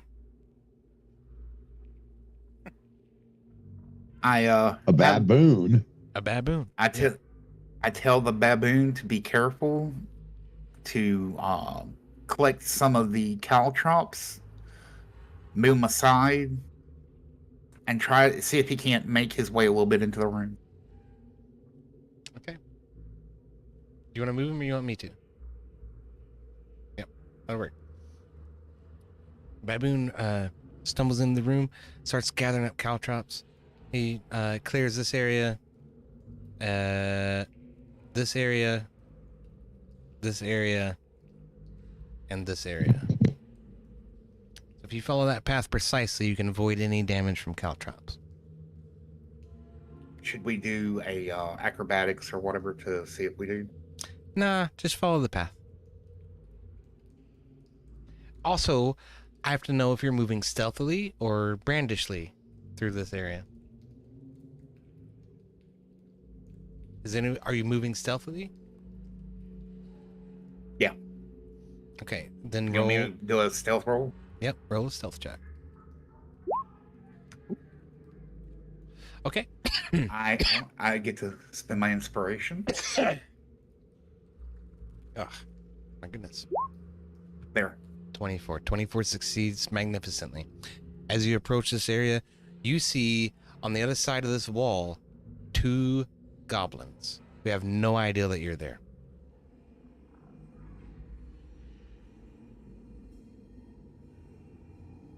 I'm going to Well- use Thieves Can't. Thieves Can't the sign language, right? You said? You do not know anything that he knows right now. Only he knows that the goblins are there. Right, but I know he's up to the wall. That's true. So I'm going to use Thieves Can't to signal to him, what do you see? Okay. Yeah, I'm already looking back, seeing if I can somehow tell them what's going on, and I show the sign for 2 goblins. Quiet. I'll whisper to my other party mates. So the news. Right on. So everyone is aware that there are 2 goblins on the other side of this wall. And they have no idea that you guys are there. They're kind of arguing with each other, like, no, you didn't win the favor of the Hobgoblin Master. I did. I won it. I was the one who won that wrestling contest. It wasn't you. I put you down 3 times, you stupid motherfucker. And the other one's like, well, wait a minute now. Now, I wrestled your fucking leg behind your head and made you eat your own toe. That has to count for something. And they go on. So. Yeah, I'm going to move with stealth. Let me roll it.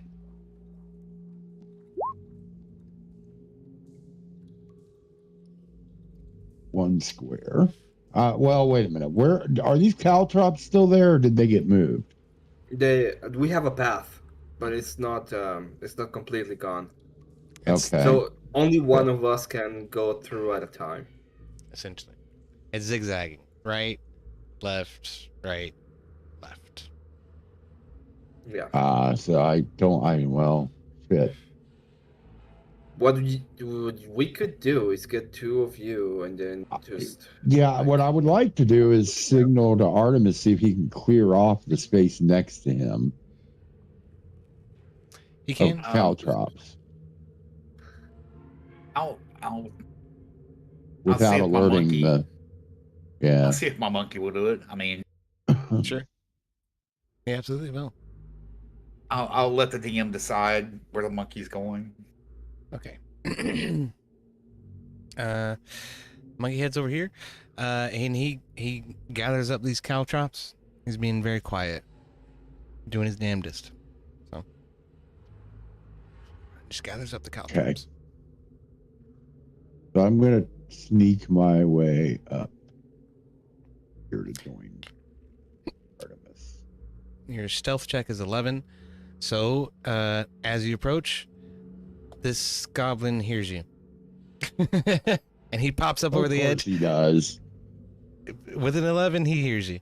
So he pops up over the edge and sees you there and says, "Oh, shit!" And he punches his friend in the side. And now I need everybody to roll for initiative. Does my drow race have any intimidation factor on him? There's a potential for that. What should I roll?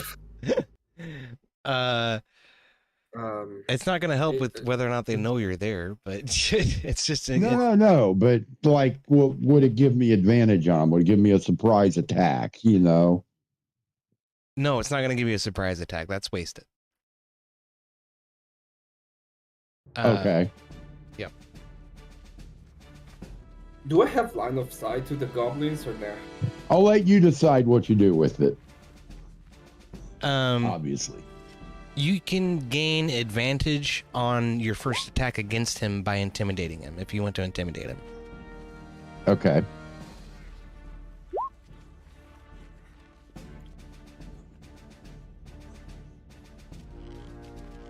Okay. And Artemis rolled 11. No, not it transformed. Oh my goodness. Add turn. That's what I want. Alright. However, by doing that, not that. I'm sorry. By using intimidation to try and gain an advantage, you're gonna blow at least a bonus action. I'll let you decide whether or not it's an action or a bonus action, but one of those two is consumed by trying to intimidate this goblin. Okay? Yeah. Okay. All right.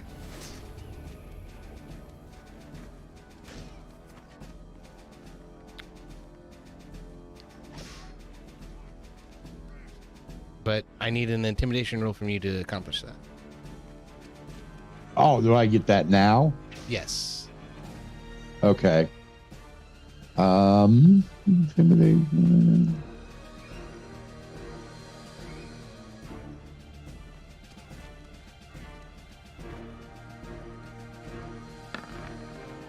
You know what? Technically, it should be on your turn. But Yeah, it should be. Yeah, that's what I was wondering. I was gonna hold it and use it not this round, but next round. okay. We can take the 10. I'll tell you what. On your turn, we can take the 10 if it's higher, or we can take whatever you roll on your turn. Okay? Okay. That's cool with me. For some reason, Zippy's fucking thing didn't work. Let me try. Let me try this again. And you can't take bonus action first. That is possible. Yeah, you can do that first. Come on, character sheet. Fuck. Like I say, they worry too much about making stuff look pretty sometimes. Damn, Zippy's first. Okay. What do you got, Zippy? We can throw some stuff. How many daggers do we have? We need trolls. Turn order, right? Say again? For the goblins. We need the goblins in turn order. Yes, indeed, we do. Okay.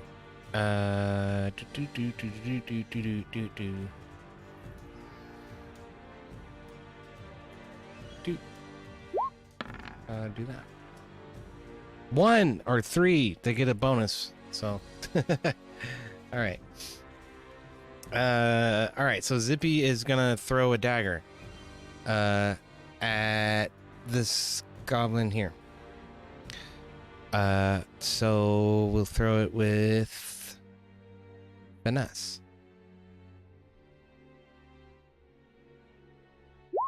Yep. 12 to hit. And the goblin stat sheet is not immediately apparent to me. There it is. And the AC is higher than 12. So it does not hit. The Dagger falls harmlessly to the ground, and then Zippy is going to take the requisite pathway up to there. And actually, Zippy's going to step over here and step very carefully and do a dexterity check to avoid damage from the, or an acrobatics check to avoid damage from the caltrops. 13 succeeds. So Zippy takes no damage from the caltrops and is occupying that space. So, whose turn is next is Ur'Dahir. What are you doing, Ur'Dahir?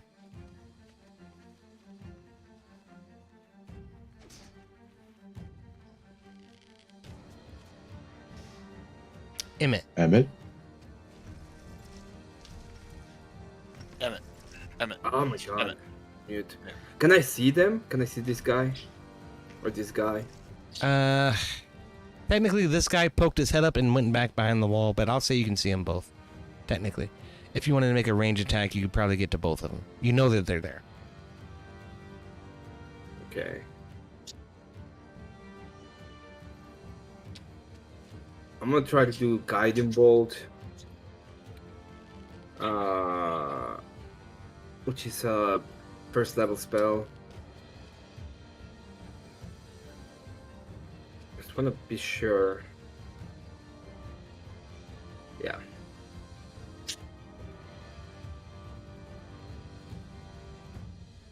I'm gonna do it against the guy that poked his head. Oh my god. You shoot the guiding bolt out. It flies in between Hairy Penis and Artemis and hits the wall harmlessly. No effect. I'm gonna move here. That I think the wait no, I'm gonna stay here so that Groot may be able to move in between, depending on what things happen. And I'm gonna put my head between my hands and just begrudgingly accept the fact that Moradin has forsaken me. All right. Groot, what are you doing? All right, so I'm gonna move in the first door here, and then I'm going to throw one of my hand axes and try to bounce it off the ceiling so it will come down and hit the right goblin. Okay. Just out of curiosity, just for mention, since it's first time D&D, you can actually ready action. So whenever a goblin does pop up, you can react to it. So just putting that out there. Oh, really? Yeah, it's possible. Okay. I was prepared to let Emmet just make a straight shot at him, so I'll let you make a straight shot as well, but that would be more correct. I'll agree with that. They are technically behind cover right now. You should roll at disadvantage in order to hit them.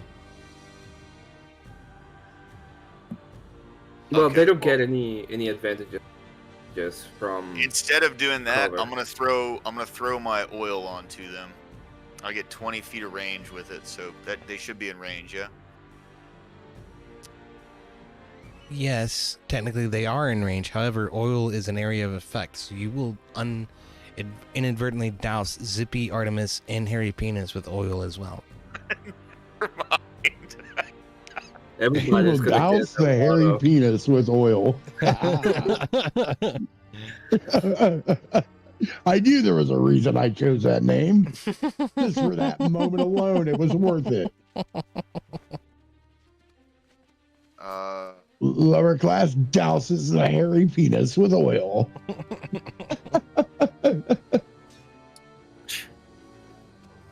I don't really know what to do, man. You can get closer. Okay. You can throw your axe at him. He said he'd allow that. Yeah, I was gonna let Ur'Dahir make a straight shot. You can make a straight shot if you want.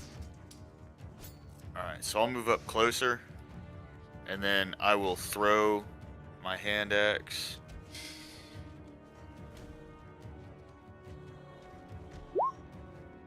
$23 hits. 23. Okay. And then I'll get my damage check and the fire's burn. Righto.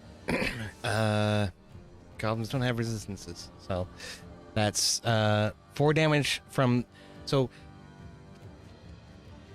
you light your right hand on fire and pull a hand axe from your waist belt and launch it across Harry Penis's shoulder.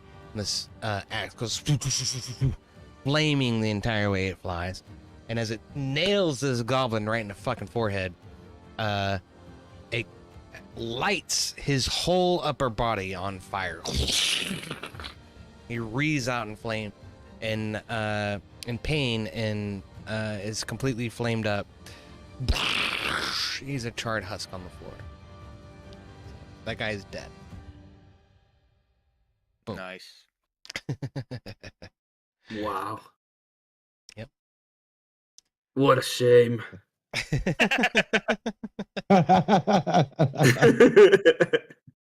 Ur'Dahir, just hang out in the hallway. We got it. I'm just kidding. Okay, I guess.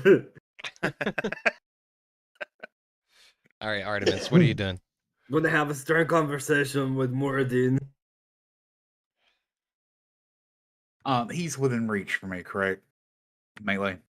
Yeah, you can reach over the wall and just stab him right in the head if you want. All right, I'll just I'll hit him with my rapier. Totally hits for sure. And again, this was supposed to repeat. I'm such a dummy. 7 damage. Okay. Fuck. You little bastards. They're supposed to get away and warn everybody else. I swear. Okay. So you reach over the rapier and stab it into this goblin's ear. Your rapier goes through one ear, out the other. You pull the rapier out. Blood splatters everywhere. He's dead.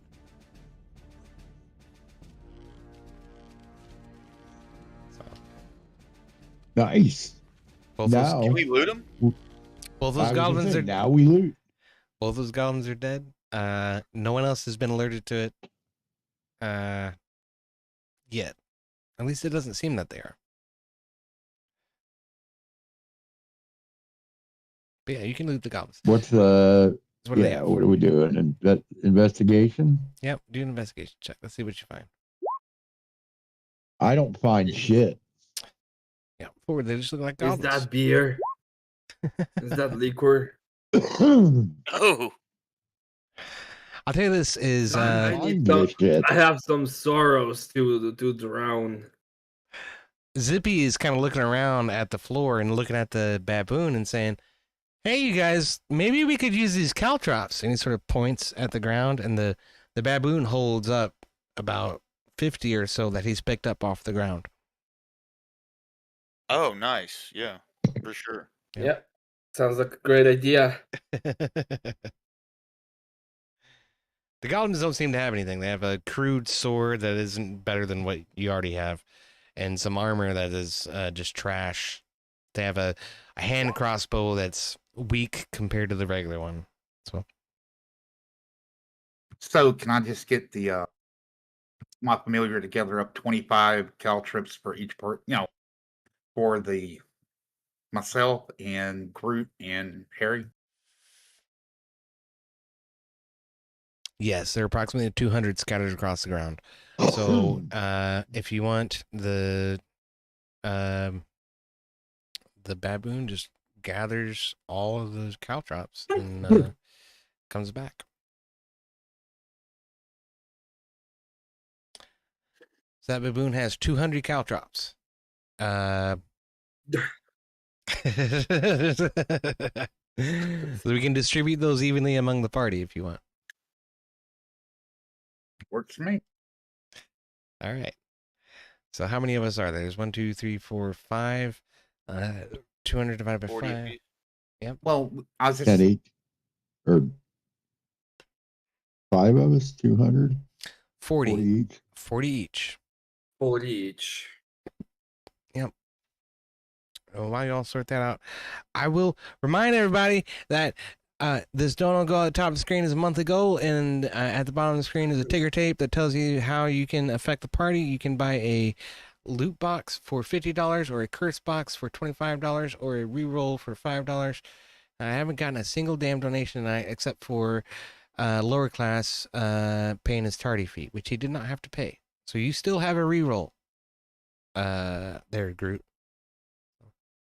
Alright. I'm gonna And I know I didn't have to pay it. I felt bad for holding y'all up. That's okay. I snooped. Caltrops. Can we actually, with caltrops, they're 2 pounds per set of caltrops. Yeah, how much is a set of caltrops? I'm not sure. Let me see. It's 80 pounds. Does it say 80? You said two pounds per caltrop, right? Right. No, per set, not per Per set, caltrop. Yeah, percent. Sorry. So, do we really? I'll say Do 10 we really all need 50 or whatever? Can't we just do like 5 to 10 of them? Yeah, And that's here's what I'll say. One caltrops is 10. One set of caltrops is actually 10 caltrops. So you take 4 individual caltrops, and that will cover one 5-foot square. So How do I add that item, or do you do it? I can do it. I need to. I would have to bail. I'm really sorry. But I have to take out my dog. It's gonna take me like half an hour. So It It's all takes. good, man. That's all good, man. That's all good. We can stop it here and pick it up next week, and I'll good. correct everybody's inventory to make sure that you have the caltrops. Don't forget when Zippy comes back next week. The second we get back to Meepo's got to rip his pants off. oh, that's right. Oh my goodness, I will make a note. Okay. Meepo wants to know how many Dragon Balls you have. For crying out loud. Y'all are Depends silly. on how old he is, whether he's dragging balls or not.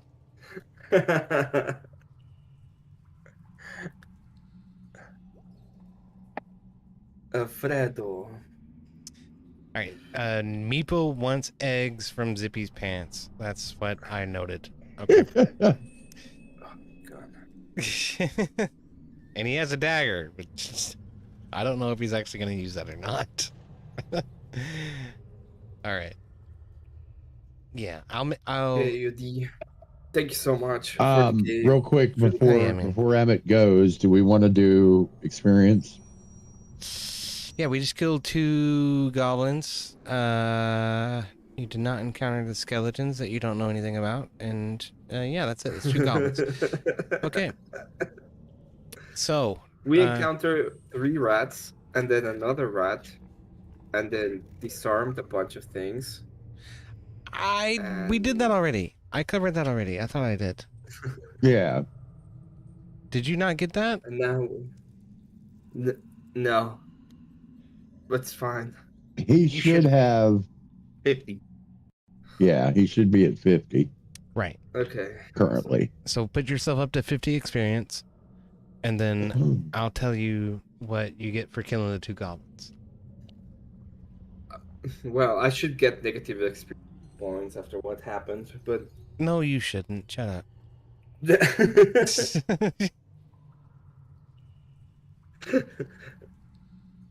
Oh, you're gonna get an 18 in initiative.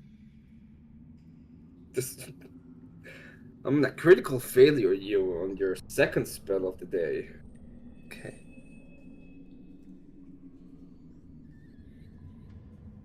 You all add 20 each for the goblins. So 17. Yep. Got it. Awesome. Alright. I gotta jump a little bit. I'm gonna take my dog out. It's been bugging me for a while now. Okay. And I'll be seeing you guys soon. How much experience did we get for the goblins? 20. 20. 20. There's 100 XP total between the 2 of them. So. Cool. All right, gentlemen. That was fun, man. How's yeah? Yeah. Forward to next Sunday. Yeah, I'll be here for opening door simulator. It's amazing. I'm so sorry for all the interruptions and the fucking technical garbage that's been going on tonight. I don't know what the hell Roll20 That is shit doing. happens, man. It's all good. It's not. Also, it was great. It always happened. Don't worry about it. It's been good. It's been real good. Well, thank you, man. I appreciate you guys participating early, dude. It's been fun times. So I hope you enjoyed the introduction of the character. I really tried my best there. it was Yeah, good dude, stuff. I'm sorry man. it was so damn late. I was so damn late. It's okay. It's okay. Let's, all we can do is try to do better next time. So Absolutely. I do appreciate you guys so Okay. much. Thank you, EOD. I appreciate you, man. Yeah, I'll be back a little bit later, Yeti. Okay. I'll be here. But I do have to pee. Yeah, do your thing, man. I actually like this character better than my wizard.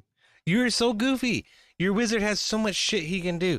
So this is part of the game too, okay, is that limitation breeds creativity, right? It's like you have to think about what is it you actually can do and start thinking about interesting ways to use the shit that's in your inventory and in your action list.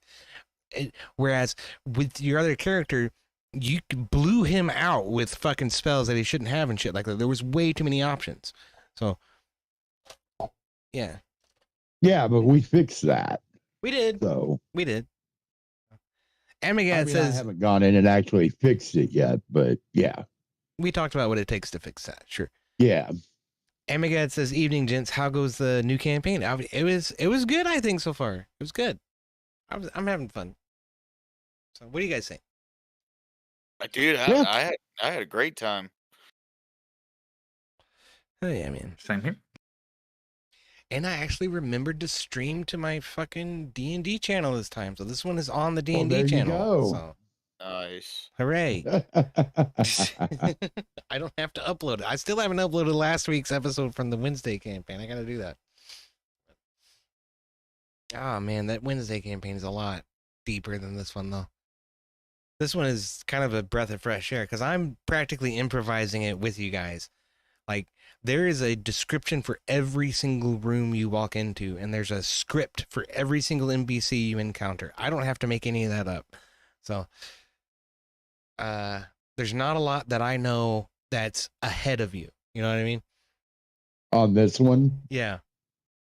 Yeah. I mean, I know where the enemies are, but I don't know what the dialogue is or what you're going to find when you walk into a particular room. So I'm kind of discovering that with you guys as you go. It's kind of fun.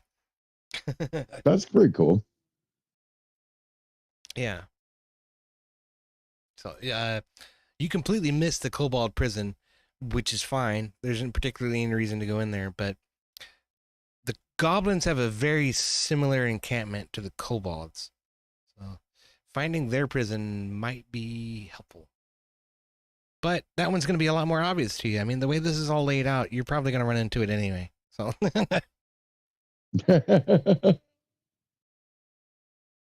I can see why everybody hails this as like a well-developed starter campaign. This is pretty cool. I'm glad I'm getting the easier one, man. Well, in some ways this is harder because there's a lot more combat, a lot more dealing with stat rolls and battles, but right. That makes sense. And the other one, it's like I've got to think about the Order of Tempest, the Order of the Gauntlet, the Zenithar, the fucking dragon, the people who operate in Phandalin, and how all of these factions interact with one another, how Neverwinter is affecting this. Then there's this guy off in the woods named Falcon and his whole fucking dilly bob. There's also orcs that you guys haven't really come across yet. And the orcs are like followers of Talos, and they're all chaotic fucking evil, and they practice weird fucking magic and shit. You guys aren't gonna Rob will want to kill them all. Of course he will. Instantly. Yes. I promised him orcs last time. I didn't give him orcs. I feel bad about that. But we didn't make it far enough. We gotta get to Butterskull Ranch. You guys gotta get to Butterskull Ranch. We'll find the orcs. But Amiga says, I've been listening to the campaign that Mr. Fista recommended. It has no right being as good as it is. He's talking about an AI campaign. There's this AI campaign with Donald Trump and Joe Rogan's the DM, and he had Samuel L. Jackson as part of the party. It's fucking hilarious. Oh, God. It is. It's hilarious. I reviewed some of that on yesterday's stream, but it's really good. It is surprisingly good. Like, I'm trying to take tips from Joe Rogan, AI dude, on how to fucking DM, because some of his descriptions are just fucking ridiculously detailed. It's really good.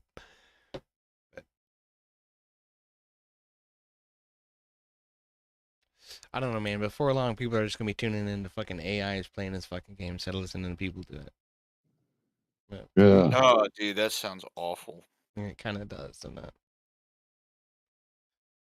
The art in the world is all being sucked up by fucking computers, man. I don't think this is a good move for us as human beings. But We'll just wait until it gets into industrial control systems, then we're really gonna have a problem. Skynet incarnate. Yeah. Probably already is. Wouldn't No, I surprise mean there's government agencies over all that. Like the government controls at least the ones in America, but there's gonna come a point in time when they're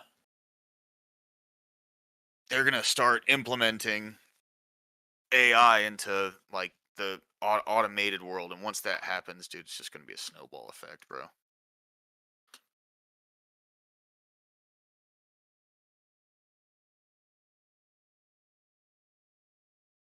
Well, I'm not overly like worried about it. It all depends on how it's implemented, right? And what people do with it. Yeah. Just like any new technology, people are scared to death of AI, but you know what? People were scared to death at the dawn of the internet. People were scared to death at the dawn of the nuclear age. You know, every new technology has had the potential to either destroy us or make us better. And so far, we've stayed on the make us better path. You know, yeah, we have nuclear weapons hanging over our head, but nobody's used them other than in World War II, you know, when they were first developed. But since we see what they can do, nobody's used them, but nuclear power has been an absolute blessing. And we need to build more nuclear power. Mm.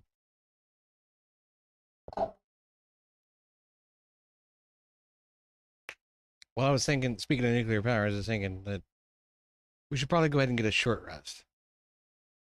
But don't do that. Don't do that. We'll do that at the start of next session. I'll make a note. We'll do that at the start of next session. Because I have to tell Emmet and Z. So I'll make a note.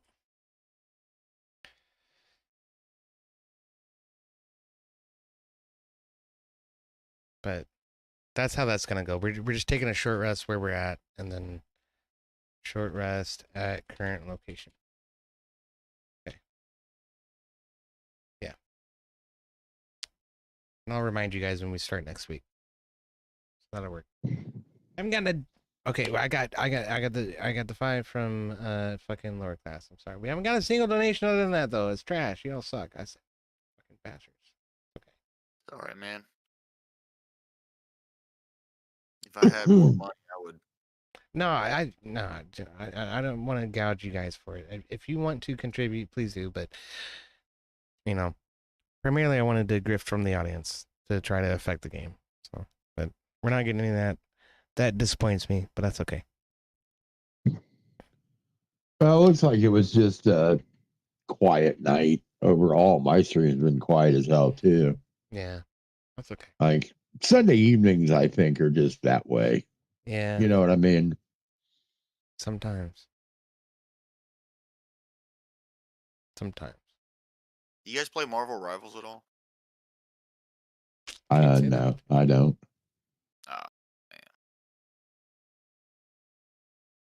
I'm going to stream Star Citizen tomorrow, though. We'll play some Star Citizen. Oh, yeah. Dude, did they finally release it? It's not released, but it's a whole lot for. It's an actual game now. It's a full fleshed out game. Now there are only 2 star systems in it, but there's so much content just in those 2 star systems. Hope so. Fuck, dude. I mean, Yeah, they've made what, like $700 million off of that game already? I don't know, but it's the game is fucking unreal now. It is incredible. One of the best games I've played in a long time. Here I was just bitching about fucking donations, and we got another one from Matt. It's, $5. Stop gouging me. I love you, Matt. Thank you so much. I don't know who this is for, but I'm gonna make a note that the party has a reroll if they want to reroll. Yeah, I'll let you guys decide where that goes. I've quit talking about or even considering that whole fucking debacle as, corrected until they put out Squadron 42, period. Well, I mean, Squadron 42 is tied into it, but it's a single player standalone. It's not part of the Star Citizen. Now, when all this started, that was part of the original backers. It was Squadron 42. Then the own line sprung out of that, and a lot of changes that's occurred. The original development was actually for Squadron 42. Gotcha. And and the stuff that they did originally, like all the ships getting these jump drives and all that, when we bought in, that's not the way it was. You bought particular packages because those ships had like the drives in them and stuff, and they've stuck particular early backers in the eye a number of times enough. Yeah, I hate that when they fucking change the game plan midway through development. That's always a nasty feeling. But I'll say for my D&D channel, this will end episode 1 of season 3 of D&D Shenanigans. So thank you all for joining and hanging out and watching the video. We will continue this until we get to the end of the Sunless Citadel at the very least. We may continue through Tales of the Yawning Portal after that. Depends on the party and if everyone wants to continue or not. If not, then there is at least Twisted's SG1 campaign that he wants to get into that I'm going to try to help him figure out to DM. And there's also potentially a one-shot in the future with Rob Noor. We still have the game with Rob Noor, Heavy, Twisted, and everybody else on Wednesday. And we'll return on Sunday to continue this adventure. So thank you for joining us. We'll be around. And yeah, man. Cheers. Y'all have a nice night. Okay, so that's going to end that one. Okay, so the D&D channel is clear. Groovy. We're still live. You staying on your YouTube? Yep, I'm still on YouTube, Rumble, Yeah. and Kick. So Cool. And I'm still on Twitch and Kick. I think. Yeah, I'm on Kick.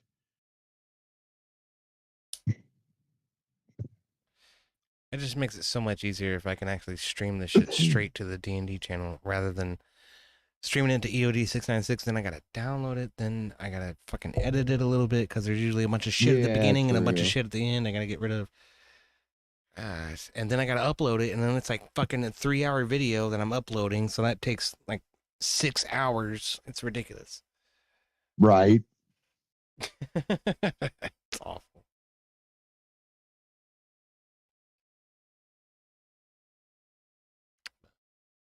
I like hanging out with you guys. It's good times. Yeah, it's a good time. Hells yeah.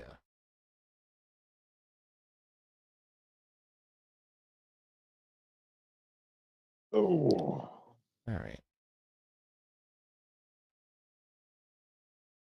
Turn my camera off out of here. Then I can turn my regular camera on over here. So like that. And then I can show my own camera. Yeah. All right, cool. Oh man. I hope I'm doing everything justice. I mean, I hope I'm giving you guys like a good experience and all of that kind of stuff. Yeah, you are. Dude, I had a fucking sure. blast.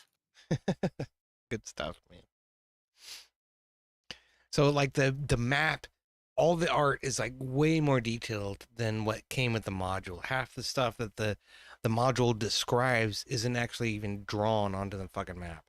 So with this is like somebody's interpretation of it, and they posted it to Reddit for free. They're like, "You guys use this if you want to in your campaigns for the Sunless Citadel." I was like, "Sweet, I'll do it."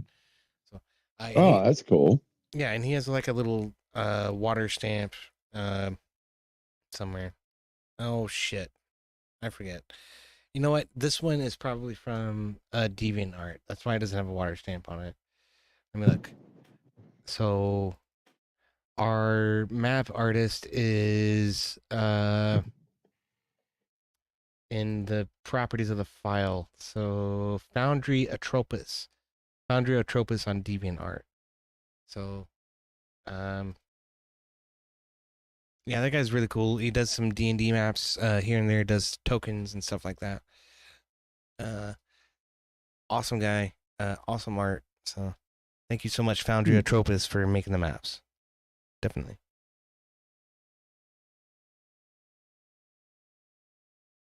I probably need to get better about attributing the artists, honestly, because none of the stuff is just a whim. You know, it takes time. Even if you are using like a map building software, you still have to draw it to the correct proportions and with the rooms in all the right places and with all the props and everything placed correctly inside each of the rooms. All that's very tedious, time-consuming work that I didn't have to do. So I appreciate that. But there's this map making utility called iCarnate or Incarnate, INKARATE, and I think a lot of people use to create custom maps. And some of the maps that I've used in the other campaign have relied on Incarnate maps. I think this might be an Incarnate map or a Foundry map, one of the two. I'm not sure which. But he also made the second level of the dungeon as well. So I'm using both of those from him. So, again, Foundry Atropos, you are a legend. Thank you so much.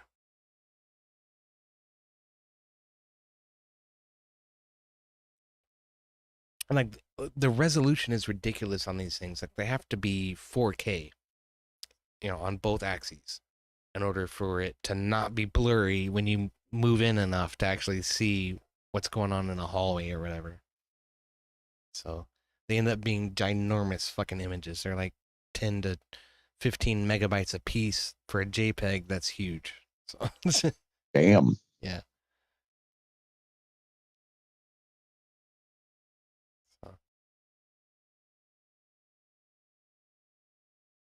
See, I had fun today.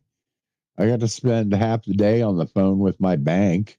I had fucking somewhere, I don't know where, but all of a sudden I had like $7,500 pop up on my pop up that was spent at a Best Buy in California. Oh shit. And I'm like, I was not in fucking California and I did not go to Best Buy and spend $7,500. No shit, dude. What the actual fuck? So yeah, I got to deal with that today. I hear that. I mean, at least who your bank was knows? willing As to take much, care on Sunday. yeah, they took care of it for me. As much traveling as I do storm chasing, I probably got hit with a skimmer somewhere. Yeah, probably. They put them in the fucking gas pumps, man. Yeah, and I use a lot of gas pumps. Yeah. You know, I'll fill up twice in one day when I'm chasing, at least, if not more. I hear you. Some dangerous shit sometimes.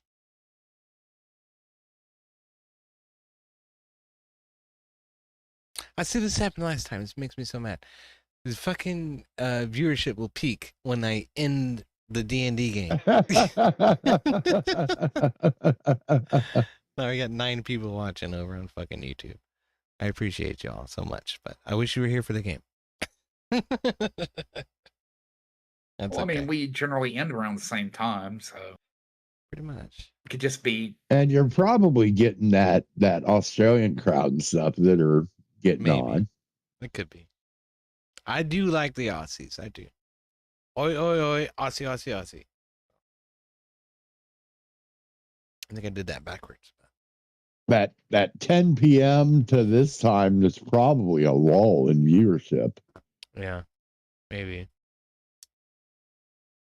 Yeah, you remember I had mentioned that Captain was even his. You had higher numbers than him on stream.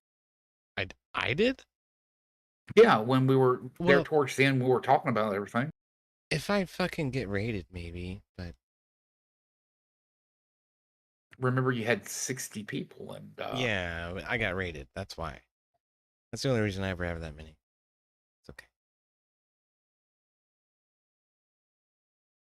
Yeah, I don't know. That guy's cool though. I do like that.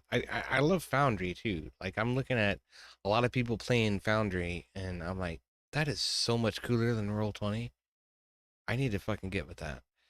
I have one guy from the Crucible who told me like, you can use my Foundry server, and I'm like, I mean, I have to rebuild my whole fucking campaign and a whole different virtual tabletop. I don't know if I want to do that.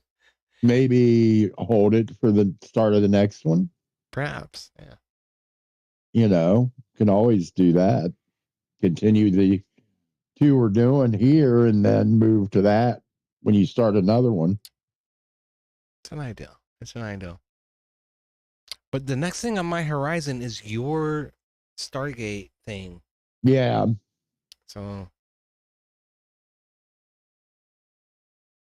you're gonna DM that. I'm not gonna DM that. You're gonna DM it. No, I know. I was planning to. I'll put together all the pieces and set the puzzle board up. But you gotta run that game. So No, I'm absolutely planning to. okay.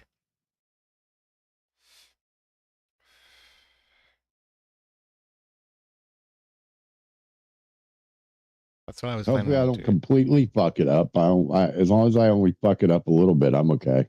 Here's the truth: is that it is a slightly different game than your traditional D&D 5e game. So you're gonna have to make up a lot of shit from the start, or base it off of that core rule book that you bought. So That's what I'm doing. your familiarity with that core rule book is going to be imperative for everything. So I know one thing I'm gonna have to do is get together with each player individually and create their character with them, because it's not an automated sheet like this one is. yes, you're gonna have to fill out all the stats and everything manually based on that core rule book. So. But when we go to roll and shit like that, that should be integrated and automated the same way it is when we play. It is. when I we was play. testing it. Yeah. It's just the creation of the characters, not. It doesn't step you through it like this one does. Right. Right. And like that's important to understand about Roll20 is that the character builder is like this wizard thing that sort of walks you through building a character. The character sheet is this whole different utility. That's simply how your character interacts with the world. Right.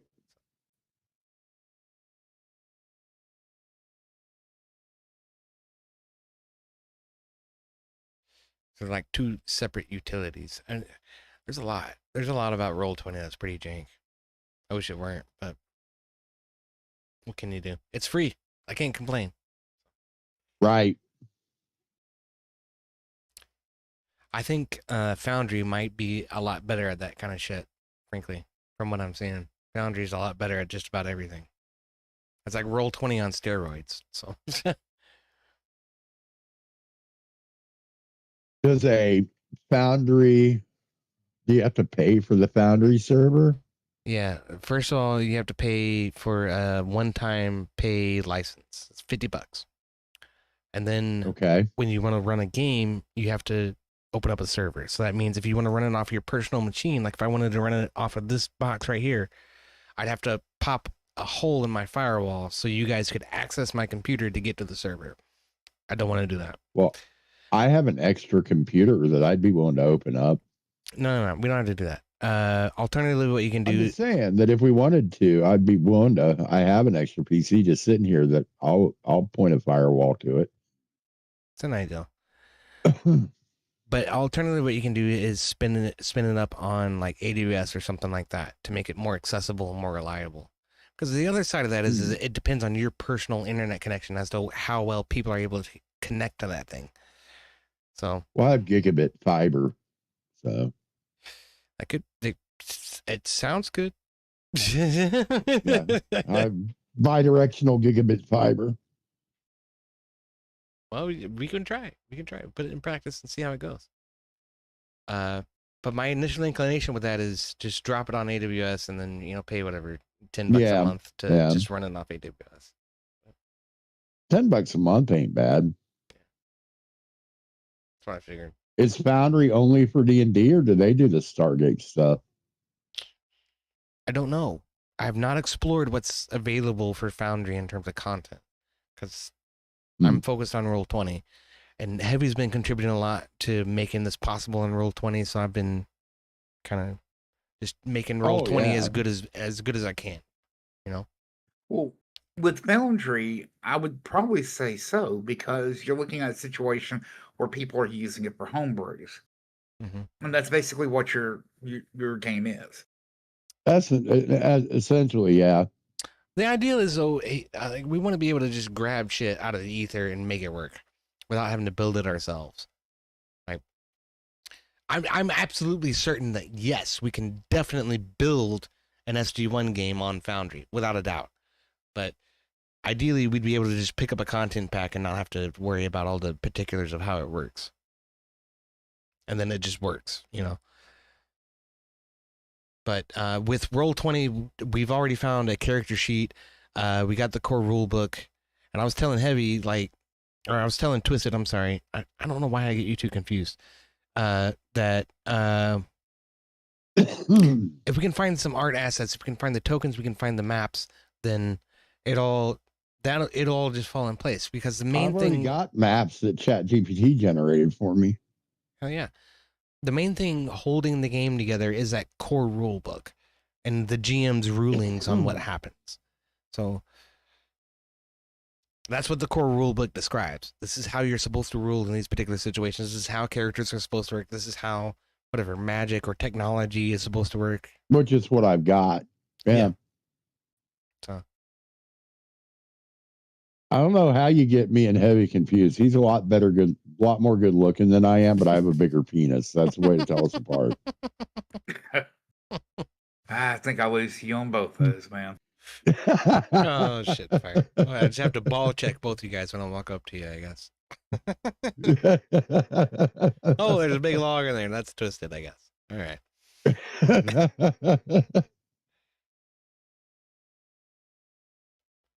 Crying out loud.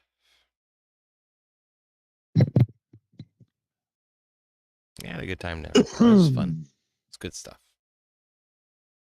I was trying to get a little bit of memery out of Emmet when I threw the Emmet dick at his beard, but he didn't bite. It's too degenerate. Emmet's Orthodox Christian who believes in Christian nationalism, that kind of thing. Oh, gotcha. Well, next time I'll throw it at Lowerclass's character. There you go. The other bearded one. Groot. He should still make it past the axe first, bro.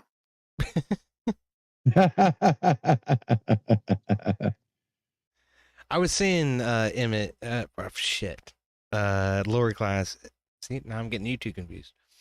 Is that Goliaths generally don't have a lot of hair, but you have a very dwarven beard. So I made a thing out of that. But... What do you mean? What should I change it? No, absolutely not. Absolutely not. High testosterone Goliath, dude. At this point, it's canon. You're just unusually gifted with hair. So yeah, you are the Italian version of the Goliath, okay? Indeed. And I can say that because I am Italian. I am a hairy motherfucker. Let me just say.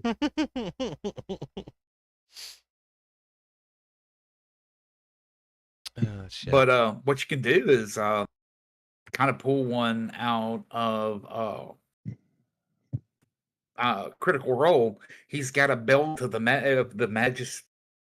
magical beard or whatever, you know.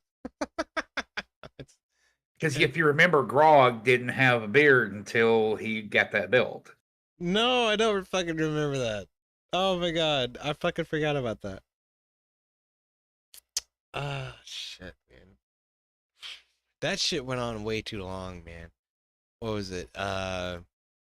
Vox Machina went on for like 3 years. They played that fucking game. That was nuts.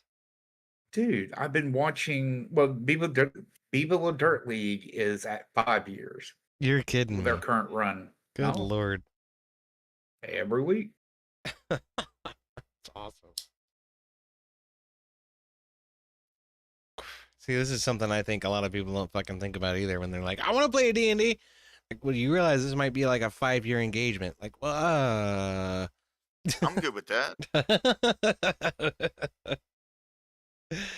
It's possible. I've got to get the rest of the Sunless Citadel in order for this group of characters specifically in this particular setting to continue going.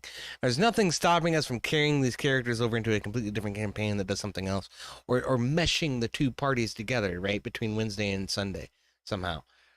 It's like, anything's possible. We could work it, but technically, if we just wanted to stay the straight and narrow, the Sunless Citadel does give us a pathway to go from the Sunless Citadel. The Yawning Portal does give us a pathway to go from the Sunless Citadel towards level 20 if we want. So that could be cool. And like I say, like Norwegian Dan was trying to get in on the second group, and I was just like, Dan, I wish I could, man, but 5 is a lot for this campaign. Like you guys saw, okay, like most of the enemies I have to throw at you are pretty low level shit. There's not a lot going on. So the more of you that I add, the less intimidating these encounters are going to become. So it's like at a point, it just, and I think I'm running into this with the main campaign. There's 7 of you in the main campaign, and it's like every encounter is just like, I don't give a fuck. Just fuck all these motherfuckers. It doesn't matter. That's basically what happens. So it's like, it's supposed to be challenging. It's supposed to be like you're on the edge of your seat. Like, oh my God, am I going to die? Maybe. But that doesn't happen with the main campaign. So that's my problem. I got to fix that somehow. So I need to start buffing up some of these encounters a lot. These enemies need to have more HP. Not every encounter should be edge of the seat like that, right? It should be the bigger battles. Yeah, that's fair. That's fair. And that's part of what this campaign is teaching me, is that there are certain encounters where, like I was talking heavy about this earlier, there's one encounter where a TPK is possible, a total party kill. And I was like, you guys had better level up before you get there, or I'm going to have to seriously nerf that guy. Because he will kill all of you. It is very easy.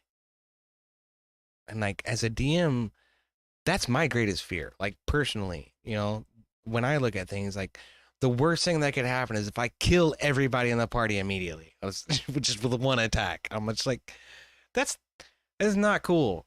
Like, that's the biggest asshole move I can pull. I don't want to do that. So, yeah, but as a DM, you can always fudge the dice. That's what I'm saying. You know, you can roll the dice, but you can also make the dice roll whatever the fuck you want. I did that a couple of times tonight. That's why I'm doing it all behind the screen now. Right. You didn't know. You don't know where those fudges happened. Right. And that's the whole idea.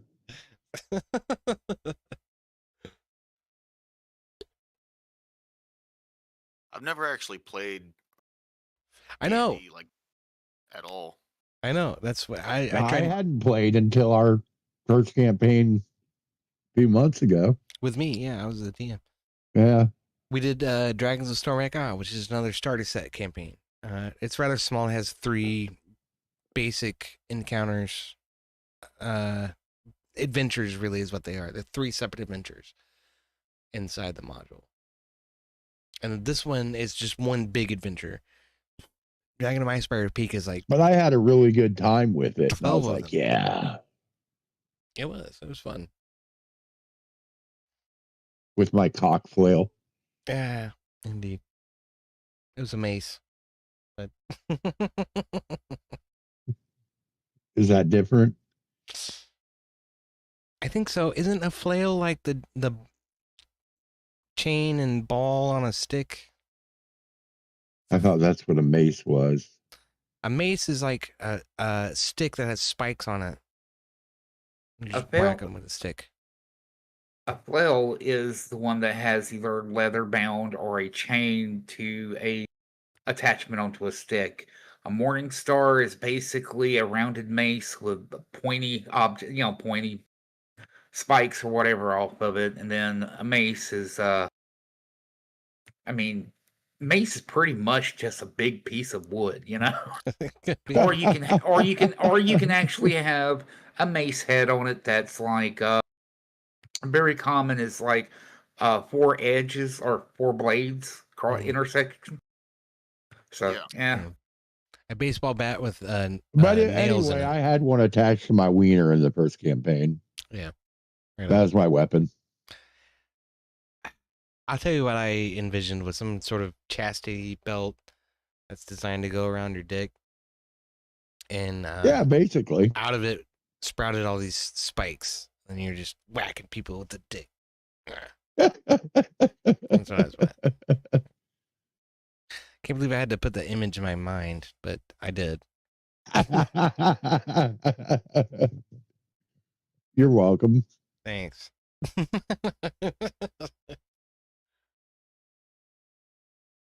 I should have I had. stayed away from the dick-based weapons in both of these campaigns, okay? You did, yeah. Race car's the only one with the dick-based weapon. I know. That's okay. He didn't really change anything about it. It's just his breath weapon, except it comes out of his cock. It's fine. Yeah, or at some point in time, people will still be wild, and when a campaign starts, I'm going to create a Cenobite. A what? Cenobite? Cenobite. What's a Cenobite? Hellraisers. Oh, shit. It's a person made of nails. Yeah. Well, no, just somebody really into BDSM in a really bad way. And all I gotta do is be a cleric, Hmm. carrying around a whip instead of a hammer, Hmm. That is a weapon. leather armor. Guess I had to change my stream And just title. wait until you see what the holy relic is I'm carrying.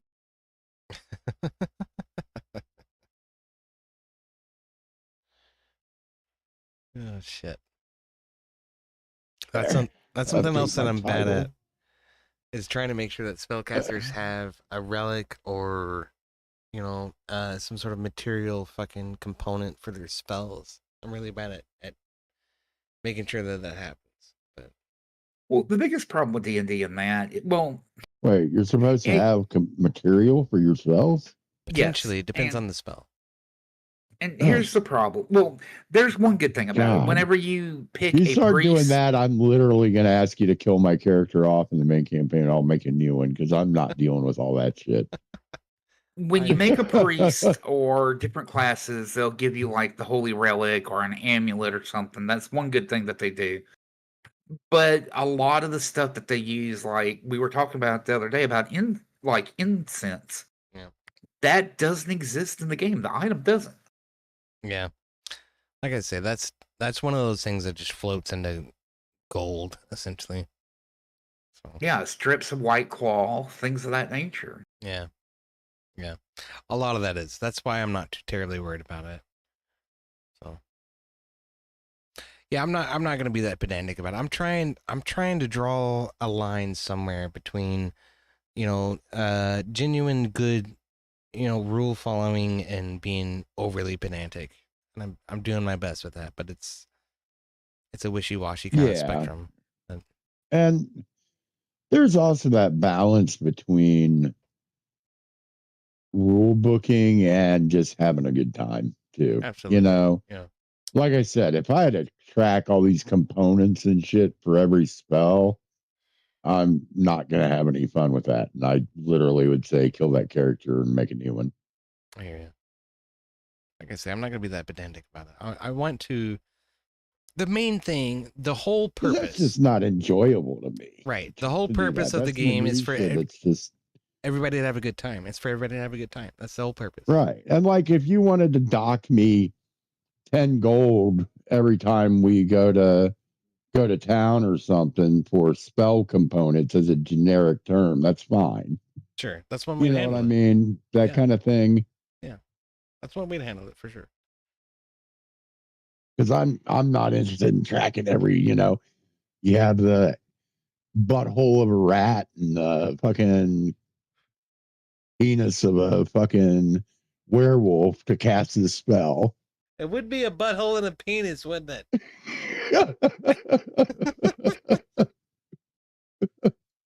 It's,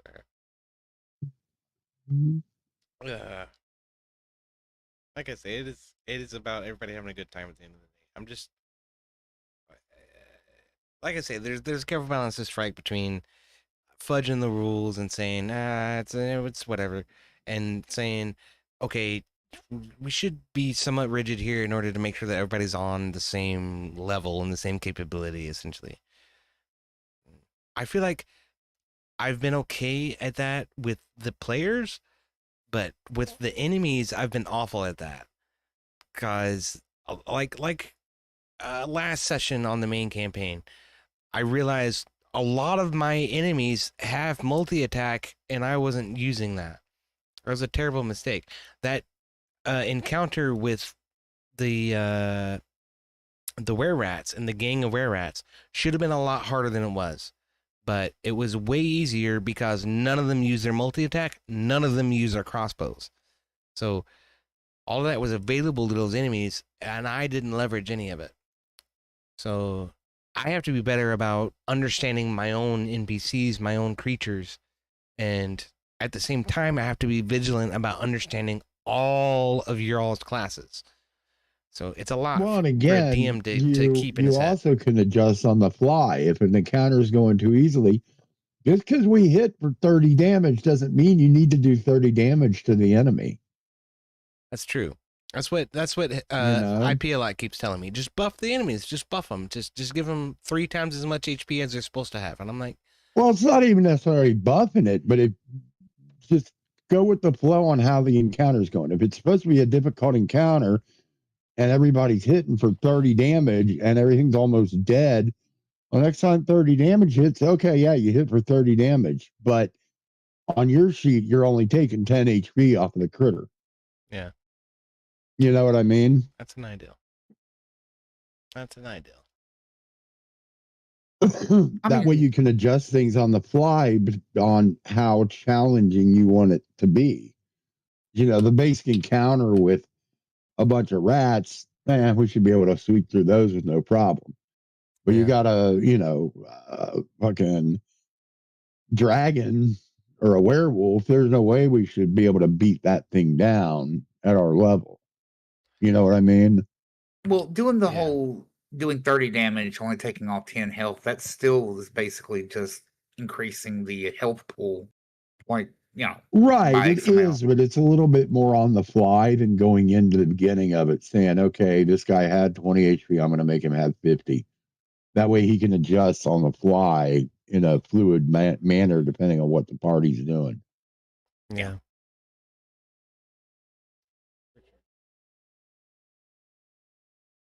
I may not have ever DM'd before, but I have some ideas on things like that. That's an idea. Yeah, it's all about balancing statistics at the end of the day.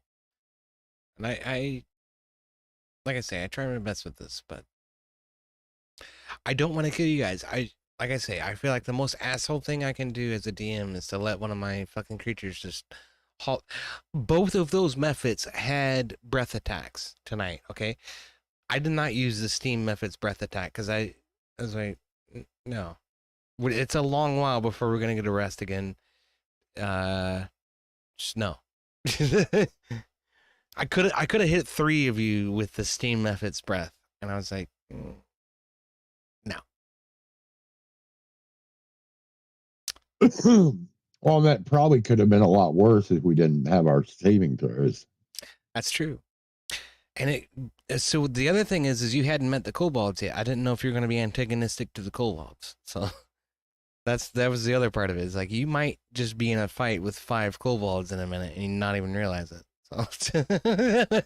And I seriously consider like I said, there's a reason I moved my token behind Vipo. He was real close to getting a scimitar through the neck. You would have killed him. He doesn't have nothing for a stat sheet. That little dude is nothing. He was real close. If he'd have had anything on him that looked valuable, he'd have been dead. Well, breaking the fourth wall. There is some valuable shit on that dragon shrine. But some dyes, some gold, some emeralds. If you take any of that, Meepo will become antagonistic. But on the dragon in that room?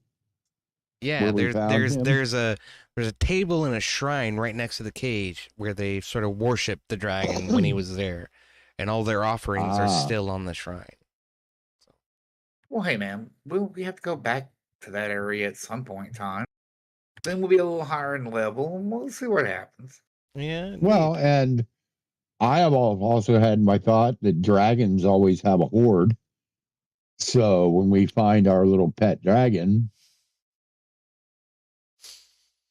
some things might happen. That dragon was in captivity. He does not have a horde. Some things still might happen. Because I might just get pissed off that he doesn't have a horde. Hmm.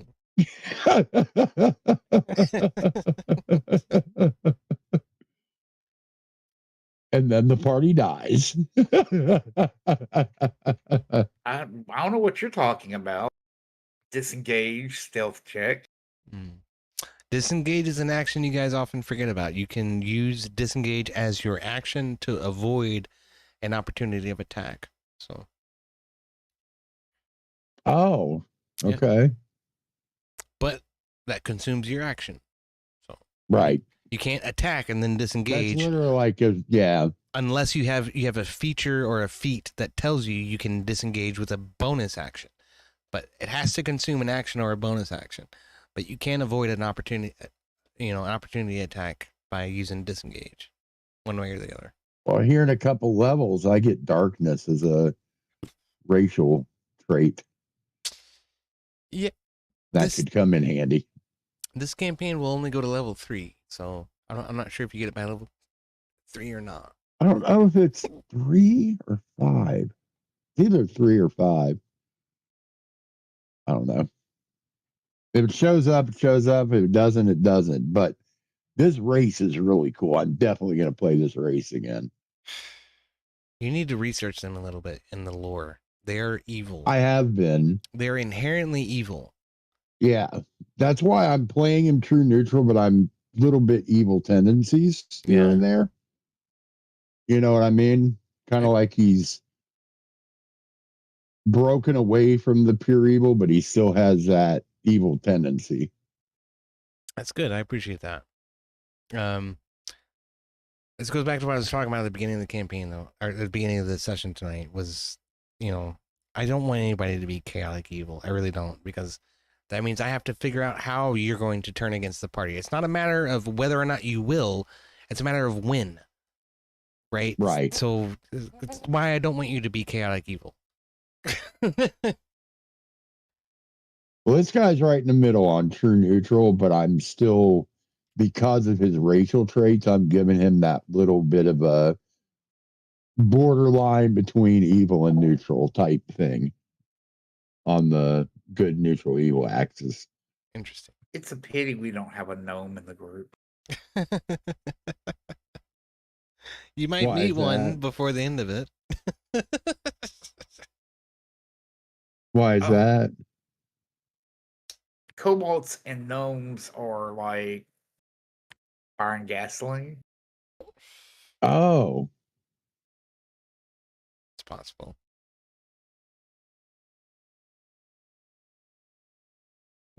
their gods did something to other gods. Yeah, from what I was reading, the Drow elf are kind of like very like feared by everybody. It's because they're evil. Yes. The Drow Elf were, I think, you can correct me if I'm wrong, Heavy, but I think the Drow Elf were playable before Orcs were. In terms of like editions. Like second edition, you could play as Drow Elf, I think, but then come third edition, you could play as a half orc. And then come fifth edition, you can play as a full orc if you want. But the Drow Elf and the orc are like the cannon fodder. That those are the mindless fucking fodder that you don't care anything about. And they don't have any real culture that's redeemable or anything like that. They're just evil. They're just evil warfaring fucking creatures that you're supposed to want to kill.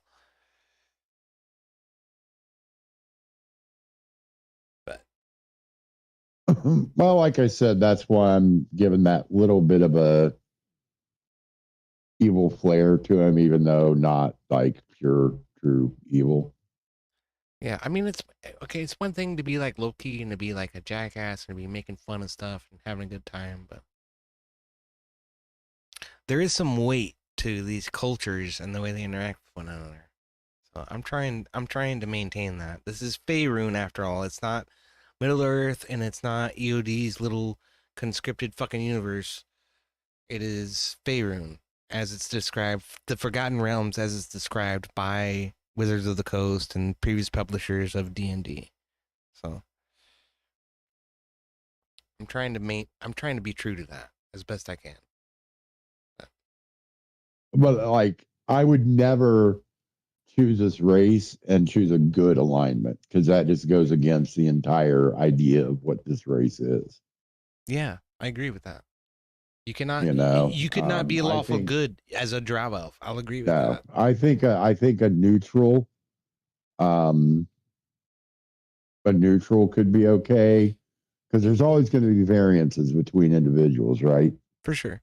So I would say a neutral, but always have that little bit of a touch of baddie, you know.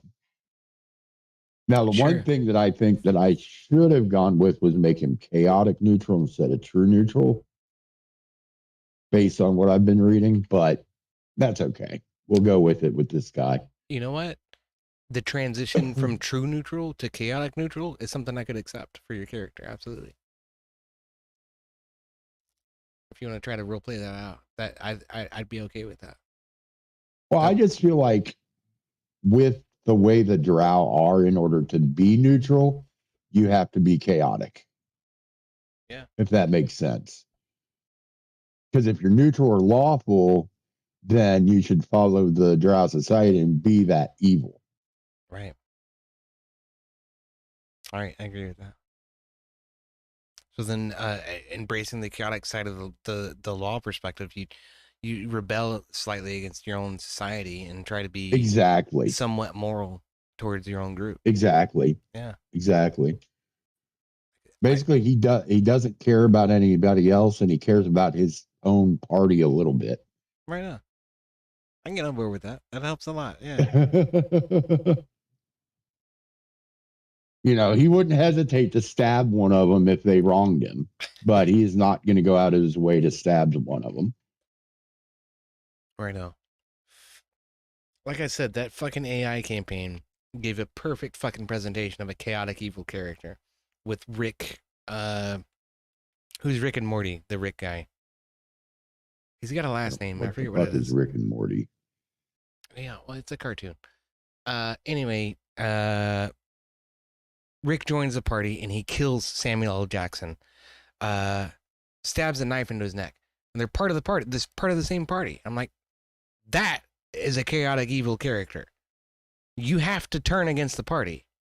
That's what chaotic evil means, is at some point you are going to turn against the party. Right. So I don't want that to happen. You guys are supposed to get along and just like hang out and be cool, and we're supposed to have fun together. You're not supposed to become antagonistic to one another. But I don't Well, like I said, I knew going in I wasn't going to make him evil, Yeah. but pretty much if I keep, whether we keep this character going or if I play this kind of race again, Sanchez. I'll Rick basically Sanchez. play it the same way. You know, that chaotic neutral with the borderline on evil. Right now. That's a good way to do it. Otis Driftwood over on fucking Rumble. I'm sorry, Otis Driftwood. My goodness. Otis Driftwood. Hey, you got a lot of chats to track. I know. I'm sorry. Otis Driftwood contributed $2. I don't have timestamps on fucking Rumble for some reason. Can I get some timestamps? I can't. But he donated $2. Two across the eyes. Mo. I'm not sure what that means, but I am going to make a note. So, what is it? I think. Yeah. Lowerclass has one, and now there's an open one to the party, and there's a third open one. What happened? Yeah, no.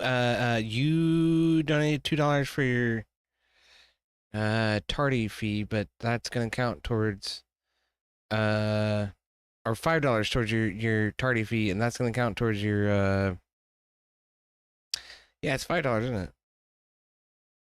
What was Drifted donated $2 to the stream? I do appreciate that. Was Drifted, but lower class, you have a reroll.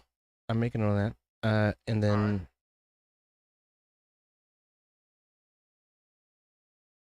there's another reroll from Matthew Hill that you all need to determine who it goes to. I should not have said that. I'm sorry. That I should edit that out of the fucking video. I'll tell you who that is. Uh, EOD. that's Matt. That's who that is. Is Matt. Matt gives us another reroll. Yeah, he's good, folks. But I'll let you know who that is off Okay. stream. So in the future, you can just call him by his screen name. That would be helpful. Thank you. Yeah, man. Steam that to me. That'll be fine. Yep.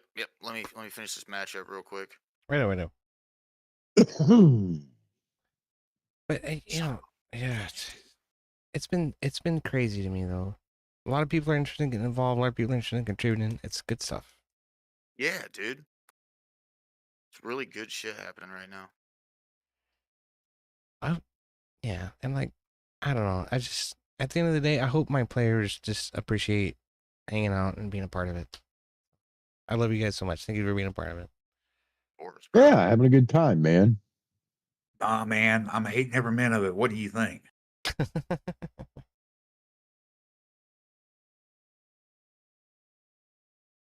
We can tell, Heavy. Yeah, I know. Holy, dude, that was so fucking tough, bro. We were stuck in overtime for like 5 minutes. That's insane. They just kept coming. That's what she said. Yeah. 45 seconds. Why is it all over my face? I'm drowning. Blah blah blah blah blah blah blah.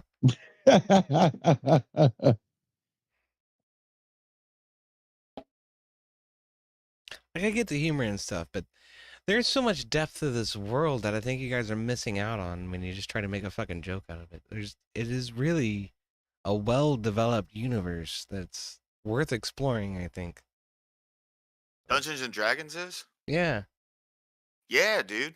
100%. I'm interested to learn more. I mean, this was literally my first time ever doing it, so. Well, like I said, I've been doing some reading here and there on different things. Like one of my criticisms of fantasy worlds, right? Like when I look at like Harry Potter, look at Sword of Shannara even. Like I feel like these are shallowly developed worlds that are sort of dependent upon imagination more than, recitation. And when I look at Tolkien, I'm like, there's all the fucking details that I ever needed to know in order to create this world, like inch by inch and, point by point. Like there's languages that Tolkien developed and this, that, and the other thing. Like when I look for a standard of what a fantasy world should be, I look at Tolkien. And when I compare Dungeons and Dragons to Tolkien, I'm like, it's pretty comparable. There's a lot of detail. Well, I think there's a lot of truth to that. There's a crossover of that same idea in sci-fi. I lean more heavily on the sci-fi side of things, and I prefer universes that are more fleshed out, like the Star Trek universe or the Stargate universe. They both have a lot of lore and backstory to it all. Absolutely. There's a lot of fan development involved in those universes too that helps a lot. Like I found maps of the Milky Way galaxy about Star Trek that say this is the Delta Quadrant, this is the Alpha Quadrant, this is the Beta Quadrant, that's the Charlie Quadrant, right? Right. And it says here's where Romulus is, here's where Vulcan is, here's where Earth is, and here's Cardassia, here's the wormhole with Bajor, and the pipe out to the Gamma Quadrant. That's what it is. It's not Charlie, it's Gamma, for some reason. And yeah, like that's because it's not phonetic, it's Greek. It's on the Greek alphabet, so Alpha, Beta, Gamma. Right on. That makes sense. Alpha, Beta, Delta, Gamma. Sorry, Alpha, Beta, Delta, Gamma. Right on. Well, that explains that. But yeah, man, like I've seen all that mapped out. Yeah, you're right. Star Trek has some super deep fucking lore. But I think a lot of that is fan developed. Rather than Gene Roddenberry has a lot of deep lore too, believe it or not. I do believe it. What else has a bunch of deep lore is Fallout. Yeah. That has a cool tabletop as well, apparently. I was thinking about it. Like I thought about doing, if I was going to do a sci-fi tabletop, I think I would do Fallout, and then Twisted said he wanted to do Stargate. So those are two potential sci-fi tabletops that we could get into very, very soon. Dude, I'm down for Fallout, bro. Holy. I'm fairly actively working on my Stargate one. Right now. I'll be more than happy to yield the fucking DM spot to you on that one. Because I've got too much shit going on already. So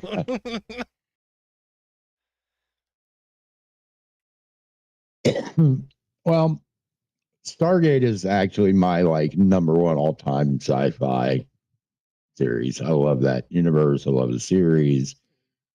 I think it has more basis in reality as far as it could really happen. You know what I mean? Yeah. Star Trek is great sci-fi, but it's so far, thousands of years in the future. Stargate could happen tomorrow. Potentially. If we find a Stargate buried in the Egyptian desert somewhere. Right. And who's to say there's not something like that out there? Perhaps.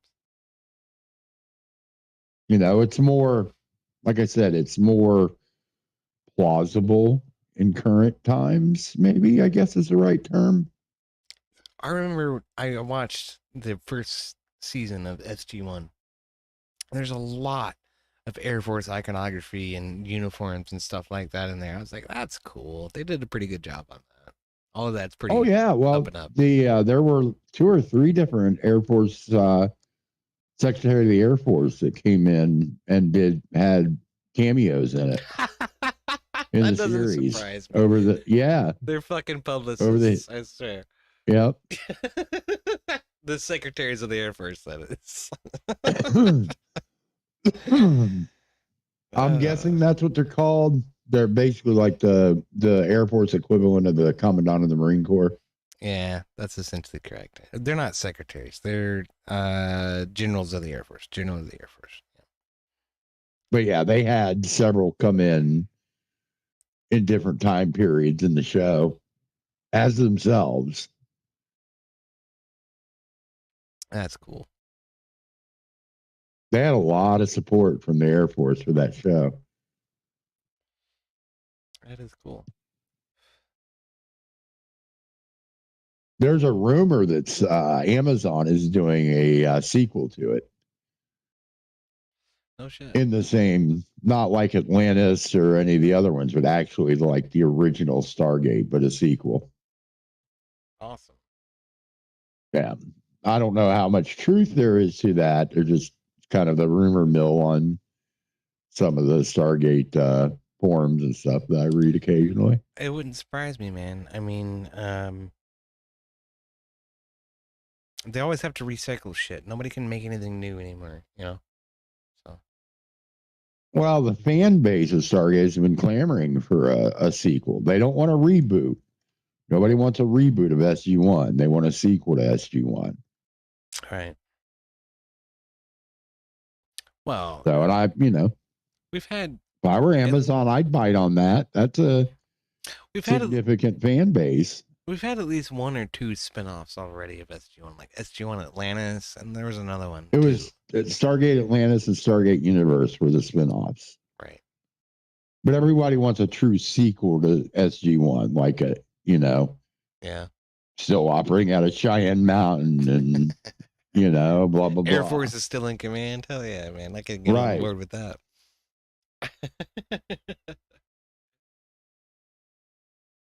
Although, if you think about it, they would have to retool it and make it the Space Force in charge now.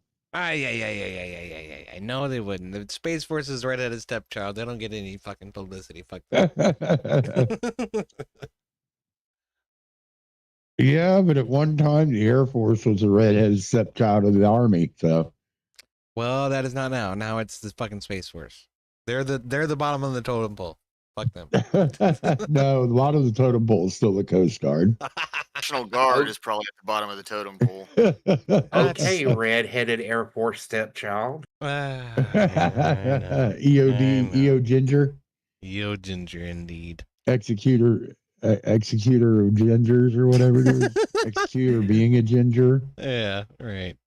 The Ginger of deities. That's what I am. Yeah. I still think it should be Eater of Deities.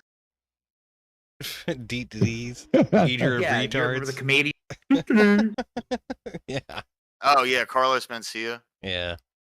The days, dude. Better than what Zach always calls you. I don't like that one. That's a bad one. The Eater of Dicks. That's a terrible one. Eater of Dicks.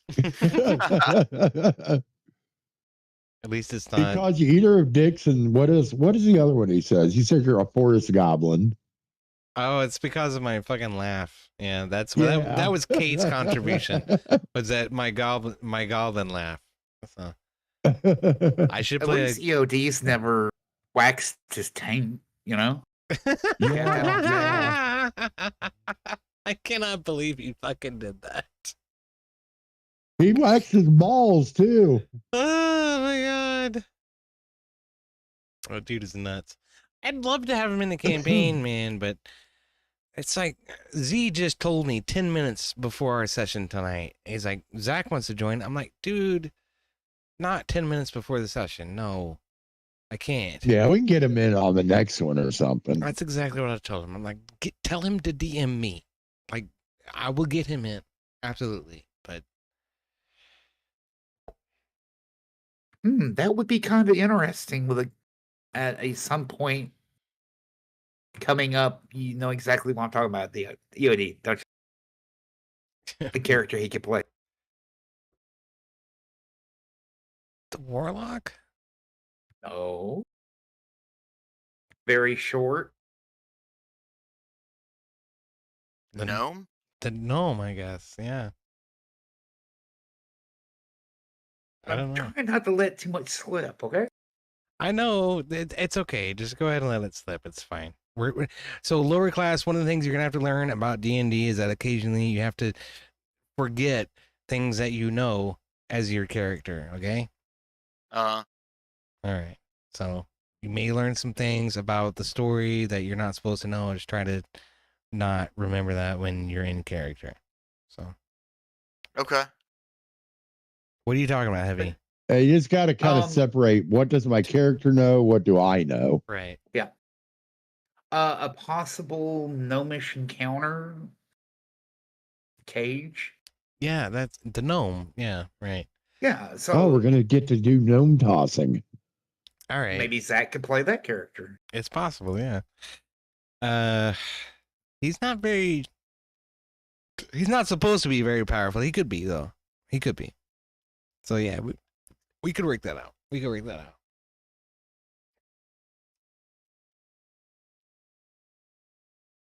Because you all, Or you could as just characters, replace the gnome with whatever character Zach decides to roll up. Oh, there's a funnier character he could possibly play if he. Like I said, I've seen this campaign played before. don't say anything about the second level. No, I'm not. I'm just saying. I don't know if he'd be okay with the gender swap. Hmm. Yeah, he could be that one. That's up to him. I'll talk to him about it. If he DMs me, I'll talk to him about it. But he could be the gnome. He could be that one. Either way, and he could be a completely different character that we completely just shoehorn in for one reason or another. Like I said, both camps, the gnomes and the goblins both have camps. You know about the goblins, you know about the gnomes. So both of them have camps, and they both have similar facilities. We'll say guard posts and a prison. You did not discover the kobold's prison, but there were several goblins in there. It was right next to the Usadrail's throne chamber. But the goblins have a similar one where you're gonna potentially find the gnome. So he could be anybody chained to that wall. There's several people in that prison chained to that wall. So there are ways to work people in. Like I find ways to work people in. Okay, like when in the dwarven encounter in the primary campaign, when Joe Weaver busted through the fucking secret door, there wasn't anybody supposed to be in there. I just put Joe Weaver in there. I was like, they're gonna come here eventually, so you just wait right there, and they will find you. And he was like, okay. Like, I'll try to make that happen as quickly as possible. Same with mine last week. Yeah. Right out. Yeah, you were waiting with the. Keep in mind, I know that dwarves. you said this is designed for 4 to 5 people, but if you had Zach in, it's not hard to do what I said and fudge the numbers on these encounters. I know. You can always adjust for it. You'd be surprised how difficult it is to manage some of them, though. Like, a lot of times, the way you're supposed to buff the encounters is just add more enemies. It's like when the party encountered the fucking dwarven gang, I had to add. It said put 3 were-rats in for each party member. I was like, dude, that's fucking 19 were-rats. Like, I have to go through all of these motherfuckers' turns. And then there's 4 giant rats up in the corner. Outside the box, like I was talking about, instead of adding more, just fudge the numbers. You know, Zach hits for 20 damage. You hit for 20 damage. I subtract 4. You know? Yeah. Well, right. Part of the problem with having larger parties are also the fact that you wind up having a lot of in-between action. Yeah. So a round, instead of a round taking like 3 minutes, it'll take like 7 minutes. Yeah, or 15. Yeah. Well, And I that's would playing still out. limit it, but like, you know, if you want to add Zach because he's, you know, a long-time member, I think it could be worked out. You know what I mean? I hear that. Z was telling me. You're the DM. Obviously, you're in charge, but that's what I would do.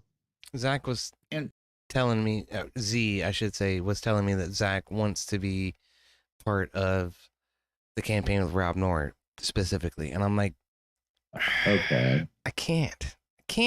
That one's pretty full. That one we've already, yeah. There's too many. There already. Yeah. Currently, the way it's set, well, I'll just say it. Magnus being able to heal multiple people and buff multiple people, we're already over the threshold of him being able to cover everybody. I figured. Here's a thought.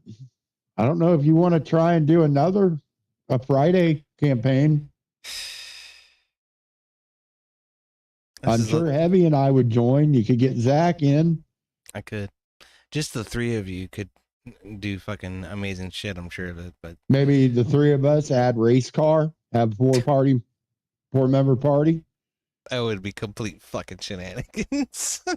Exactly. On a Friday night, all of us fucking drinking. Come on. Come on. Tell me that would not be epic gold. I'll tell you what. If we make at least $30 on the Wednesday fucking game, I'll buy the rest of Tales of the Yawning Portal and pick out a campaign I can do on Friday. Okay. Yeah. I'll pay for that. I'll tell you right now, I'll pay for that. Shit fucking fire. What am I getting myself And dude, anytime I don't have access to be able to give you money right now because I don't have a debit card until they give me a new one in the next couple days. But I will pay for that for you if you want to. I tell you what now, and I'll reimburse you or what you want to do. I'll tell you what is what I'll give you the 30. Heavy's been gifting me books and memberships on Roll20. You can gift me that book on Roll20 if you want. It's on my wish list. So I don't know how to do that, and I don't have a debit card yet until they send me that. Because I had that fraudulent charge, I had to cancel my card. I do appreciate the fucking gifts shit and stuff. Heavy, you're fucking awesome. Heavy's given me the core books that I've been needing in order to run these campaigns the way that I have been. hey man, I'm getting some out of it too. So hey, you don't have to thank me for it. I appreciate you so much, man. Yeah, like I said, it's on, and I'll play on Fridays too.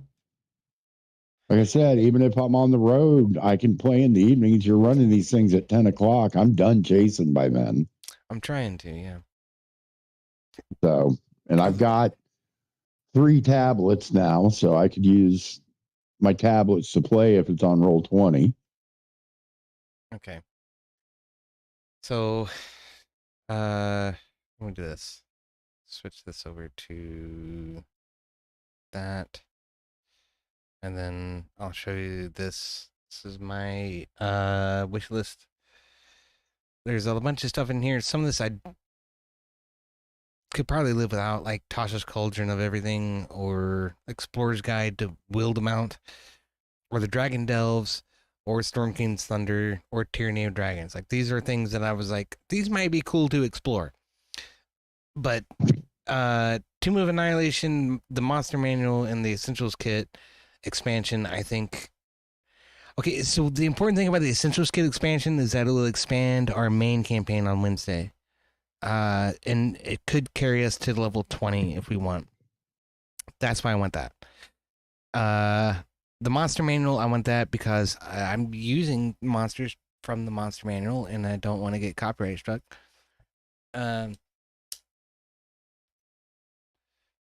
Tomb of Annihilation, Tyranny of Dragons, Storm King's Thunder, those are expansion modules. Tyranny of Dragons is a series of things, I think. And Dragon Delves is a series of things, I think.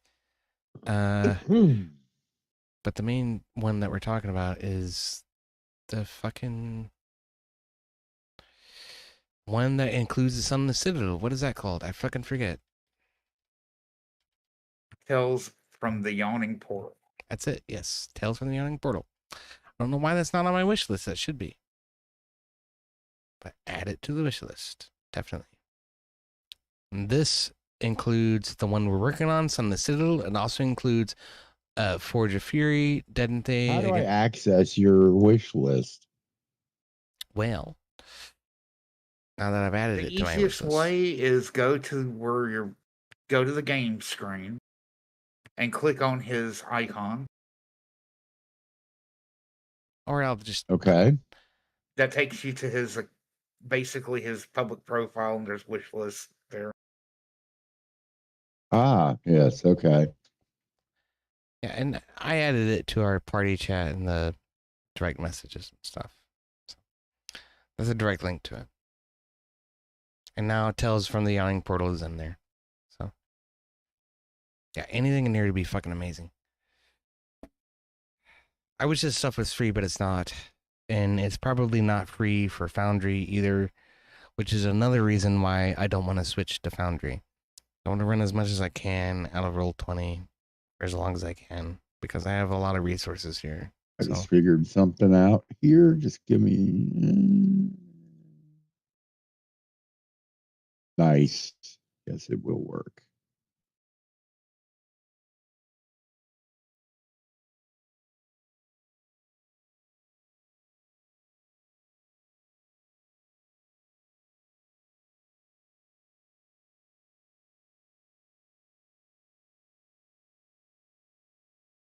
I could run high fantasy all day, every day of the fucking week, if you ask me. I love this shit. But I'm interested in sci-fi too, and I think sci-fi would be an interesting mix on the regular grind of it, you know? Because there's going to be a lot more different concerns about sci-fi than there is with high fantasy. So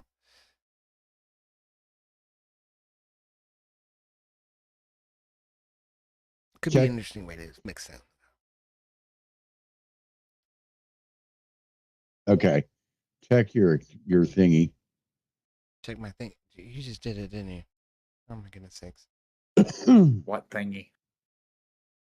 Don't His get big, banned. long 20 thingy. Oh, look. Oh my goodness. This is what fucking Twisted did to me the other day too.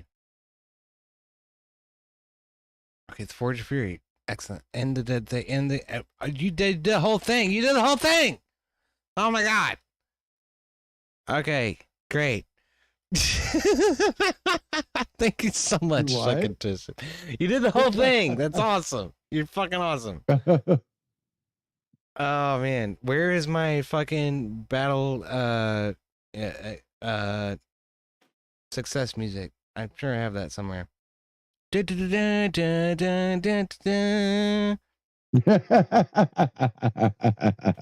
you so much, Heavy. You're fucking amazing. That wasn't me. That was I'm sorry. Again.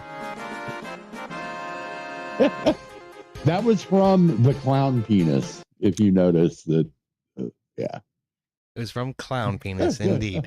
From Twisted Aviator / Naderhunter 21 on Twitch and Kick. Thank you so much, Nader. You're fucking awesome. Not a problem, brother. Oh, shit, fire. All right, now I have a whole bunch more stuff to look through and try to figure out how all that fits together. Yeah, in a couple days. Friday's coming up. Indeed. Indeed. Okay, well, normally it takes at least a week in order to get all the players to actually make a character. So I'll tell you that. But I know.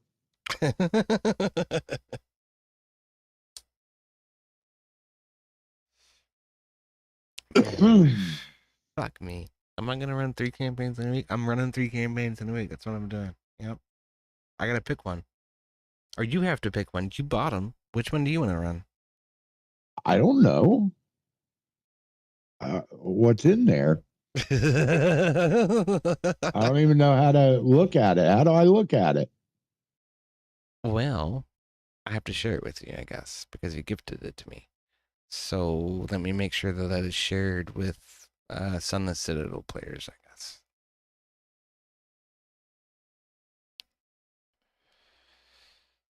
I have to make a game first, I think. I don't know. No? Okay. Okay. You guys are in there. Okay, hold on. Let me see. This is all the stuff that's actually available for me to share. That's insane to me. Wait, that one requires a purchase. Can you just show me what I own? For fuck's sake.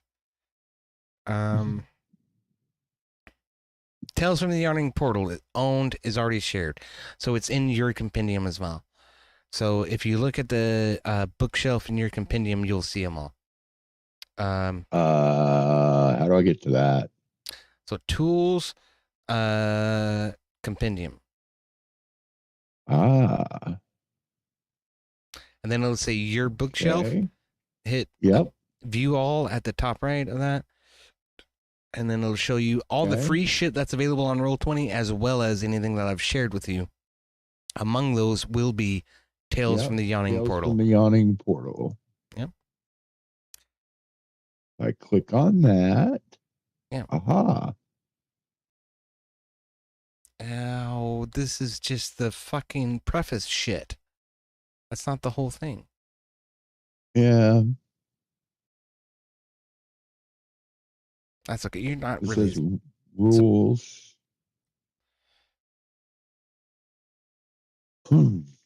magic items and creatures is all you get. I think. Yep. Hit next page at the bottom. It's credits. Next page. And it goes into the fucking Goes into the items. Yeah. Shit. Okay, so then go back to the main page, and then just the marketplace, and then Tales from the Yawning Portal. It'll tell you all of the adventures that are there. I have Marketplace. I have fucking all the shit that's necessary for this. But what it does is it gives me a series of add-ons to add to any game, which contains a module. This is an adventure module. Each of these are adventure modules. So, for instance, it says this package includes Forge of Fury, Sunless Citadel, which is a module we're playing, Dead and Thay, Against the Giants, White Plume Mountain, Hidden Shrine of Temoikrin. I don't know what that is. Tomb of Horrors, and then there's a compendium and an art pack. The compendium is what we were just looking at. The art pack is some maps and all that, and the tokens and stuff, and the NPCs. So essentially, each of these other things are short adventures that I can run for you guys. Forge of Fury is like Dwarven based. Dead and Thay is probably Elvish or Drow based. Against the Giants is Goliath or Giant based. And I'm not sure about the other three. Tomb of Horrors sounds terrible. The Hidden Shrine of Temoikrin, I'm not sure what that is. I have no idea. And the White Plume Mountain, I'm really not sure about either. What is there one that's going to start us at maybe like level 4 or 5? Sure. I'll tell you what. I'll spend some time looking over it, and I will let you know everything I know about. Because I'm enjoying this with the low level character. I'm going to give a little higher level character a try just to get more stuff that I can do. You know what I mean? Just to learn. I think that playing a little higher level campaign would do well for me, because the more I'm looking at it, is the more I play D&D, even though it's not the same universe, the better I'll be able to run my Stargate campaign. Absolutely. So our main campaign, you already started at level 4. I think Forge of Fury starts at the same place, at level 4. If I'm reading this correctly, Dead and Thay goes from 8 up to 10 or 11. Against the Giant starts at 10 or 11 and goes up to 12 or 13. White Plume Mountain. Well, we've got this one that started at 1. We've got the other one that started at 4. Let's do the one that starts at 8. Okay. Let's see. So Against the Giants, the 3 linked adventures that make up Against the Giants were created and originally released in 1978 during the time when Gary Gygax was still writing the player's handbook for the original Advanced Dungeons & Dragons game. Despite being, in a sense, older than the game itself, these adventures continue to hold a special place in the hearts and memories of D&D players of all ages. Starting level 11 for Against the Giants. Okay. And go there? Yeah, that works. Okay. Let's do it as level 1. No, we're gonna have to do. You have to We do need it. like a 30 party game going, 30 level ones. To like little survive a fucking level 11 Chihuahuas enemies. nipping at shit. Yeah, pretty much. And like 9 of you are gonna die in the first encounter, but That's okay. There's still 21 of us left. oh shit. Running in like your Naruto at Area 51. Oh, for crying out loud. They can't kill us all. But yeah, with Tales from the Yawning Portal, this will give me all the maps and all of the NPCs and all of everything that I need to run that. Good. So Good purchase then. It sounds like we got some other campaigns you can run out of it too. absolutely. There's So 1, 2, cool. 3, 4, 5, 6, 7 of these that we can run. We are already running Sunless Citadel, so there's 6 others that we can run in addition to what we're Cool. already running. So $25 well spent then. cheers to that, brother. All right. My goodness sakes. I have created a monster, I swear.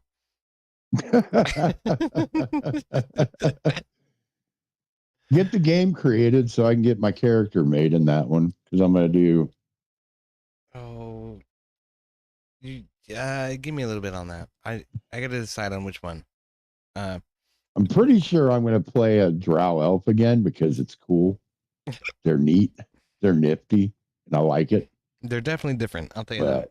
But I don't know what class I'm going to play. I was reading there are a bunch of classes that don't show up for us. That's true. Yeah, there are a lot of Yeah. expansions and add-ons that will add classes that I don't have. So what we're working with is from the player's handbook. Because I would really love to play a drow elf assassin. I bet you would. Yes, I would. Interesting. What does that come out of? Or is that something that I need to That- buy?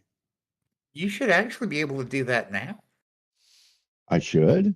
Yes, what it would be is you would be taking your drow elf, you'd be taking the rogue class and then subclassing after level 3 as an assassin. Oh, okay. Well, that's what I'm going to play in this new campaign, EOD, just so you know. Yeah, level 3 is the threshold when you get to start subclassing. Okay. Right. That's true. In 5e, that's how it works. So, yeah, that's what I'm going to take. That's what I'm going to do. Just so you know. All right. But yeah, as far as players go, that just sounds like a nasty character to use. it does, doesn't it? It does. That's why I picked a drow elf assassin to go after fucking Magnus. Well, there you go. I was gonna say, like, do you want to play Gelnay Maxwell? I mean, You could. Definitely not with a name like that.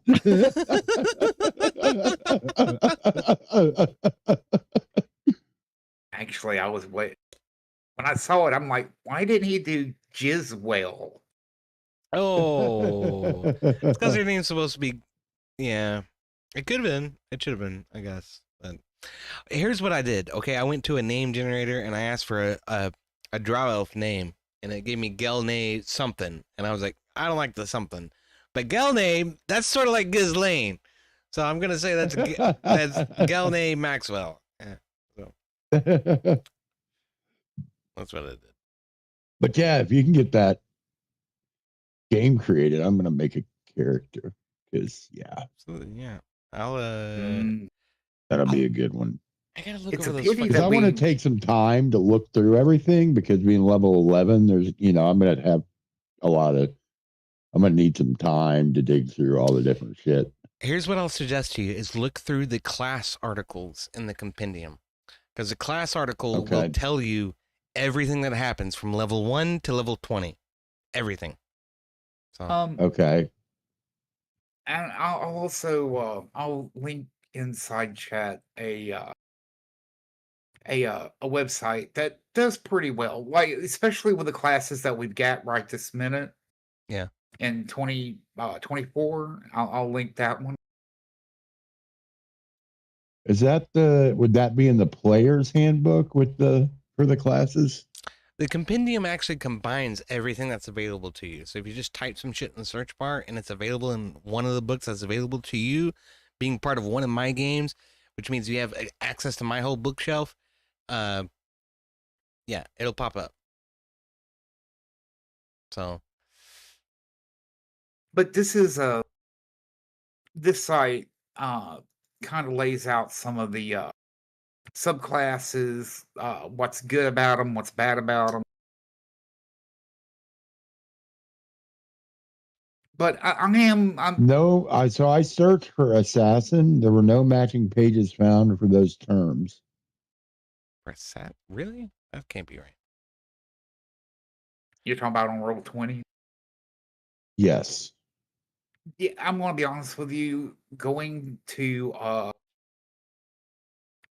DnD, a lot of the times you're gonna get the information more readily because Roll20 really locks information down behind paywalls. Right, but if we don't have access to it, then I can't play that class. You should have access to it though. It's not a class, it's a monster. An assassin? An No, it's assassin a class. It should be a subclass of a rogue or a monster.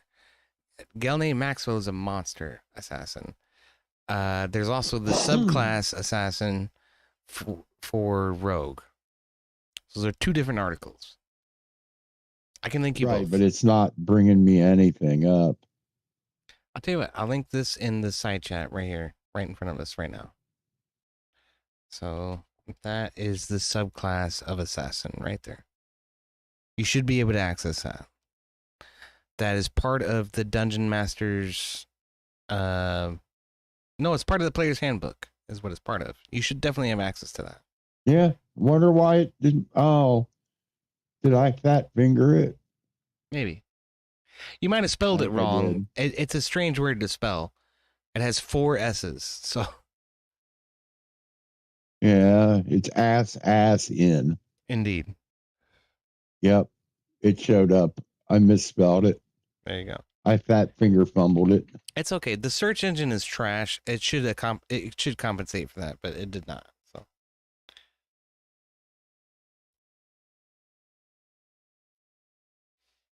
Initiative, you have advantage on initiative rolls. Surprising strikes are your first round of each combat. You have advantage on attack rolls against any creature that hasn't taken a turn. well, keep in mind this is a subclass to a rogue. Rogue, right? So you get everything that goes with rogue plus all this shit. Right.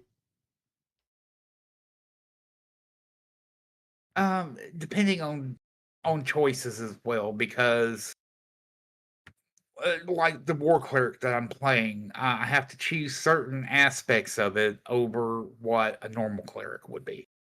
Yeah. In the beginning. And also some of the attributes that's given on on each class, they may be high end attacks and feats and spells and all that too. Oh, For sure. man. Yeah, that's some pretty. Yeah, this is definitely what I'm going to play in this campaign. Kind of like with a wizard that you're playing. When you get up to max level, you get wish. So that's a cleric. Wish is nuts. I was just watching that dude you told me about, Robert. And those guys got like scrolls out of a loot box from a chat contribution, and somebody rolled wish for one of those scrolls, and like Robert was like, "You cannot add that to your spellbook." No, you have that scroll. You can use it once. That's it. Yeah. I was like, now, damn. quick question. You haven't created the game, but I have the option for new build a character. Yeah. Can I build the character and then bring him into the game? Absolutely, So yes. I can go ahead and build the character. Yes. without you making the game. Yes. Okay. Go ahead and use the 2024 character sheet. That's what I usually use. I'm not committed to the level 11 fucking module yet, though. But if that's what you want to run, I'll run that. You bought the That's book. kind of what I want to run, because I want to be somewhere in that. Like I said, I want that. I'm getting the real low level experience, the kind of mid low. This would kind of be more of a mid high. Yeah. Okay, yeah. Then go ahead and build a level 11 character. We'll plan on that. For the Okay. As long as you're cool with it. I mean, it's your campaign. It's fucking You're okay third with running it. campaign. It's a third campaign. Oh my goodness. You said you wanted to be a full-time DM. Let's fucking go. Let's make it happen. I gotta make money at it in order to do that, and I didn't make any money The more tonight. you do it, the more money you're going to make, right? Hey, well, here's a question. I mean, Friday night, I would say would be a big night, I have my doubts. especially with the crew you're going to have. Most people are gonna be distracted with other shit. Okay, there's Well, verbal combat happens on Friday night. Okay, everybody's interested in other shit that's going on Friday night. I don't know, man. We'll see. I'll try it out. I mean, you could do the one shot on Friday. Start off with level 11. A one shot level 11, huh? I'm not really interested in doing the one-shot stuff. It might be cool. It's just start to finish in a single sitting, but that means we got to move fast. That means there's not a lot of fucking prelude. So I don't really want to. I don't know. I'd rather do an actual campaign rather than a one-shot. what you're doing right now, okay? A lot of veteran D&D players would consider a one shot with the Sunless Citadel. Like if I sat down and I was a veteran fucking DM and I had all veteran players, we could do that in 4 hours. We could do the Sunless Citadel in 4 hours. It is possible. I mean, with this group, we could have done 6 hours. Well, under 6 hours. Maybe. I would rather stick to our original plan, honestly.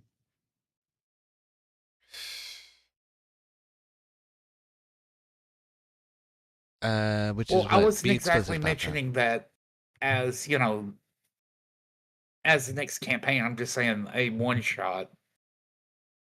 Testing out how Fridays are. That was all. that. Yeah, that's an ideal.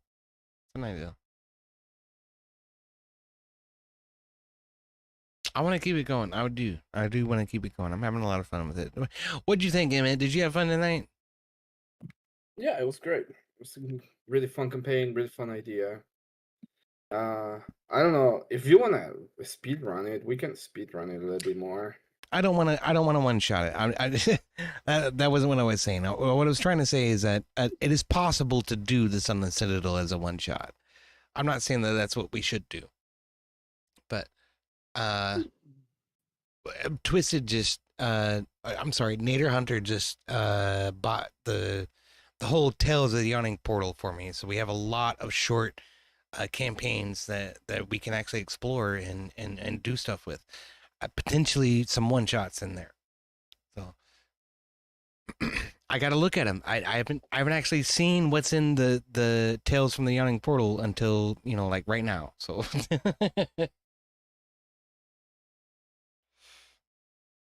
Yeah, and I was just throwing shit against the wall, I hear you. A lot of that. It's gonna take a lot of that. It's just so fun. It's just crazy. I cannot believe there's been so much interest in this stuff. It's fucking awesome.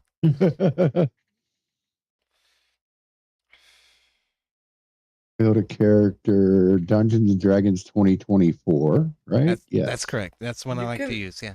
You can probably make a living out of D&D, but it's gonna take a long time, and you're probably gonna need some big personalities so that they draw the crowd. Have you ever seen anyone who used guy? Fucking idiot. There's some ones in here that weren't in Actition. Huh. Yeah, That's, all of the compendium should be available in your character builder as well. So Yeah. all the stuff that I've shared with you Arcade is Moon. available there. Do you know of Arcade Moon? Mercadium, I th- I'm not sure. The assassin is a rogue, right? Yeah. Right, that should be a subclass of the rogue. Yep. Well, what he did was pretty much get a bunch of B2vers and a bunch of people. And he was like making a huge amount of money at one point until the accusations attacked. You know what kind of accusations we're talking about. Of course. Okay. You know, sexual assault and all that. Sure. Well, yeah. So, but what he did was he pretty much got a bunch of people to play his campaigns and got like a bunch of noobs from Twitch, and they brought up like a lot of interest for the game. So what you have to do is pretty much the same thing. You have to find people like Well, Rob Nor, people like Emmett, Speakeasy. you are my fucking big draw to this campaign right now, okay? It's you. Me? Yes, How are you talking in about lower that? class. As you in lower class. That's what it is. I mean, Hey. Dude, I am smaller than you are, dude.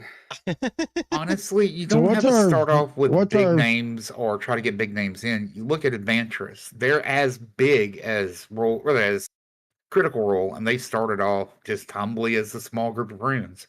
Indeed. Yeah. I mean, So what's our Friday going to be? Me, Zach, race car, and heavy? Is that what we said? It could be. You all need to get with me. We need to coordinate in DMs. We'll figure it out. Yeah. It is I'm nothing down in for it. stone yet. Okay, this is an ideal. I cannot believe I'm entertaining a third campaign. Y'all are fucking nuts. I'm gonna go crazy trying to keep track of all the fucking lore and everything. But I'll try. yeah, that's a big problem. A big problem is trying to keep track of all the crap we're pulling out. Mm-hmm. I'm doing my best. I have a big list of fucking notes for the dip campaign on Wednesdays. Just that one. A Well- big ass list of notes. I'm like, Friday, I'm gonna be honest about Why can I Friday. not? Friday is a big day for a lot of people, and it's gonna be a competition. Okay, that's all I'm saying. that's what I was trying to say. It's like, I don't know if I'm really gonna pull a lot on Friday. Like, I'm trying to do this on days other than Friday. Specifically for that reason. I mean, I'd be open to doing Thursdays. Yeah. But on Thursdays, Critical Role goes live, so there's not any organic D&D fucking audience to try to pull. Because all of them are going to go watch Critical Role. I mean, really, any day is fine. Every day, any day is the same as the next for me. I have never ever listened to Critical Role, so what can I say? Now, I can't add. Why can I not add? Select your species, and I pick elf, but high elf. Oh, you know what? Wait a minute, elf 2024. Let me see if that does it. Perhaps. Or you cannot I have gotta pee. I'll be right back. No, I can't add it.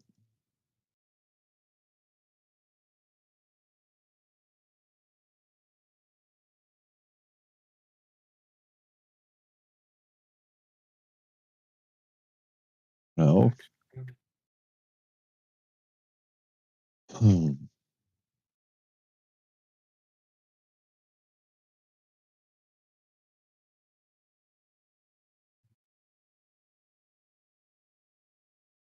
Oh, So you're trying to create an assassin, right? yeah. I mean, I can add the assassin. I just can't add Drow, but it let me add it in Sunless Citadel. We did that.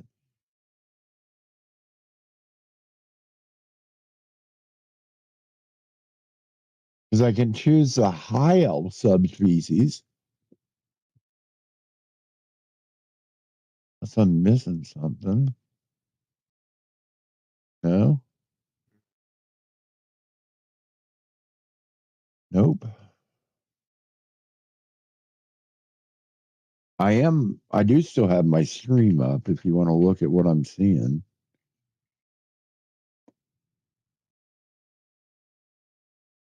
I think there's a problem with them. There's a problem with the spells, but not with the actual like class. No, I can't. It's not there. It's literally not there. Yeah. So I can pick elf, and here I can pick high elf out of anything. It's a class. It's a class. It's a subclass to your class. You have to pick rogue for a class. Not assassin. Not assassin. I can't pick the race drow. Oh, like I Okay, did so in, hold on, in the Sunless Citadel. Okay, so you got the race. All right, so you got your species. Hit next. I think I gotta let my dog go pee. Okay, now Sorry. go back to your the species. See if it doesn't allow it.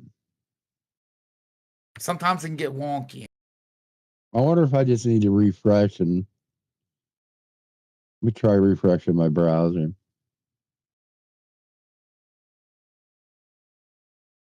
Now, are you trying to create a 2014 or a 2024 character? 2024.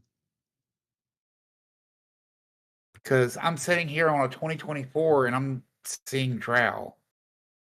Could you Elf. possibly hit 2014? Okay, so I'm hitting elf. There's no choices. Okay, Elven, now, wait a minute. okay. Elven lineage. Here it is. I found it. It's in a different place. All right. I found it. We're good.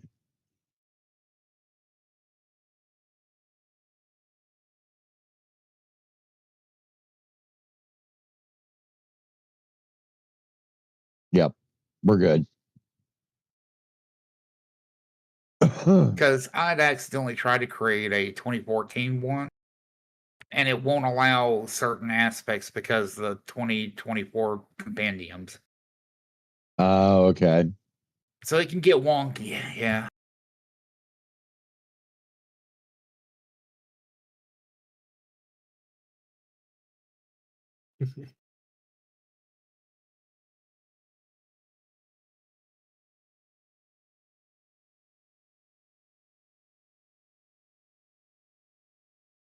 How's your other campaign doing in terms of viewership and stuff like that? Oh well, he's not here. Oh wow, yeah. No.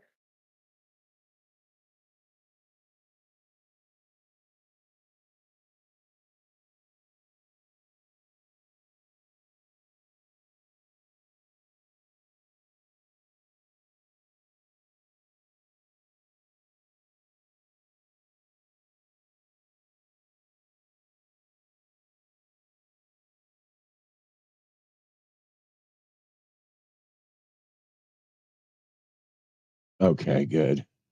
Okay, we got it.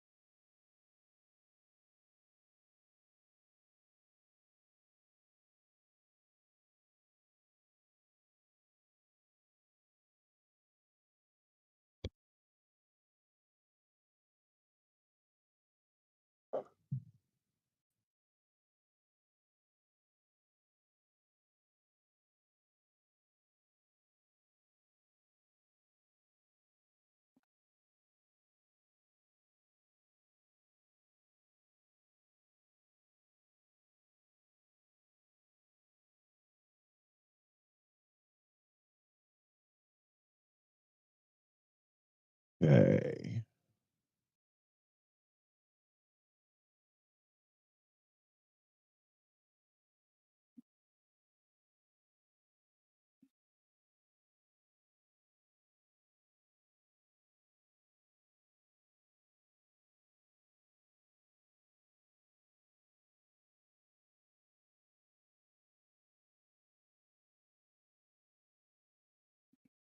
Take it. Fuck.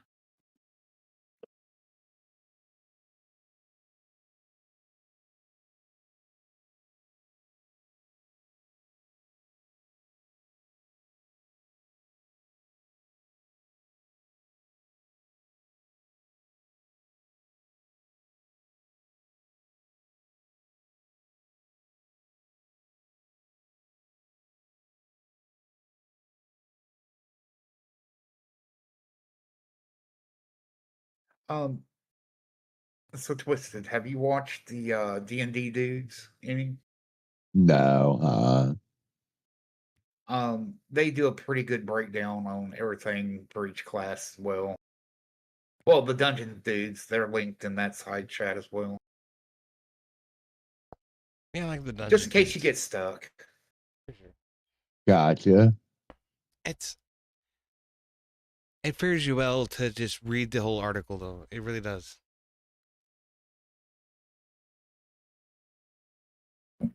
How's your other campaign doing in terms of viewership, UD? The Wednesday. What are you asking? How's your other campaign, the Wednesday campaign, doing?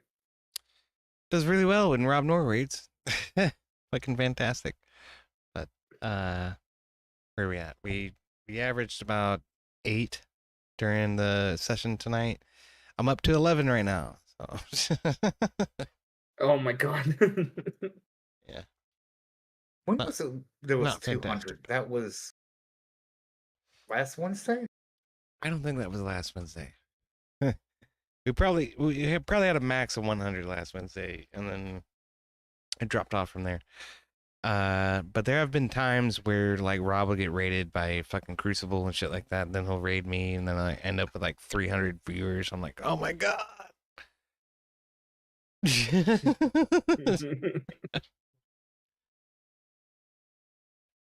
I will be right back. I want to get another glass of scotch. Your channel is monetized, isn't it? My channel is what? Monetized? Monetize? No, actually, it is not. I don't have 500 subscribers yet. So I have 260 subscribers. I need 500 subscribers in order to allow people to super chat and stuff like that. So please like and subscribe. If you have not liked and subscribed, do like and subscribe. Thank you.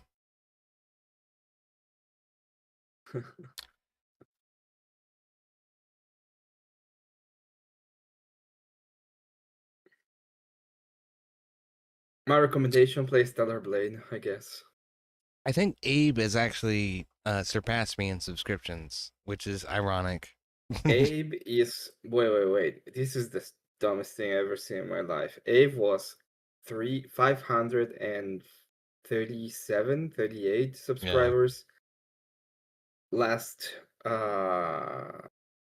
Friday. On Saturday it went back down to 430, and he's at 380 right now. Ah, that's terrible.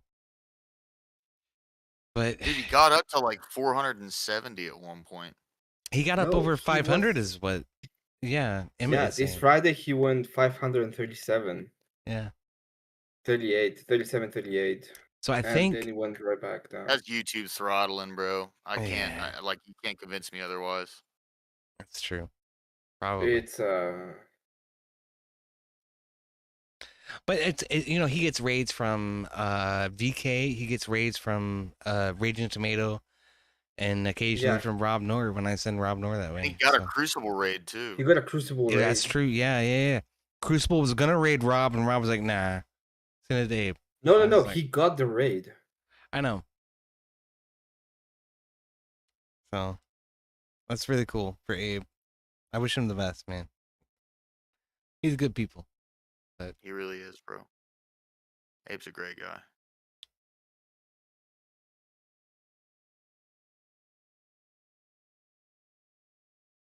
He's always doing everything he can to support like like everyone around him that has like a smaller channel. You know what I mean?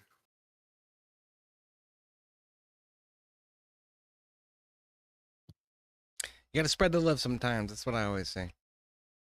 Rob was worried about raiding Just White all the time. And I'm like, brother, ain't nobody else live at fucking 3 o'clock in the morning. So Well, Look, Don't she feel got bad fucking about it. monetized.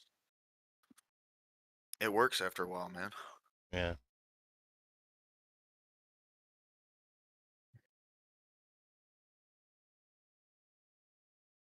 Look at this fucking dog, I swear. He just sprawled out with his fucking balls as wide out as he can fucking make them. He ain't got no balls, but.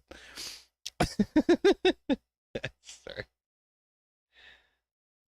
If I could lay like that on the beach, I would. I'm not gonna have to put my dog down Oh, like real soon. that's awful, man. I hate doing that. I just had to do that with Ozzy last July, a year ago. Yeah, a year and a month ago. So it's terrible. I can't live without a dog though. I had to have another dog. So my mama bought me one for Christmas. There he is. Yeah. We were actually going to go this week to pick up a dog and a puppy over in Georgia. Yeah. And lo and behold, they went ahead and, you know, He sold him sold without that you. puppy off. Damn, Yep. man. I've had very good luck by going to the pound. So I would suggest that to you. But We've had pound dogs, and we're specifically looking for another easygoing basset hound. those are hard to find. It's a highly desired breed for obvious reasons. So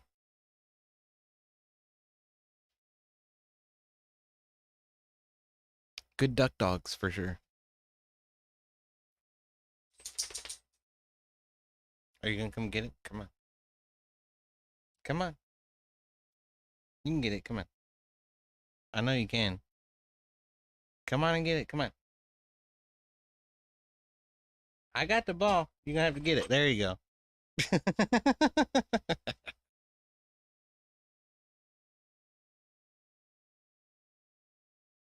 Goofy mutt. He likes chewing way too much. I'll tell you that. It's a little bit of an issue. He's my puppy dog. It's got one blue eye and one brown eye. I don't know if that's coming through quite obvious through the low light on my stupid camera. But I thought about naming him Spike Spiegel because of that, because I'm a big Cowboy Bebop fan. But I was like, no, I'm not gonna name my dog Anime. I name him Frodo. I give him this. You name him Frodo instead? Yep, I did. And I gave him a ring. Come here. Come here. It's amazing. The Spike would have been a cool name though. There. I'll just take your doll.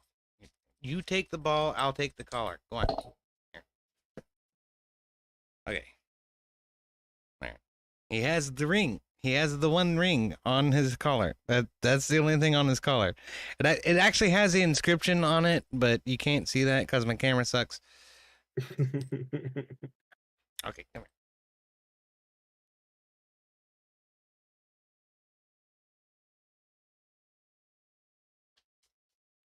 It's costume jewelry. It's only In worth the like old $8. tongue of Mordor. Yeah. He's the hobbit that's gonna take down all of Mordor. That's true. Gonna take down something. Not I'll tell long you what. ago, I watched The Fellowship again, and it's such a good movie. It still. is.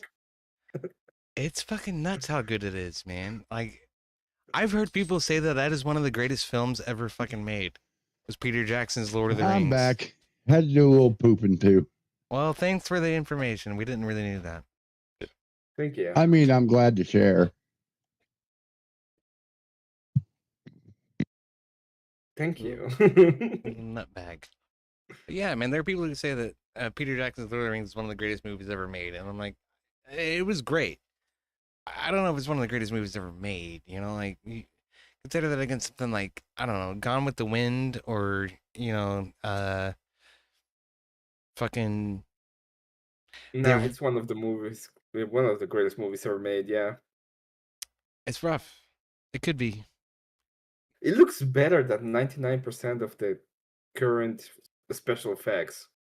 That's because they used a lot of practical effects. Like, I say this all the time. Like, I go back and I look at 1979, the original Alien, and I'm like, this shit is way better than most of the sci-fi shit that comes out today. It's because they use practical effects. It's shit that's real. It's puppets. It's molds. It's, you know, set pieces and shit like that.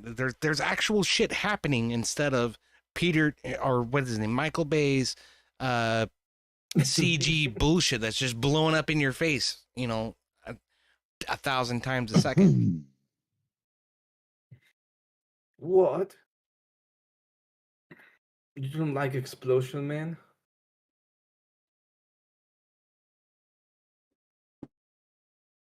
I like Explosion Man fine, but there's a time and a place, and he just completely fucking overblows it most of the time.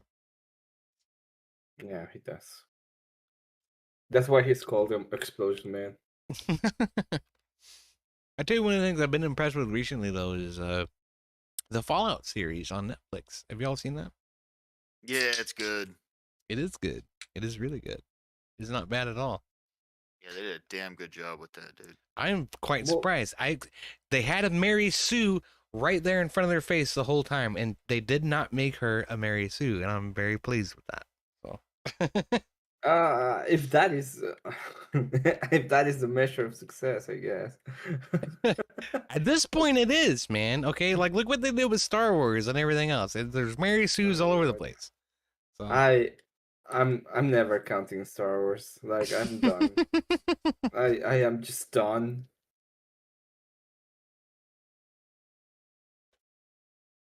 I know people are like, oh, it's not that bad. It's such a good universe. It's an excellent fucking universe. They just ruined it, is what happened with the Disney trilogy. That it's awful. It's the same thing that happened with the Star Trek, the J.J. Abrams Star Trek trilogy. They completely ruined it. It like Star Trek was always supposed to be like this philosophical, you know, ethical kind of dilemma, kind of really challenge your mind and your thinking and the way that people interact with the world around them kind of story. And then like they just turned it into Star Wars. It's just laser battles. It's like that's not Star Trek. If I wanted to watch Star Wars, I'd turn on Star Wars. God damn it. Well, would you say that that's what they did with Deep Space Nine, though, before Yeah. they did any of the other? Yeah, I would say that, but a lot of Trekkies really like Deep Space Nine because of the Dominion War and all of the fucking star space battles and shit. I'm like, Cisco's an intriguing character, but it's like right from the start, they declared that Cisco was the Messiah for the Bajoran. And I'm like, that just takes the piss out of everything in terms of like an ethical dilemma or something like that. It's just eventually Cisco's gonna come back around to this conclusion and fulfill the prophecy. And you saw that coming from episode 1. I'm annoyed already. Yeah. Okay. That's all deep lore shit though. That's lore master talk, as we like to say. Lore master. Mm. My dog is trying desperately to get into my cooler to get some ice. Your dog wants some ice? He loves ice. So like he keeps nosing the cooler in order to get the lid up so he can get in there and get ice. Like, will you stop? God damn it, that's for my beer. Just keep him away from Gnome and he'll be all right. He's fine. There's only one beer in there at this point. We're getting late into the evening, y'all. I did have a good time tonight. I thought tonight was a great success, though. I do appreciate you guys coming out and hanging out and being a part of it. It's good times. Yeah, dude, it was fun, man. Yeah, I had a great time. Yeah, Same up. that's what it's all about. As long as you guys are enjoying yourselves, I'm doing a good job. So.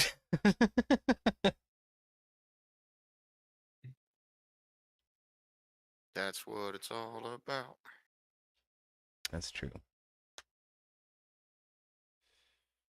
I'm like, I honestly, any criticism you guys have or suggestions that you have, he's going back to the damn cooler.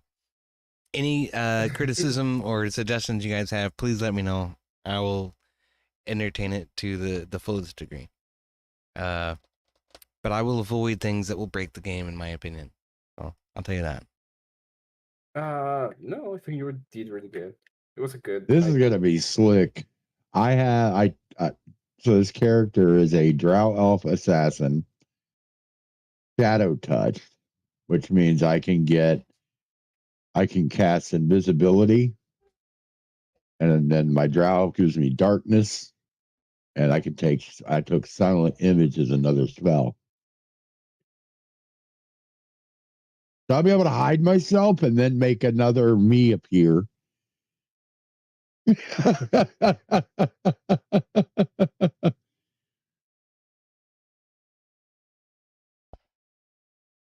Yeah, man, you can do a lot with a fucking illusion. What is it? Pretty cool.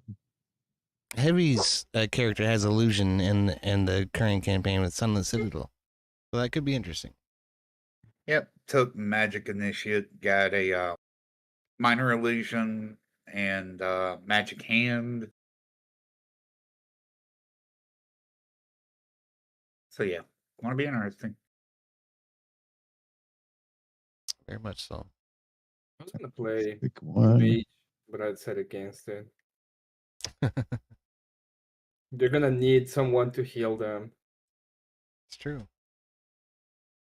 at some point.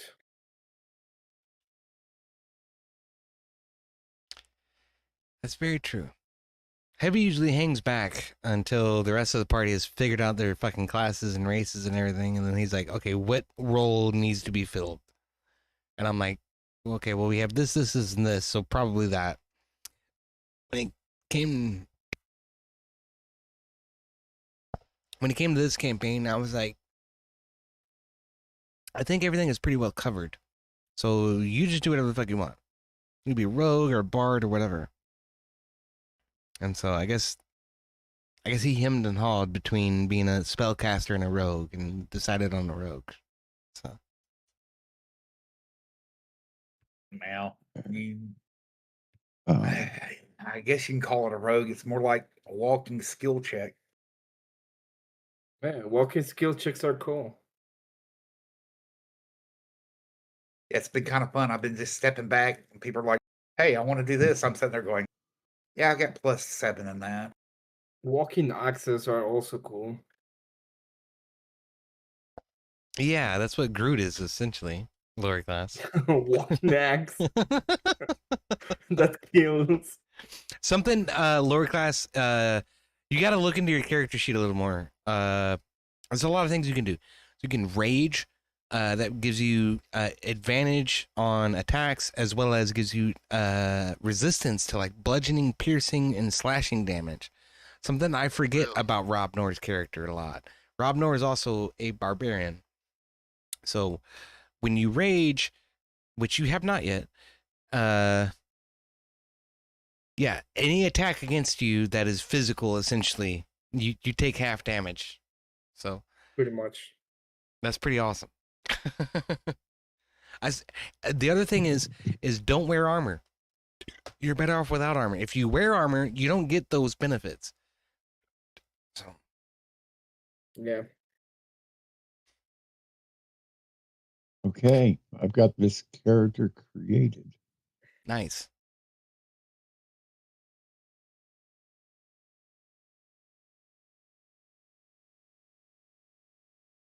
Jesus, 6d6 sneak attack.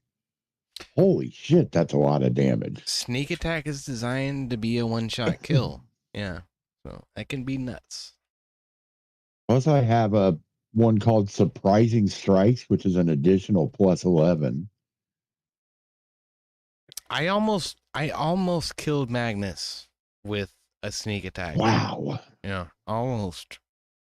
He is the most powerful person in the main campaign. The hardest person to hit, I should say.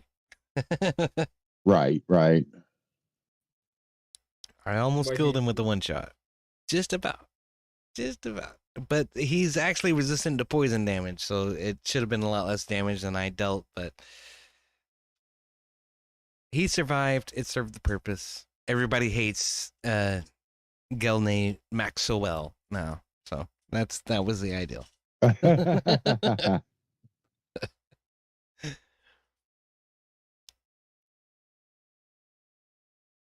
Kill name Maxwell. I put a sneak attack flow chart in for you. Uh-oh. Well, for twist. Whoa. Oh, right now. I have a thing called Uncanny Dodge. When an attacker that you can see hits you with an attack, you can use your reaction to halve the attack's damage. Yeah. Interesting. So you're a Drow Elf assassin? Yes, Drow Elf Assassin. Yeah, they can do all kinds of crazy shit, can't they? Spells, I have Dancing Lights, Fairy Fire, Silent Image, Darkness, and Invisibility. Now, invisibility does not hide the sound of you moving around. It's something to Right, consider. but then I can do a stealth check for the sound. That's true.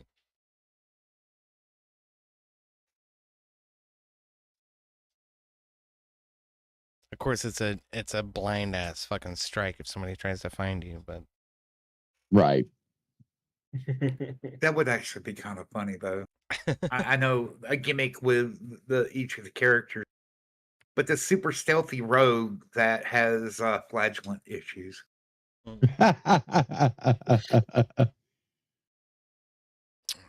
man, So I just have a rapier and a short sword. I want a damn longbow too. Puny sword and the puny bow. Did on your Combos are rapier, cool. do you get finesse? Yep. Oh, I you weapon do get finesse. Yeah, you Alright. do. Yep. Rippers are cool like that. Yep. I can do a main hand attack with my rapier at +8. And then offhand, it gave me a short sword for +5 attack. Did you take expertise for the rapier? No. Okay. Feats I took. Where does it list them? Because I think with expertise, rapier comes with Vex.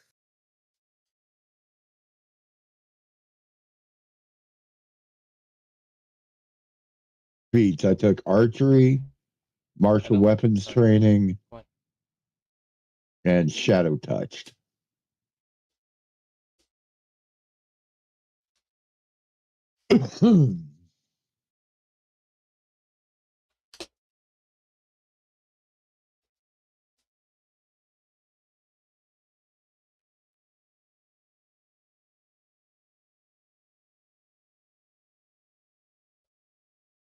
And I have Savage Attacker from my background.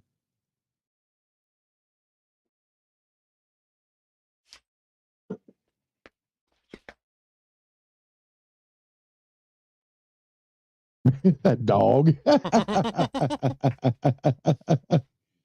He's got cardboard in his mouth. He wants me to take it from him. Oh. I got it. How do I add to my inventory? I want to just add some basic stuff like a longbow, stuff that a fucking level 11 would have. Okay, open your character sheet and then Okay. go over to the right, go to the compendium. Compendium. Found it. Okay. Then search for short bow, long bow, whatever. Okay. Then when you find it, found it. pick it up, drag it over to your character sheet, and drop it. I'm kind of Oh, surprised. shit. That's easy. Yeah, and it's really easy to cheat that way. You can add shit you should not have. So Right. I'm not going to do that. And you can obviously see what I start with. that's fair. Doesn't rogue? I know most rogues either use crossbow or use a short bow. I took the martial weapons feat so that I could have a longbow. Right, but it's just something to do with the mechanics. I don't remember what it was, but the mechanics of the rogue, crossbow and short bow has an advantage, or there's an opportunity for an advantage over a longbow. It could be damage. You could gain better damage off a short bow or a crossbow instead of a longbow. But as far as the difference between a longbow, a short bow, a crossbow, it's essentially, as far as the weapon is concerned, range. That's the big thing. So. I think it's finesse. Could be. I think it is. So finesse allows you to add your dexterity modifier to your attack bonus as well as your damage bonus, I think. So. But I think you can get finesse with short bow. I'm not entirely sure. I don't remember. Well, both bows use my dex bonus. So yes, but if you're if you are within 30 feet, you can add and you're flanking, you can add with a short bow the sneak attack. I think that's the difference. With sneak attack, all right, because that had changed too, and that's the reason I put that thing in side chat, because the flow chart for it is like for me is: have you already applied sneak attack damage this turn? No. Are you wielding a finesse or ranged weapon? Yes. Do you have advantage on your next roll attack? No. And it's just basically a flow chart that you can do. I'm sorry. If it's yes, then you can go ahead and do a sneak attack. It's changed some. So you don't have to be like hiding and out of sight and all that to do a sneak attack.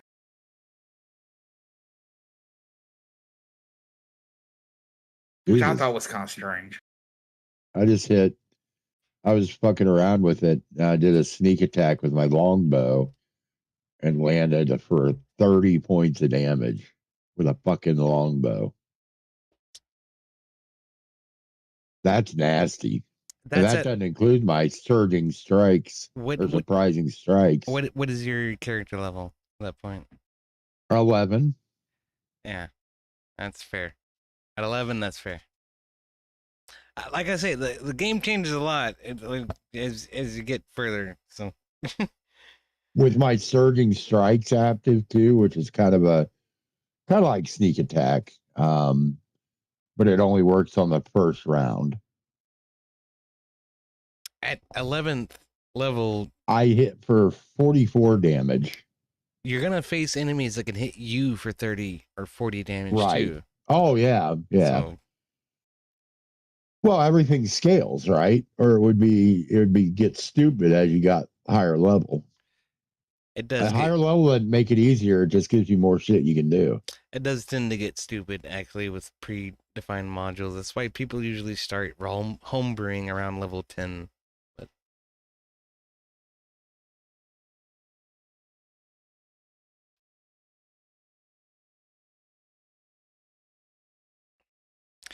I could design some fucking insane encounters for you guys. I could. You could face, 3 Horcruxes and a fucking jiggle jangle monster that are all, fucking level 30. Right. But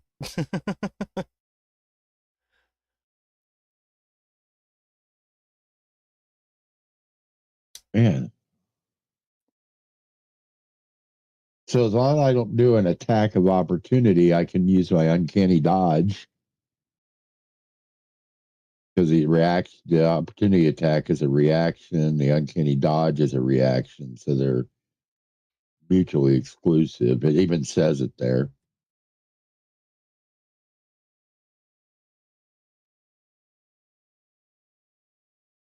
That's pretty cool. oh my goodness, Otis Driftwood just dropped another $2 for the fucking content.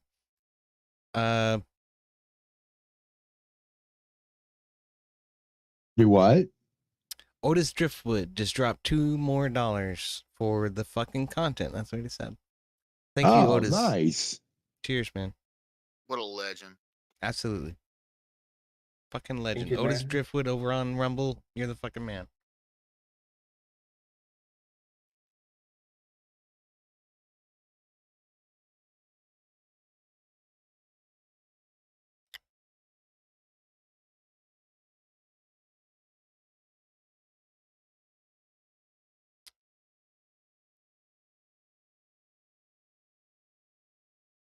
Oh yeah.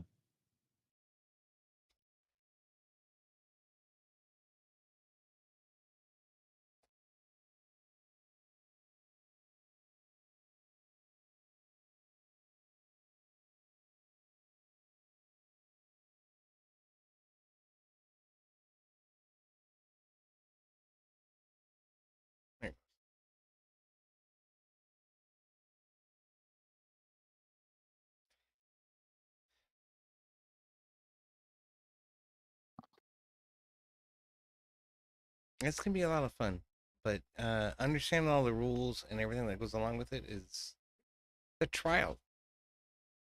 Yeah, there's a lot that goes into it. And yeah, it's a bit of a study for sure. A lot more than your A whole average lot more RPG to it than video I game. thought there was. A lot more to it A than your whole average. lot more to it. A lot more to it than your average video game for sure. Well, the thing that I find interesting is when if you're playing a video game, even if it's an RPG, right? You're limited to what the programmers have allowed you to do. You can't just do random bullshit or random shit. That's true in D&D too. This is so but it's true in D&D, but you can think outside the box in D&D that you can't really do in right.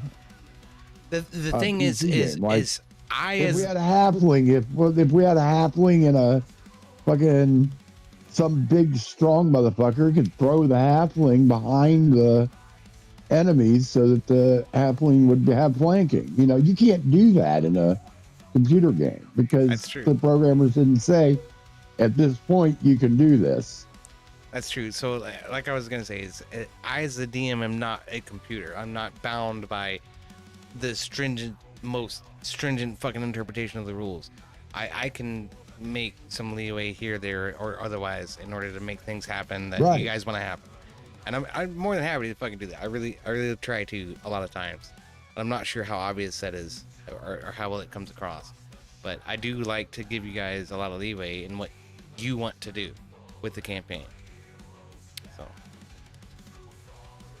Well, it's the difference between somebody who is using a brain and a computer that's using code. Exactly. Yeah, absolutely. So if you went like okay, so there's a fight at the end of one of the campaigns, at the end of one of the sessions with the main campaign. Not at the end. It was at the beginning. When the dwarves were leaving, there's 3 dwarves that were being quite antagonistic to the party, to one extent or another, and they were escorting the 2 dwarves that the party met at the dwarven excavation. And one of these 2 dwarves came up to Carlos and poked him in, because Carlos, what was it? Race Car kept saying he wanted to throw a dwarf through a fucking window. I was like, fine, I'm gonna give you a perfect opportunity to do that right now. This dwarf is gonna come up to you and poke you in the shoulder and say, you suck. Like, he's supposed to just toss that dwarf through the window. But then he ends up getting into a fight with the guy and throws him around in a circle, tosses him into the bar, not out of the bar. And then Remy takes a shot at him. IPLI takes a shot at him as he's flying through the fucking air. And I was like, there's nothing wrong with that. Yeah, we can do that. So that's exactly what happened. Exactly. And that's what I mean. There's so much more freedom of action in this versus Baldur's Gate or something. They just can't capture that ability to think on your feet and be creative with what you're doing. Oh, be careful with your words. They're gonna try. I guarantee you. Well, and I have no problem with that. You know, I think that the more types of entertainment we have, the better. Yeah, I don't know, man. So you say entertainment, guys. I say art. But... Thank you so much for the game, EOD. I'm gonna go to sleep. Have a good one, everyone. Much love, Hey, Emmet. you too, Emmet.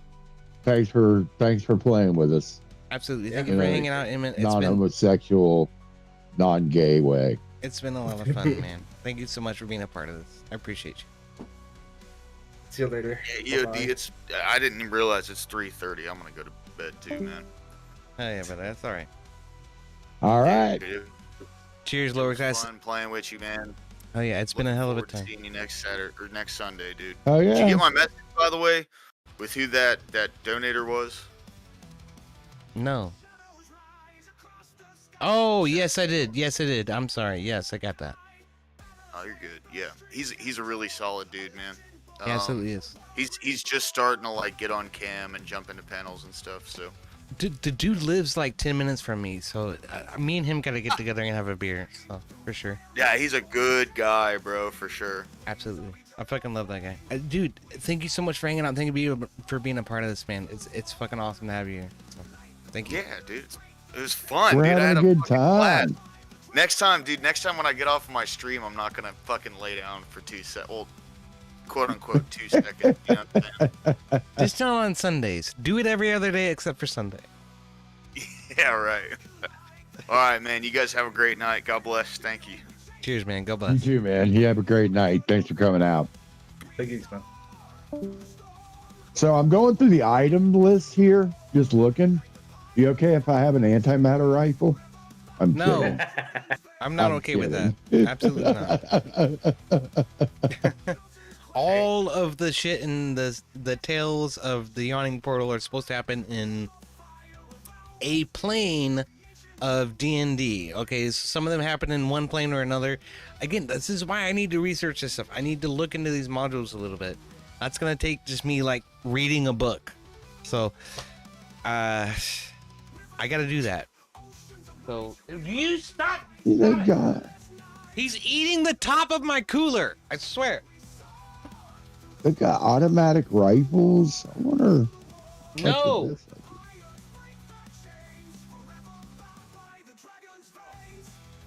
A bag of tricks. There's our bag of holding, boys. You do not have a bag of holding. You do not start with I a bag know. of holding under any circumstance at any point in any campaign Never ever. said I did. Never said I did. I'm just looking at the list. Okay. I will give you a bag of I'm not holding fucking- if this situation calls for it. I just gave Abe one. I cannot believe I fucking know. did that. I'm not Grumple. I'm not gonna get a donkey. I argued with him about that for fucking half an hour. I swear. I'm like, you do not need a donkey. It is not going to help you. He's like, I want a donkey, though. I'm like, okay.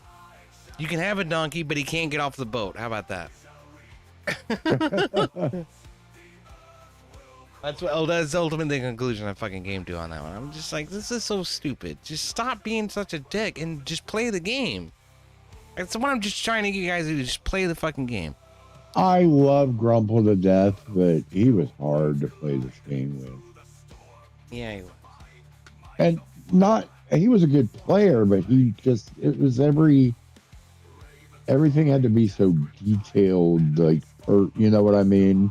Yeah, like he's getting off the fucking crow's nest. He's like, did I describe that to everybody? I'm like, I just told everybody that. And you may as well. You just say you did or didn't. It's up to you. He's asking me to make that decision. I'm like, it's up to you whether or not you did or didn't. Don't get me wrong. I love Grumple. I love him to death. He's a great dude, but Jesus Christ, there were times I was just like, what the actual fuck? I know. I feel you. I'm like, so I was feeling some of those vibes from IP a lot, and so like I confronted IP a lot about that, and then he was like, nah man, it's okay, I don't give a fuck. And it was like, I don't know, like he's been much more amicable. So Hey man, just slip a deck of mini things into your inventory. do not do that. Do not fucking do that. Ooh, these I want to find. There's a card. There is a card in the deck of many things that actually ruins the entire fucking world. That is not cool. Oh, really? Yes. Dude, you're giving them incentive. Stop. It literally ruins the whole world. I want to find these boots of Elvenkind. When you wear these boots, your steps make no sound. The deck of many things is not something you guys should encounter before like level 20. Yeah, I didn't say deck of many. I said boots of Elvenkind. You also have advantage on dexterity stealth checks. Ooh, I need those. Oh, dude, I'm not adding them. I'm just saying that I need them.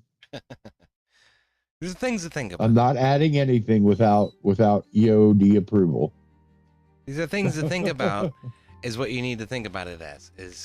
These are things I would like to have, and I'd like to work this into the campaign somehow where I can get that. And that's what I'm kind of saying here. Yeah. It's like I would like to find Boots of Elvenkind. It fits my character. It would be, you know. Boots of Elvenkind is not super fucking rare. You can actually... I'm not going to say that. There's a way that you guys can get that very soon in the main campaign. So, I mean, keep in mind, like, we're already playing 2 campaigns. So try... Right. You guys have to balance this lore as much as I do. Oh, I know. So... I'm just saying, for this character, Boots of Elvenkind would be freaking outstanding. Wouldn't be bad for my other character since he's a wizard with stealth. Have you thought about making basically a bunch of custom curses to put on people? I thought about it. I've not researched the curses yet. I had to research the Sunless Citadel these past couple of days, and there's it's not research. You basically come up with whatever you want. Just whatever curse I want. Right. So, like, for instance, okay, what would be a good one for? Well, we'll say the lower end campaign right now. A curse would be, now that we're in the goblin area, one of us think that goblins are just the most sexiest, attractive things in the world, and you just got to, you're compelled to, you know, basically try to marry one. So you're literally going down through here, and it's like, you know, you see a goblin, you don't want to fight, you want to go and swoon it, or even all kobolds. think that you want to mate. You get what I mean? A certain person cursed with that. Just things like that. Or like you believe your legs are combined, so you can't walk. Everybody else sees that you're not with that problem. It's just you believe that your legs are connected and you can't walk. Yeah, that's interesting. I have a note. Like I said, I have a page of fucking notes for dip. Which is one of those is research curses. So, I haven't done that yet. Right, but the ones I'm talking about, it's really not You just make shit up. D&D curses. They're custom curses that can be, because you can do that kind of thing. You don't have to be exactly to the rules, you know? I know. I want to, though. I want to be as adherent to the rules as I can be, and as amicable to your fucking bullshit shenanigans as I can be at the same time. Like, I want basically what I see my rule as is as the arbiter of like physics and the rules of nature, right? And I'm just trying to say how the world and the fucking NPCs react around you based on what it is that you want to do. That's what I like to do. But if I can manipulate that into some kind of crazy curse, like okay, so Bray, like Nate, I'm having a hard time figuring out how to get him deeply involved in this. And one of the things that he's enamored with is trying to go after the young women in the campaign who are NPCs. And so I've been sort of tacitly saying that they're what is it, Lenine Graywin and the other one, what's her name, Halia Thornton, are immediately attracted to Joe Boober because he's a shirtless fucking big fucking brawny dude. He's basically Brawny Man, right? So I don't know what I'm getting at with that, but I want Nate to find himself and to assert himself into that situation in order to separate the two. Get the young women away from fucking Joe Boober and then make yourself the person that they want, if that's what you want to do.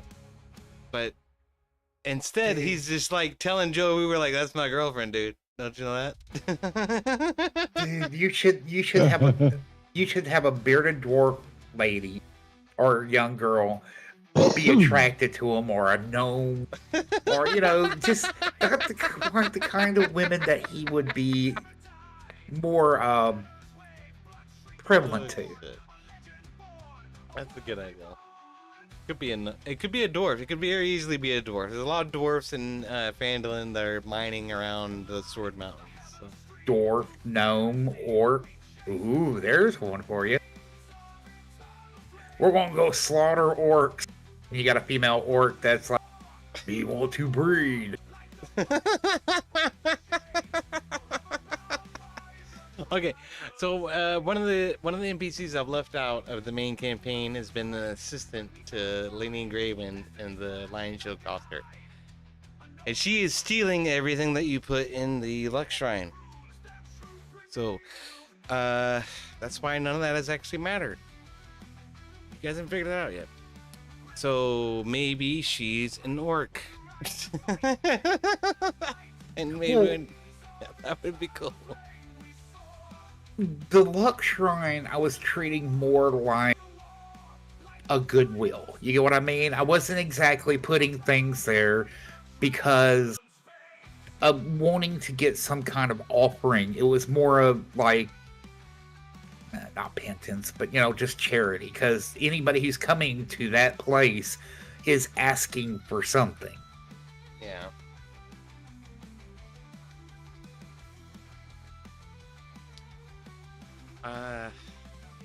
This woman is supposed to be stealing this stuff. Yeah, and that's the reason I put like food, clothing, things of that nature.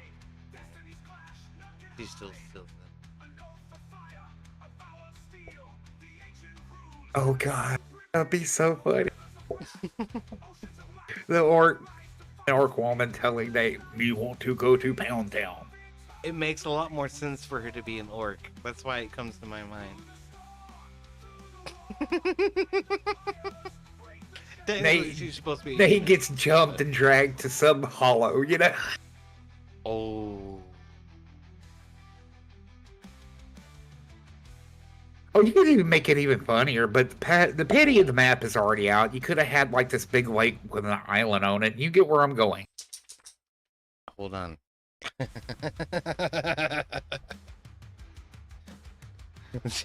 There's Because a place. there are a lot of miners around Fendlin. Like I said, you guys have not discovered the orc plot yet. There's a place he could be drawn that draws you to the orc plot.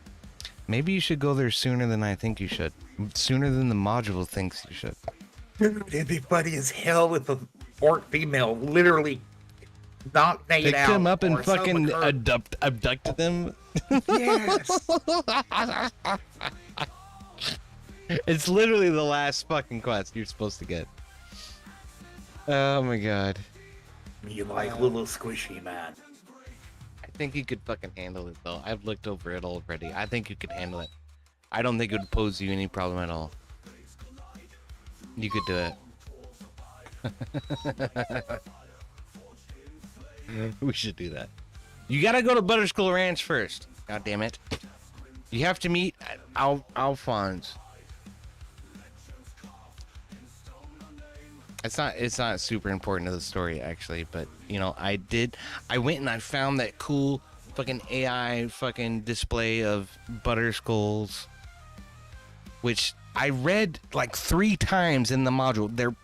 It's a pat of butter. That's a skull. I'm like, this guy makes money off of that? Are you serious? And it's what the module says. Yeah. Okay. Like I thought it was like a human sized skull of butter that you like worked with for like a week or whatever. What are you barking at? Hush! It's a fucking cup! Relax! Oh, I swear. Quit up.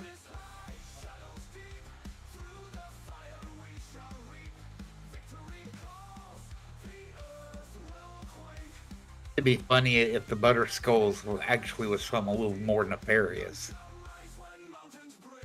They're not. They're not supposed to be nefarious. They're just supposed to be novel. Alphonse is supposed to be like a friend of yours. So you're saving him, actually. I mean, he's not necessarily alive, but he is alive.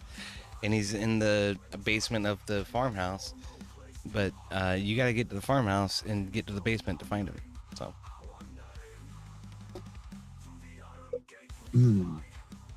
Where were we supposed to be heading next, actually? Butterskull Ranch. We're supposed to be Butterskull Ranch, and there'll be what we talked about. Orcs. Yeah. Well, no. Clanky armor. Just leave it at that. Horses, carts. Oh, well, yeah, those guys. Okay, that's in between. There's a few things that happen in between. But eventually you're headed towards Butterskull Ranch. That is the goal. Roger, roger.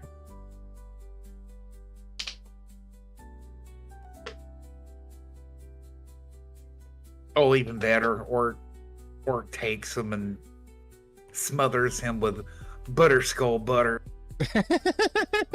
just pats of butter. That's what the module says. They're pats of butter. I'm like, really? Come on. Makes you sleep. Really? Yeah, it is a pat of butter, like what you would put on a piece of toast that is shaped like a skull, same size as a pat of butter. Okay. Yep, that's what this guy sells. That's what Butterskull Ranch is known for.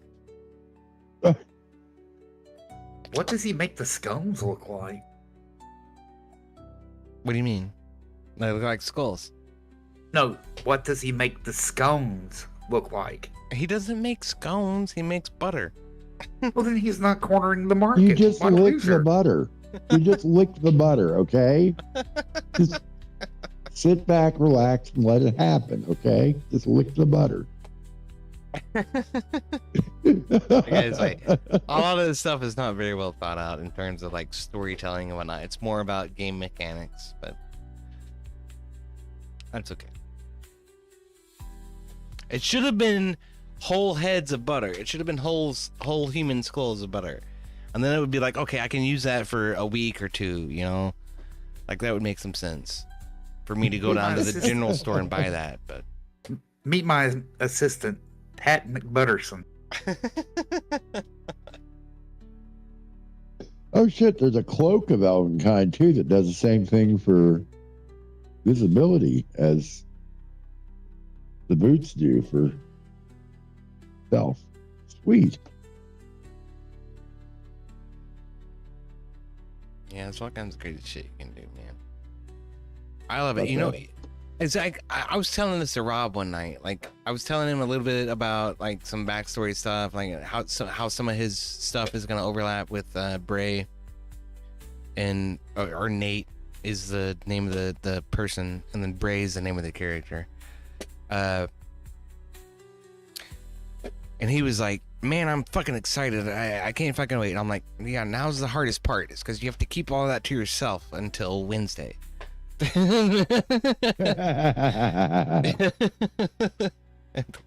The hardest part is waiting for the session to fucking happen. Like, I feel so bummed out that all that happened last session was we finished the fucking gold mine. I'm like, Yeah. that's okay though. You know, we introduced a new character that was epitomal, and we had some good battles. It was okay. Also, Bray learned a valuable lesson about wandering off from the fucking party. So, Right.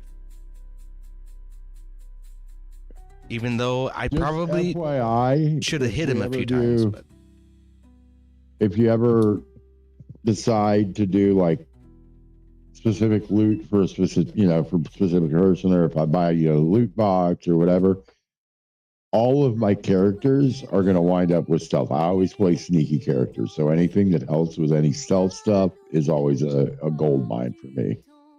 when it comes to loot boxes or curse boxes, it's first of all, it's situationally dependent based on your level and where you are in the campaign. Secondly, especially with loot boxes, it's roll table. I have a table. Oh, okay. I'm just gonna roll die and pick out of a table. That's what Gotcha. happened. That's what happened with last Wednesday with the bag of holding. I did not want to give you the bag of fucking holding. Okay, I did not want that to happen. It's too early for that as far as I'm concerned.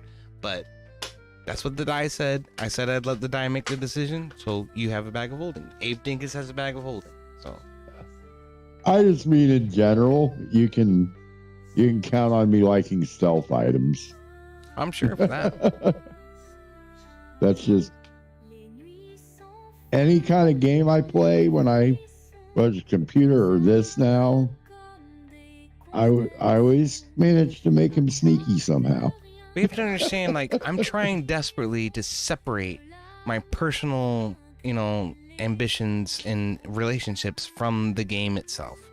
I'm trying to be, as, detached as I can be when I make judgments in the game. So, I'll try to consider that time. You said to mention things that we would want to find. Yeah. A few minutes ago. So if it's applicable, yeah. That's where I was coming at with that. Is anything stealth related, I'm gonna like it. All right.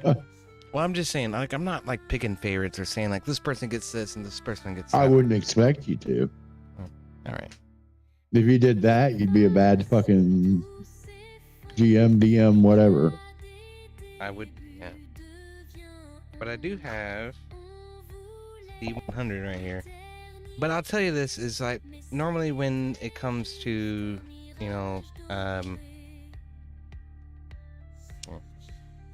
when it comes to the table rolls and stuff like that, I'll do it in the game so that you guys can see what I rolled, and you have access to the dungeon master's guide.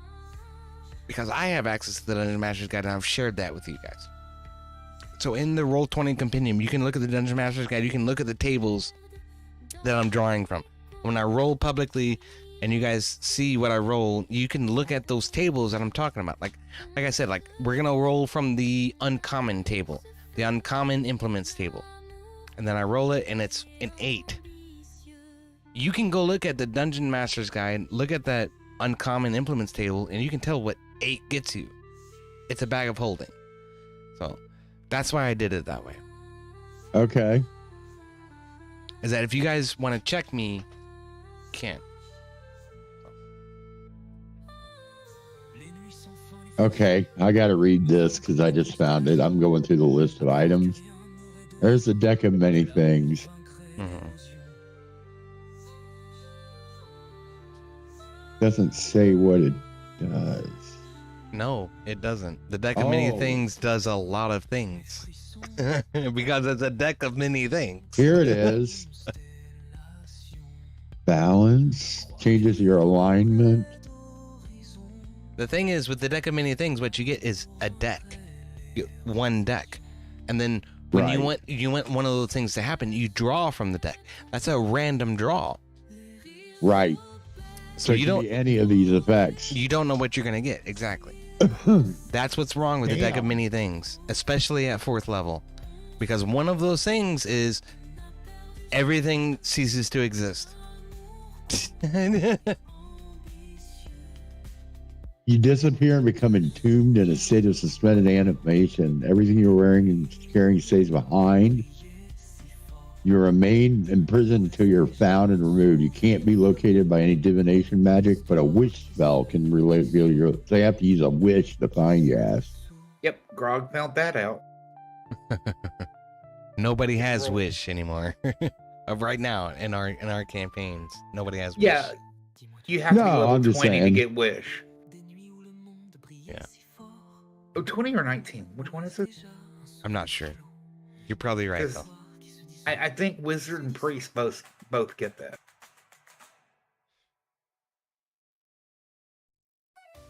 Its reality's fabric unravels and spins in you, allowing you to avoid or erase one event as if it never happened.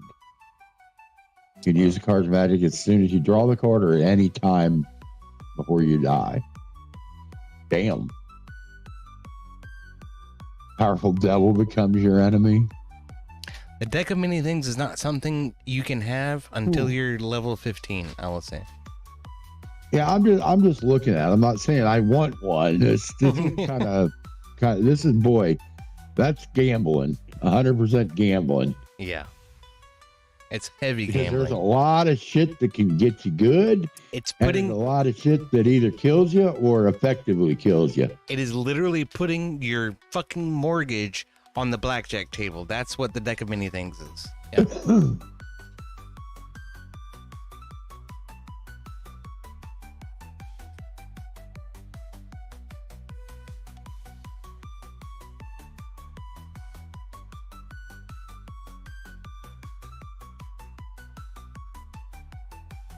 Idiot. Permanently reduce your intelligence by 1d4 plus 1. Yeah.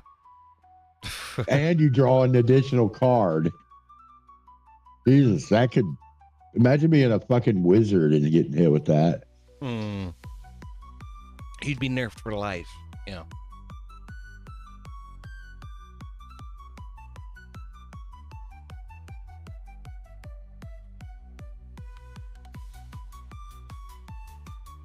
Moon, you're granted the ability to cast the wish spell 1d3 times. 1d3. Oh, damn. Good lord. Could you imagine having wish back to back 3 times? That's like summoning a genie. Yeah. You have to Well- be very, very, very careful how you word it, or the DM could really fuck with you. It can be monkey paw.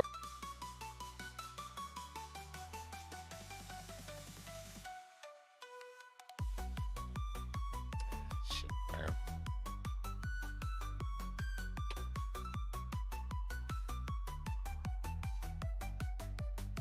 All right, fellas. All right, I'm gonna have to end this stream. and go on to fucking bed. I'm exhausted. Have fun, man.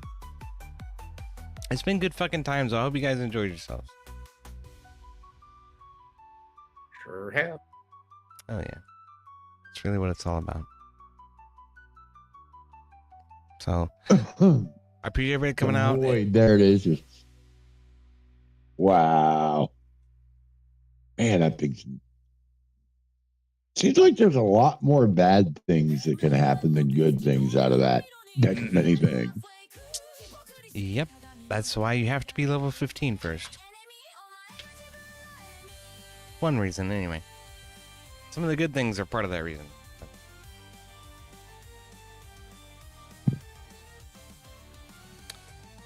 But yeah, man, I gotta call it at some point. So I'm gonna call it here. Yeah, it's getting late. Or early, depending on how you look at it. And that's the fucking truth. So, what I'm gonna do is I'm gonna encourage you guys to go check out Abe fucking Dinkus. Abe Dinkus is having a big ass fucking panel right now, apparently. So, everybody head over there to Abe Dinkus' channel. Check him out. Give him another view. And, you know, I am gonna head out for the night. So, it's Sunday. I gotta get up and do stuff tomorrow. Well, you know, today, whatever. And I do appreciate you guys hanging out and being part of this and everything. So, It's Monday. yeah, man, it is. I cannot believe it's fucking 5 o'clock in the morning, but it is. So, love you guys a bunch. Many cheers. Thank you for hanging out for D&D Shenanigans, Season 3, Episode 1. And we'll be around on Wednesday for the main campaign. Definitely be here for that. 10 p.m. Eastern Standard Time. And don't forget, you can contribute by buying a curse box, a loot box, or a reroll for any particular character you want. So, don't forget that. But we'll be around.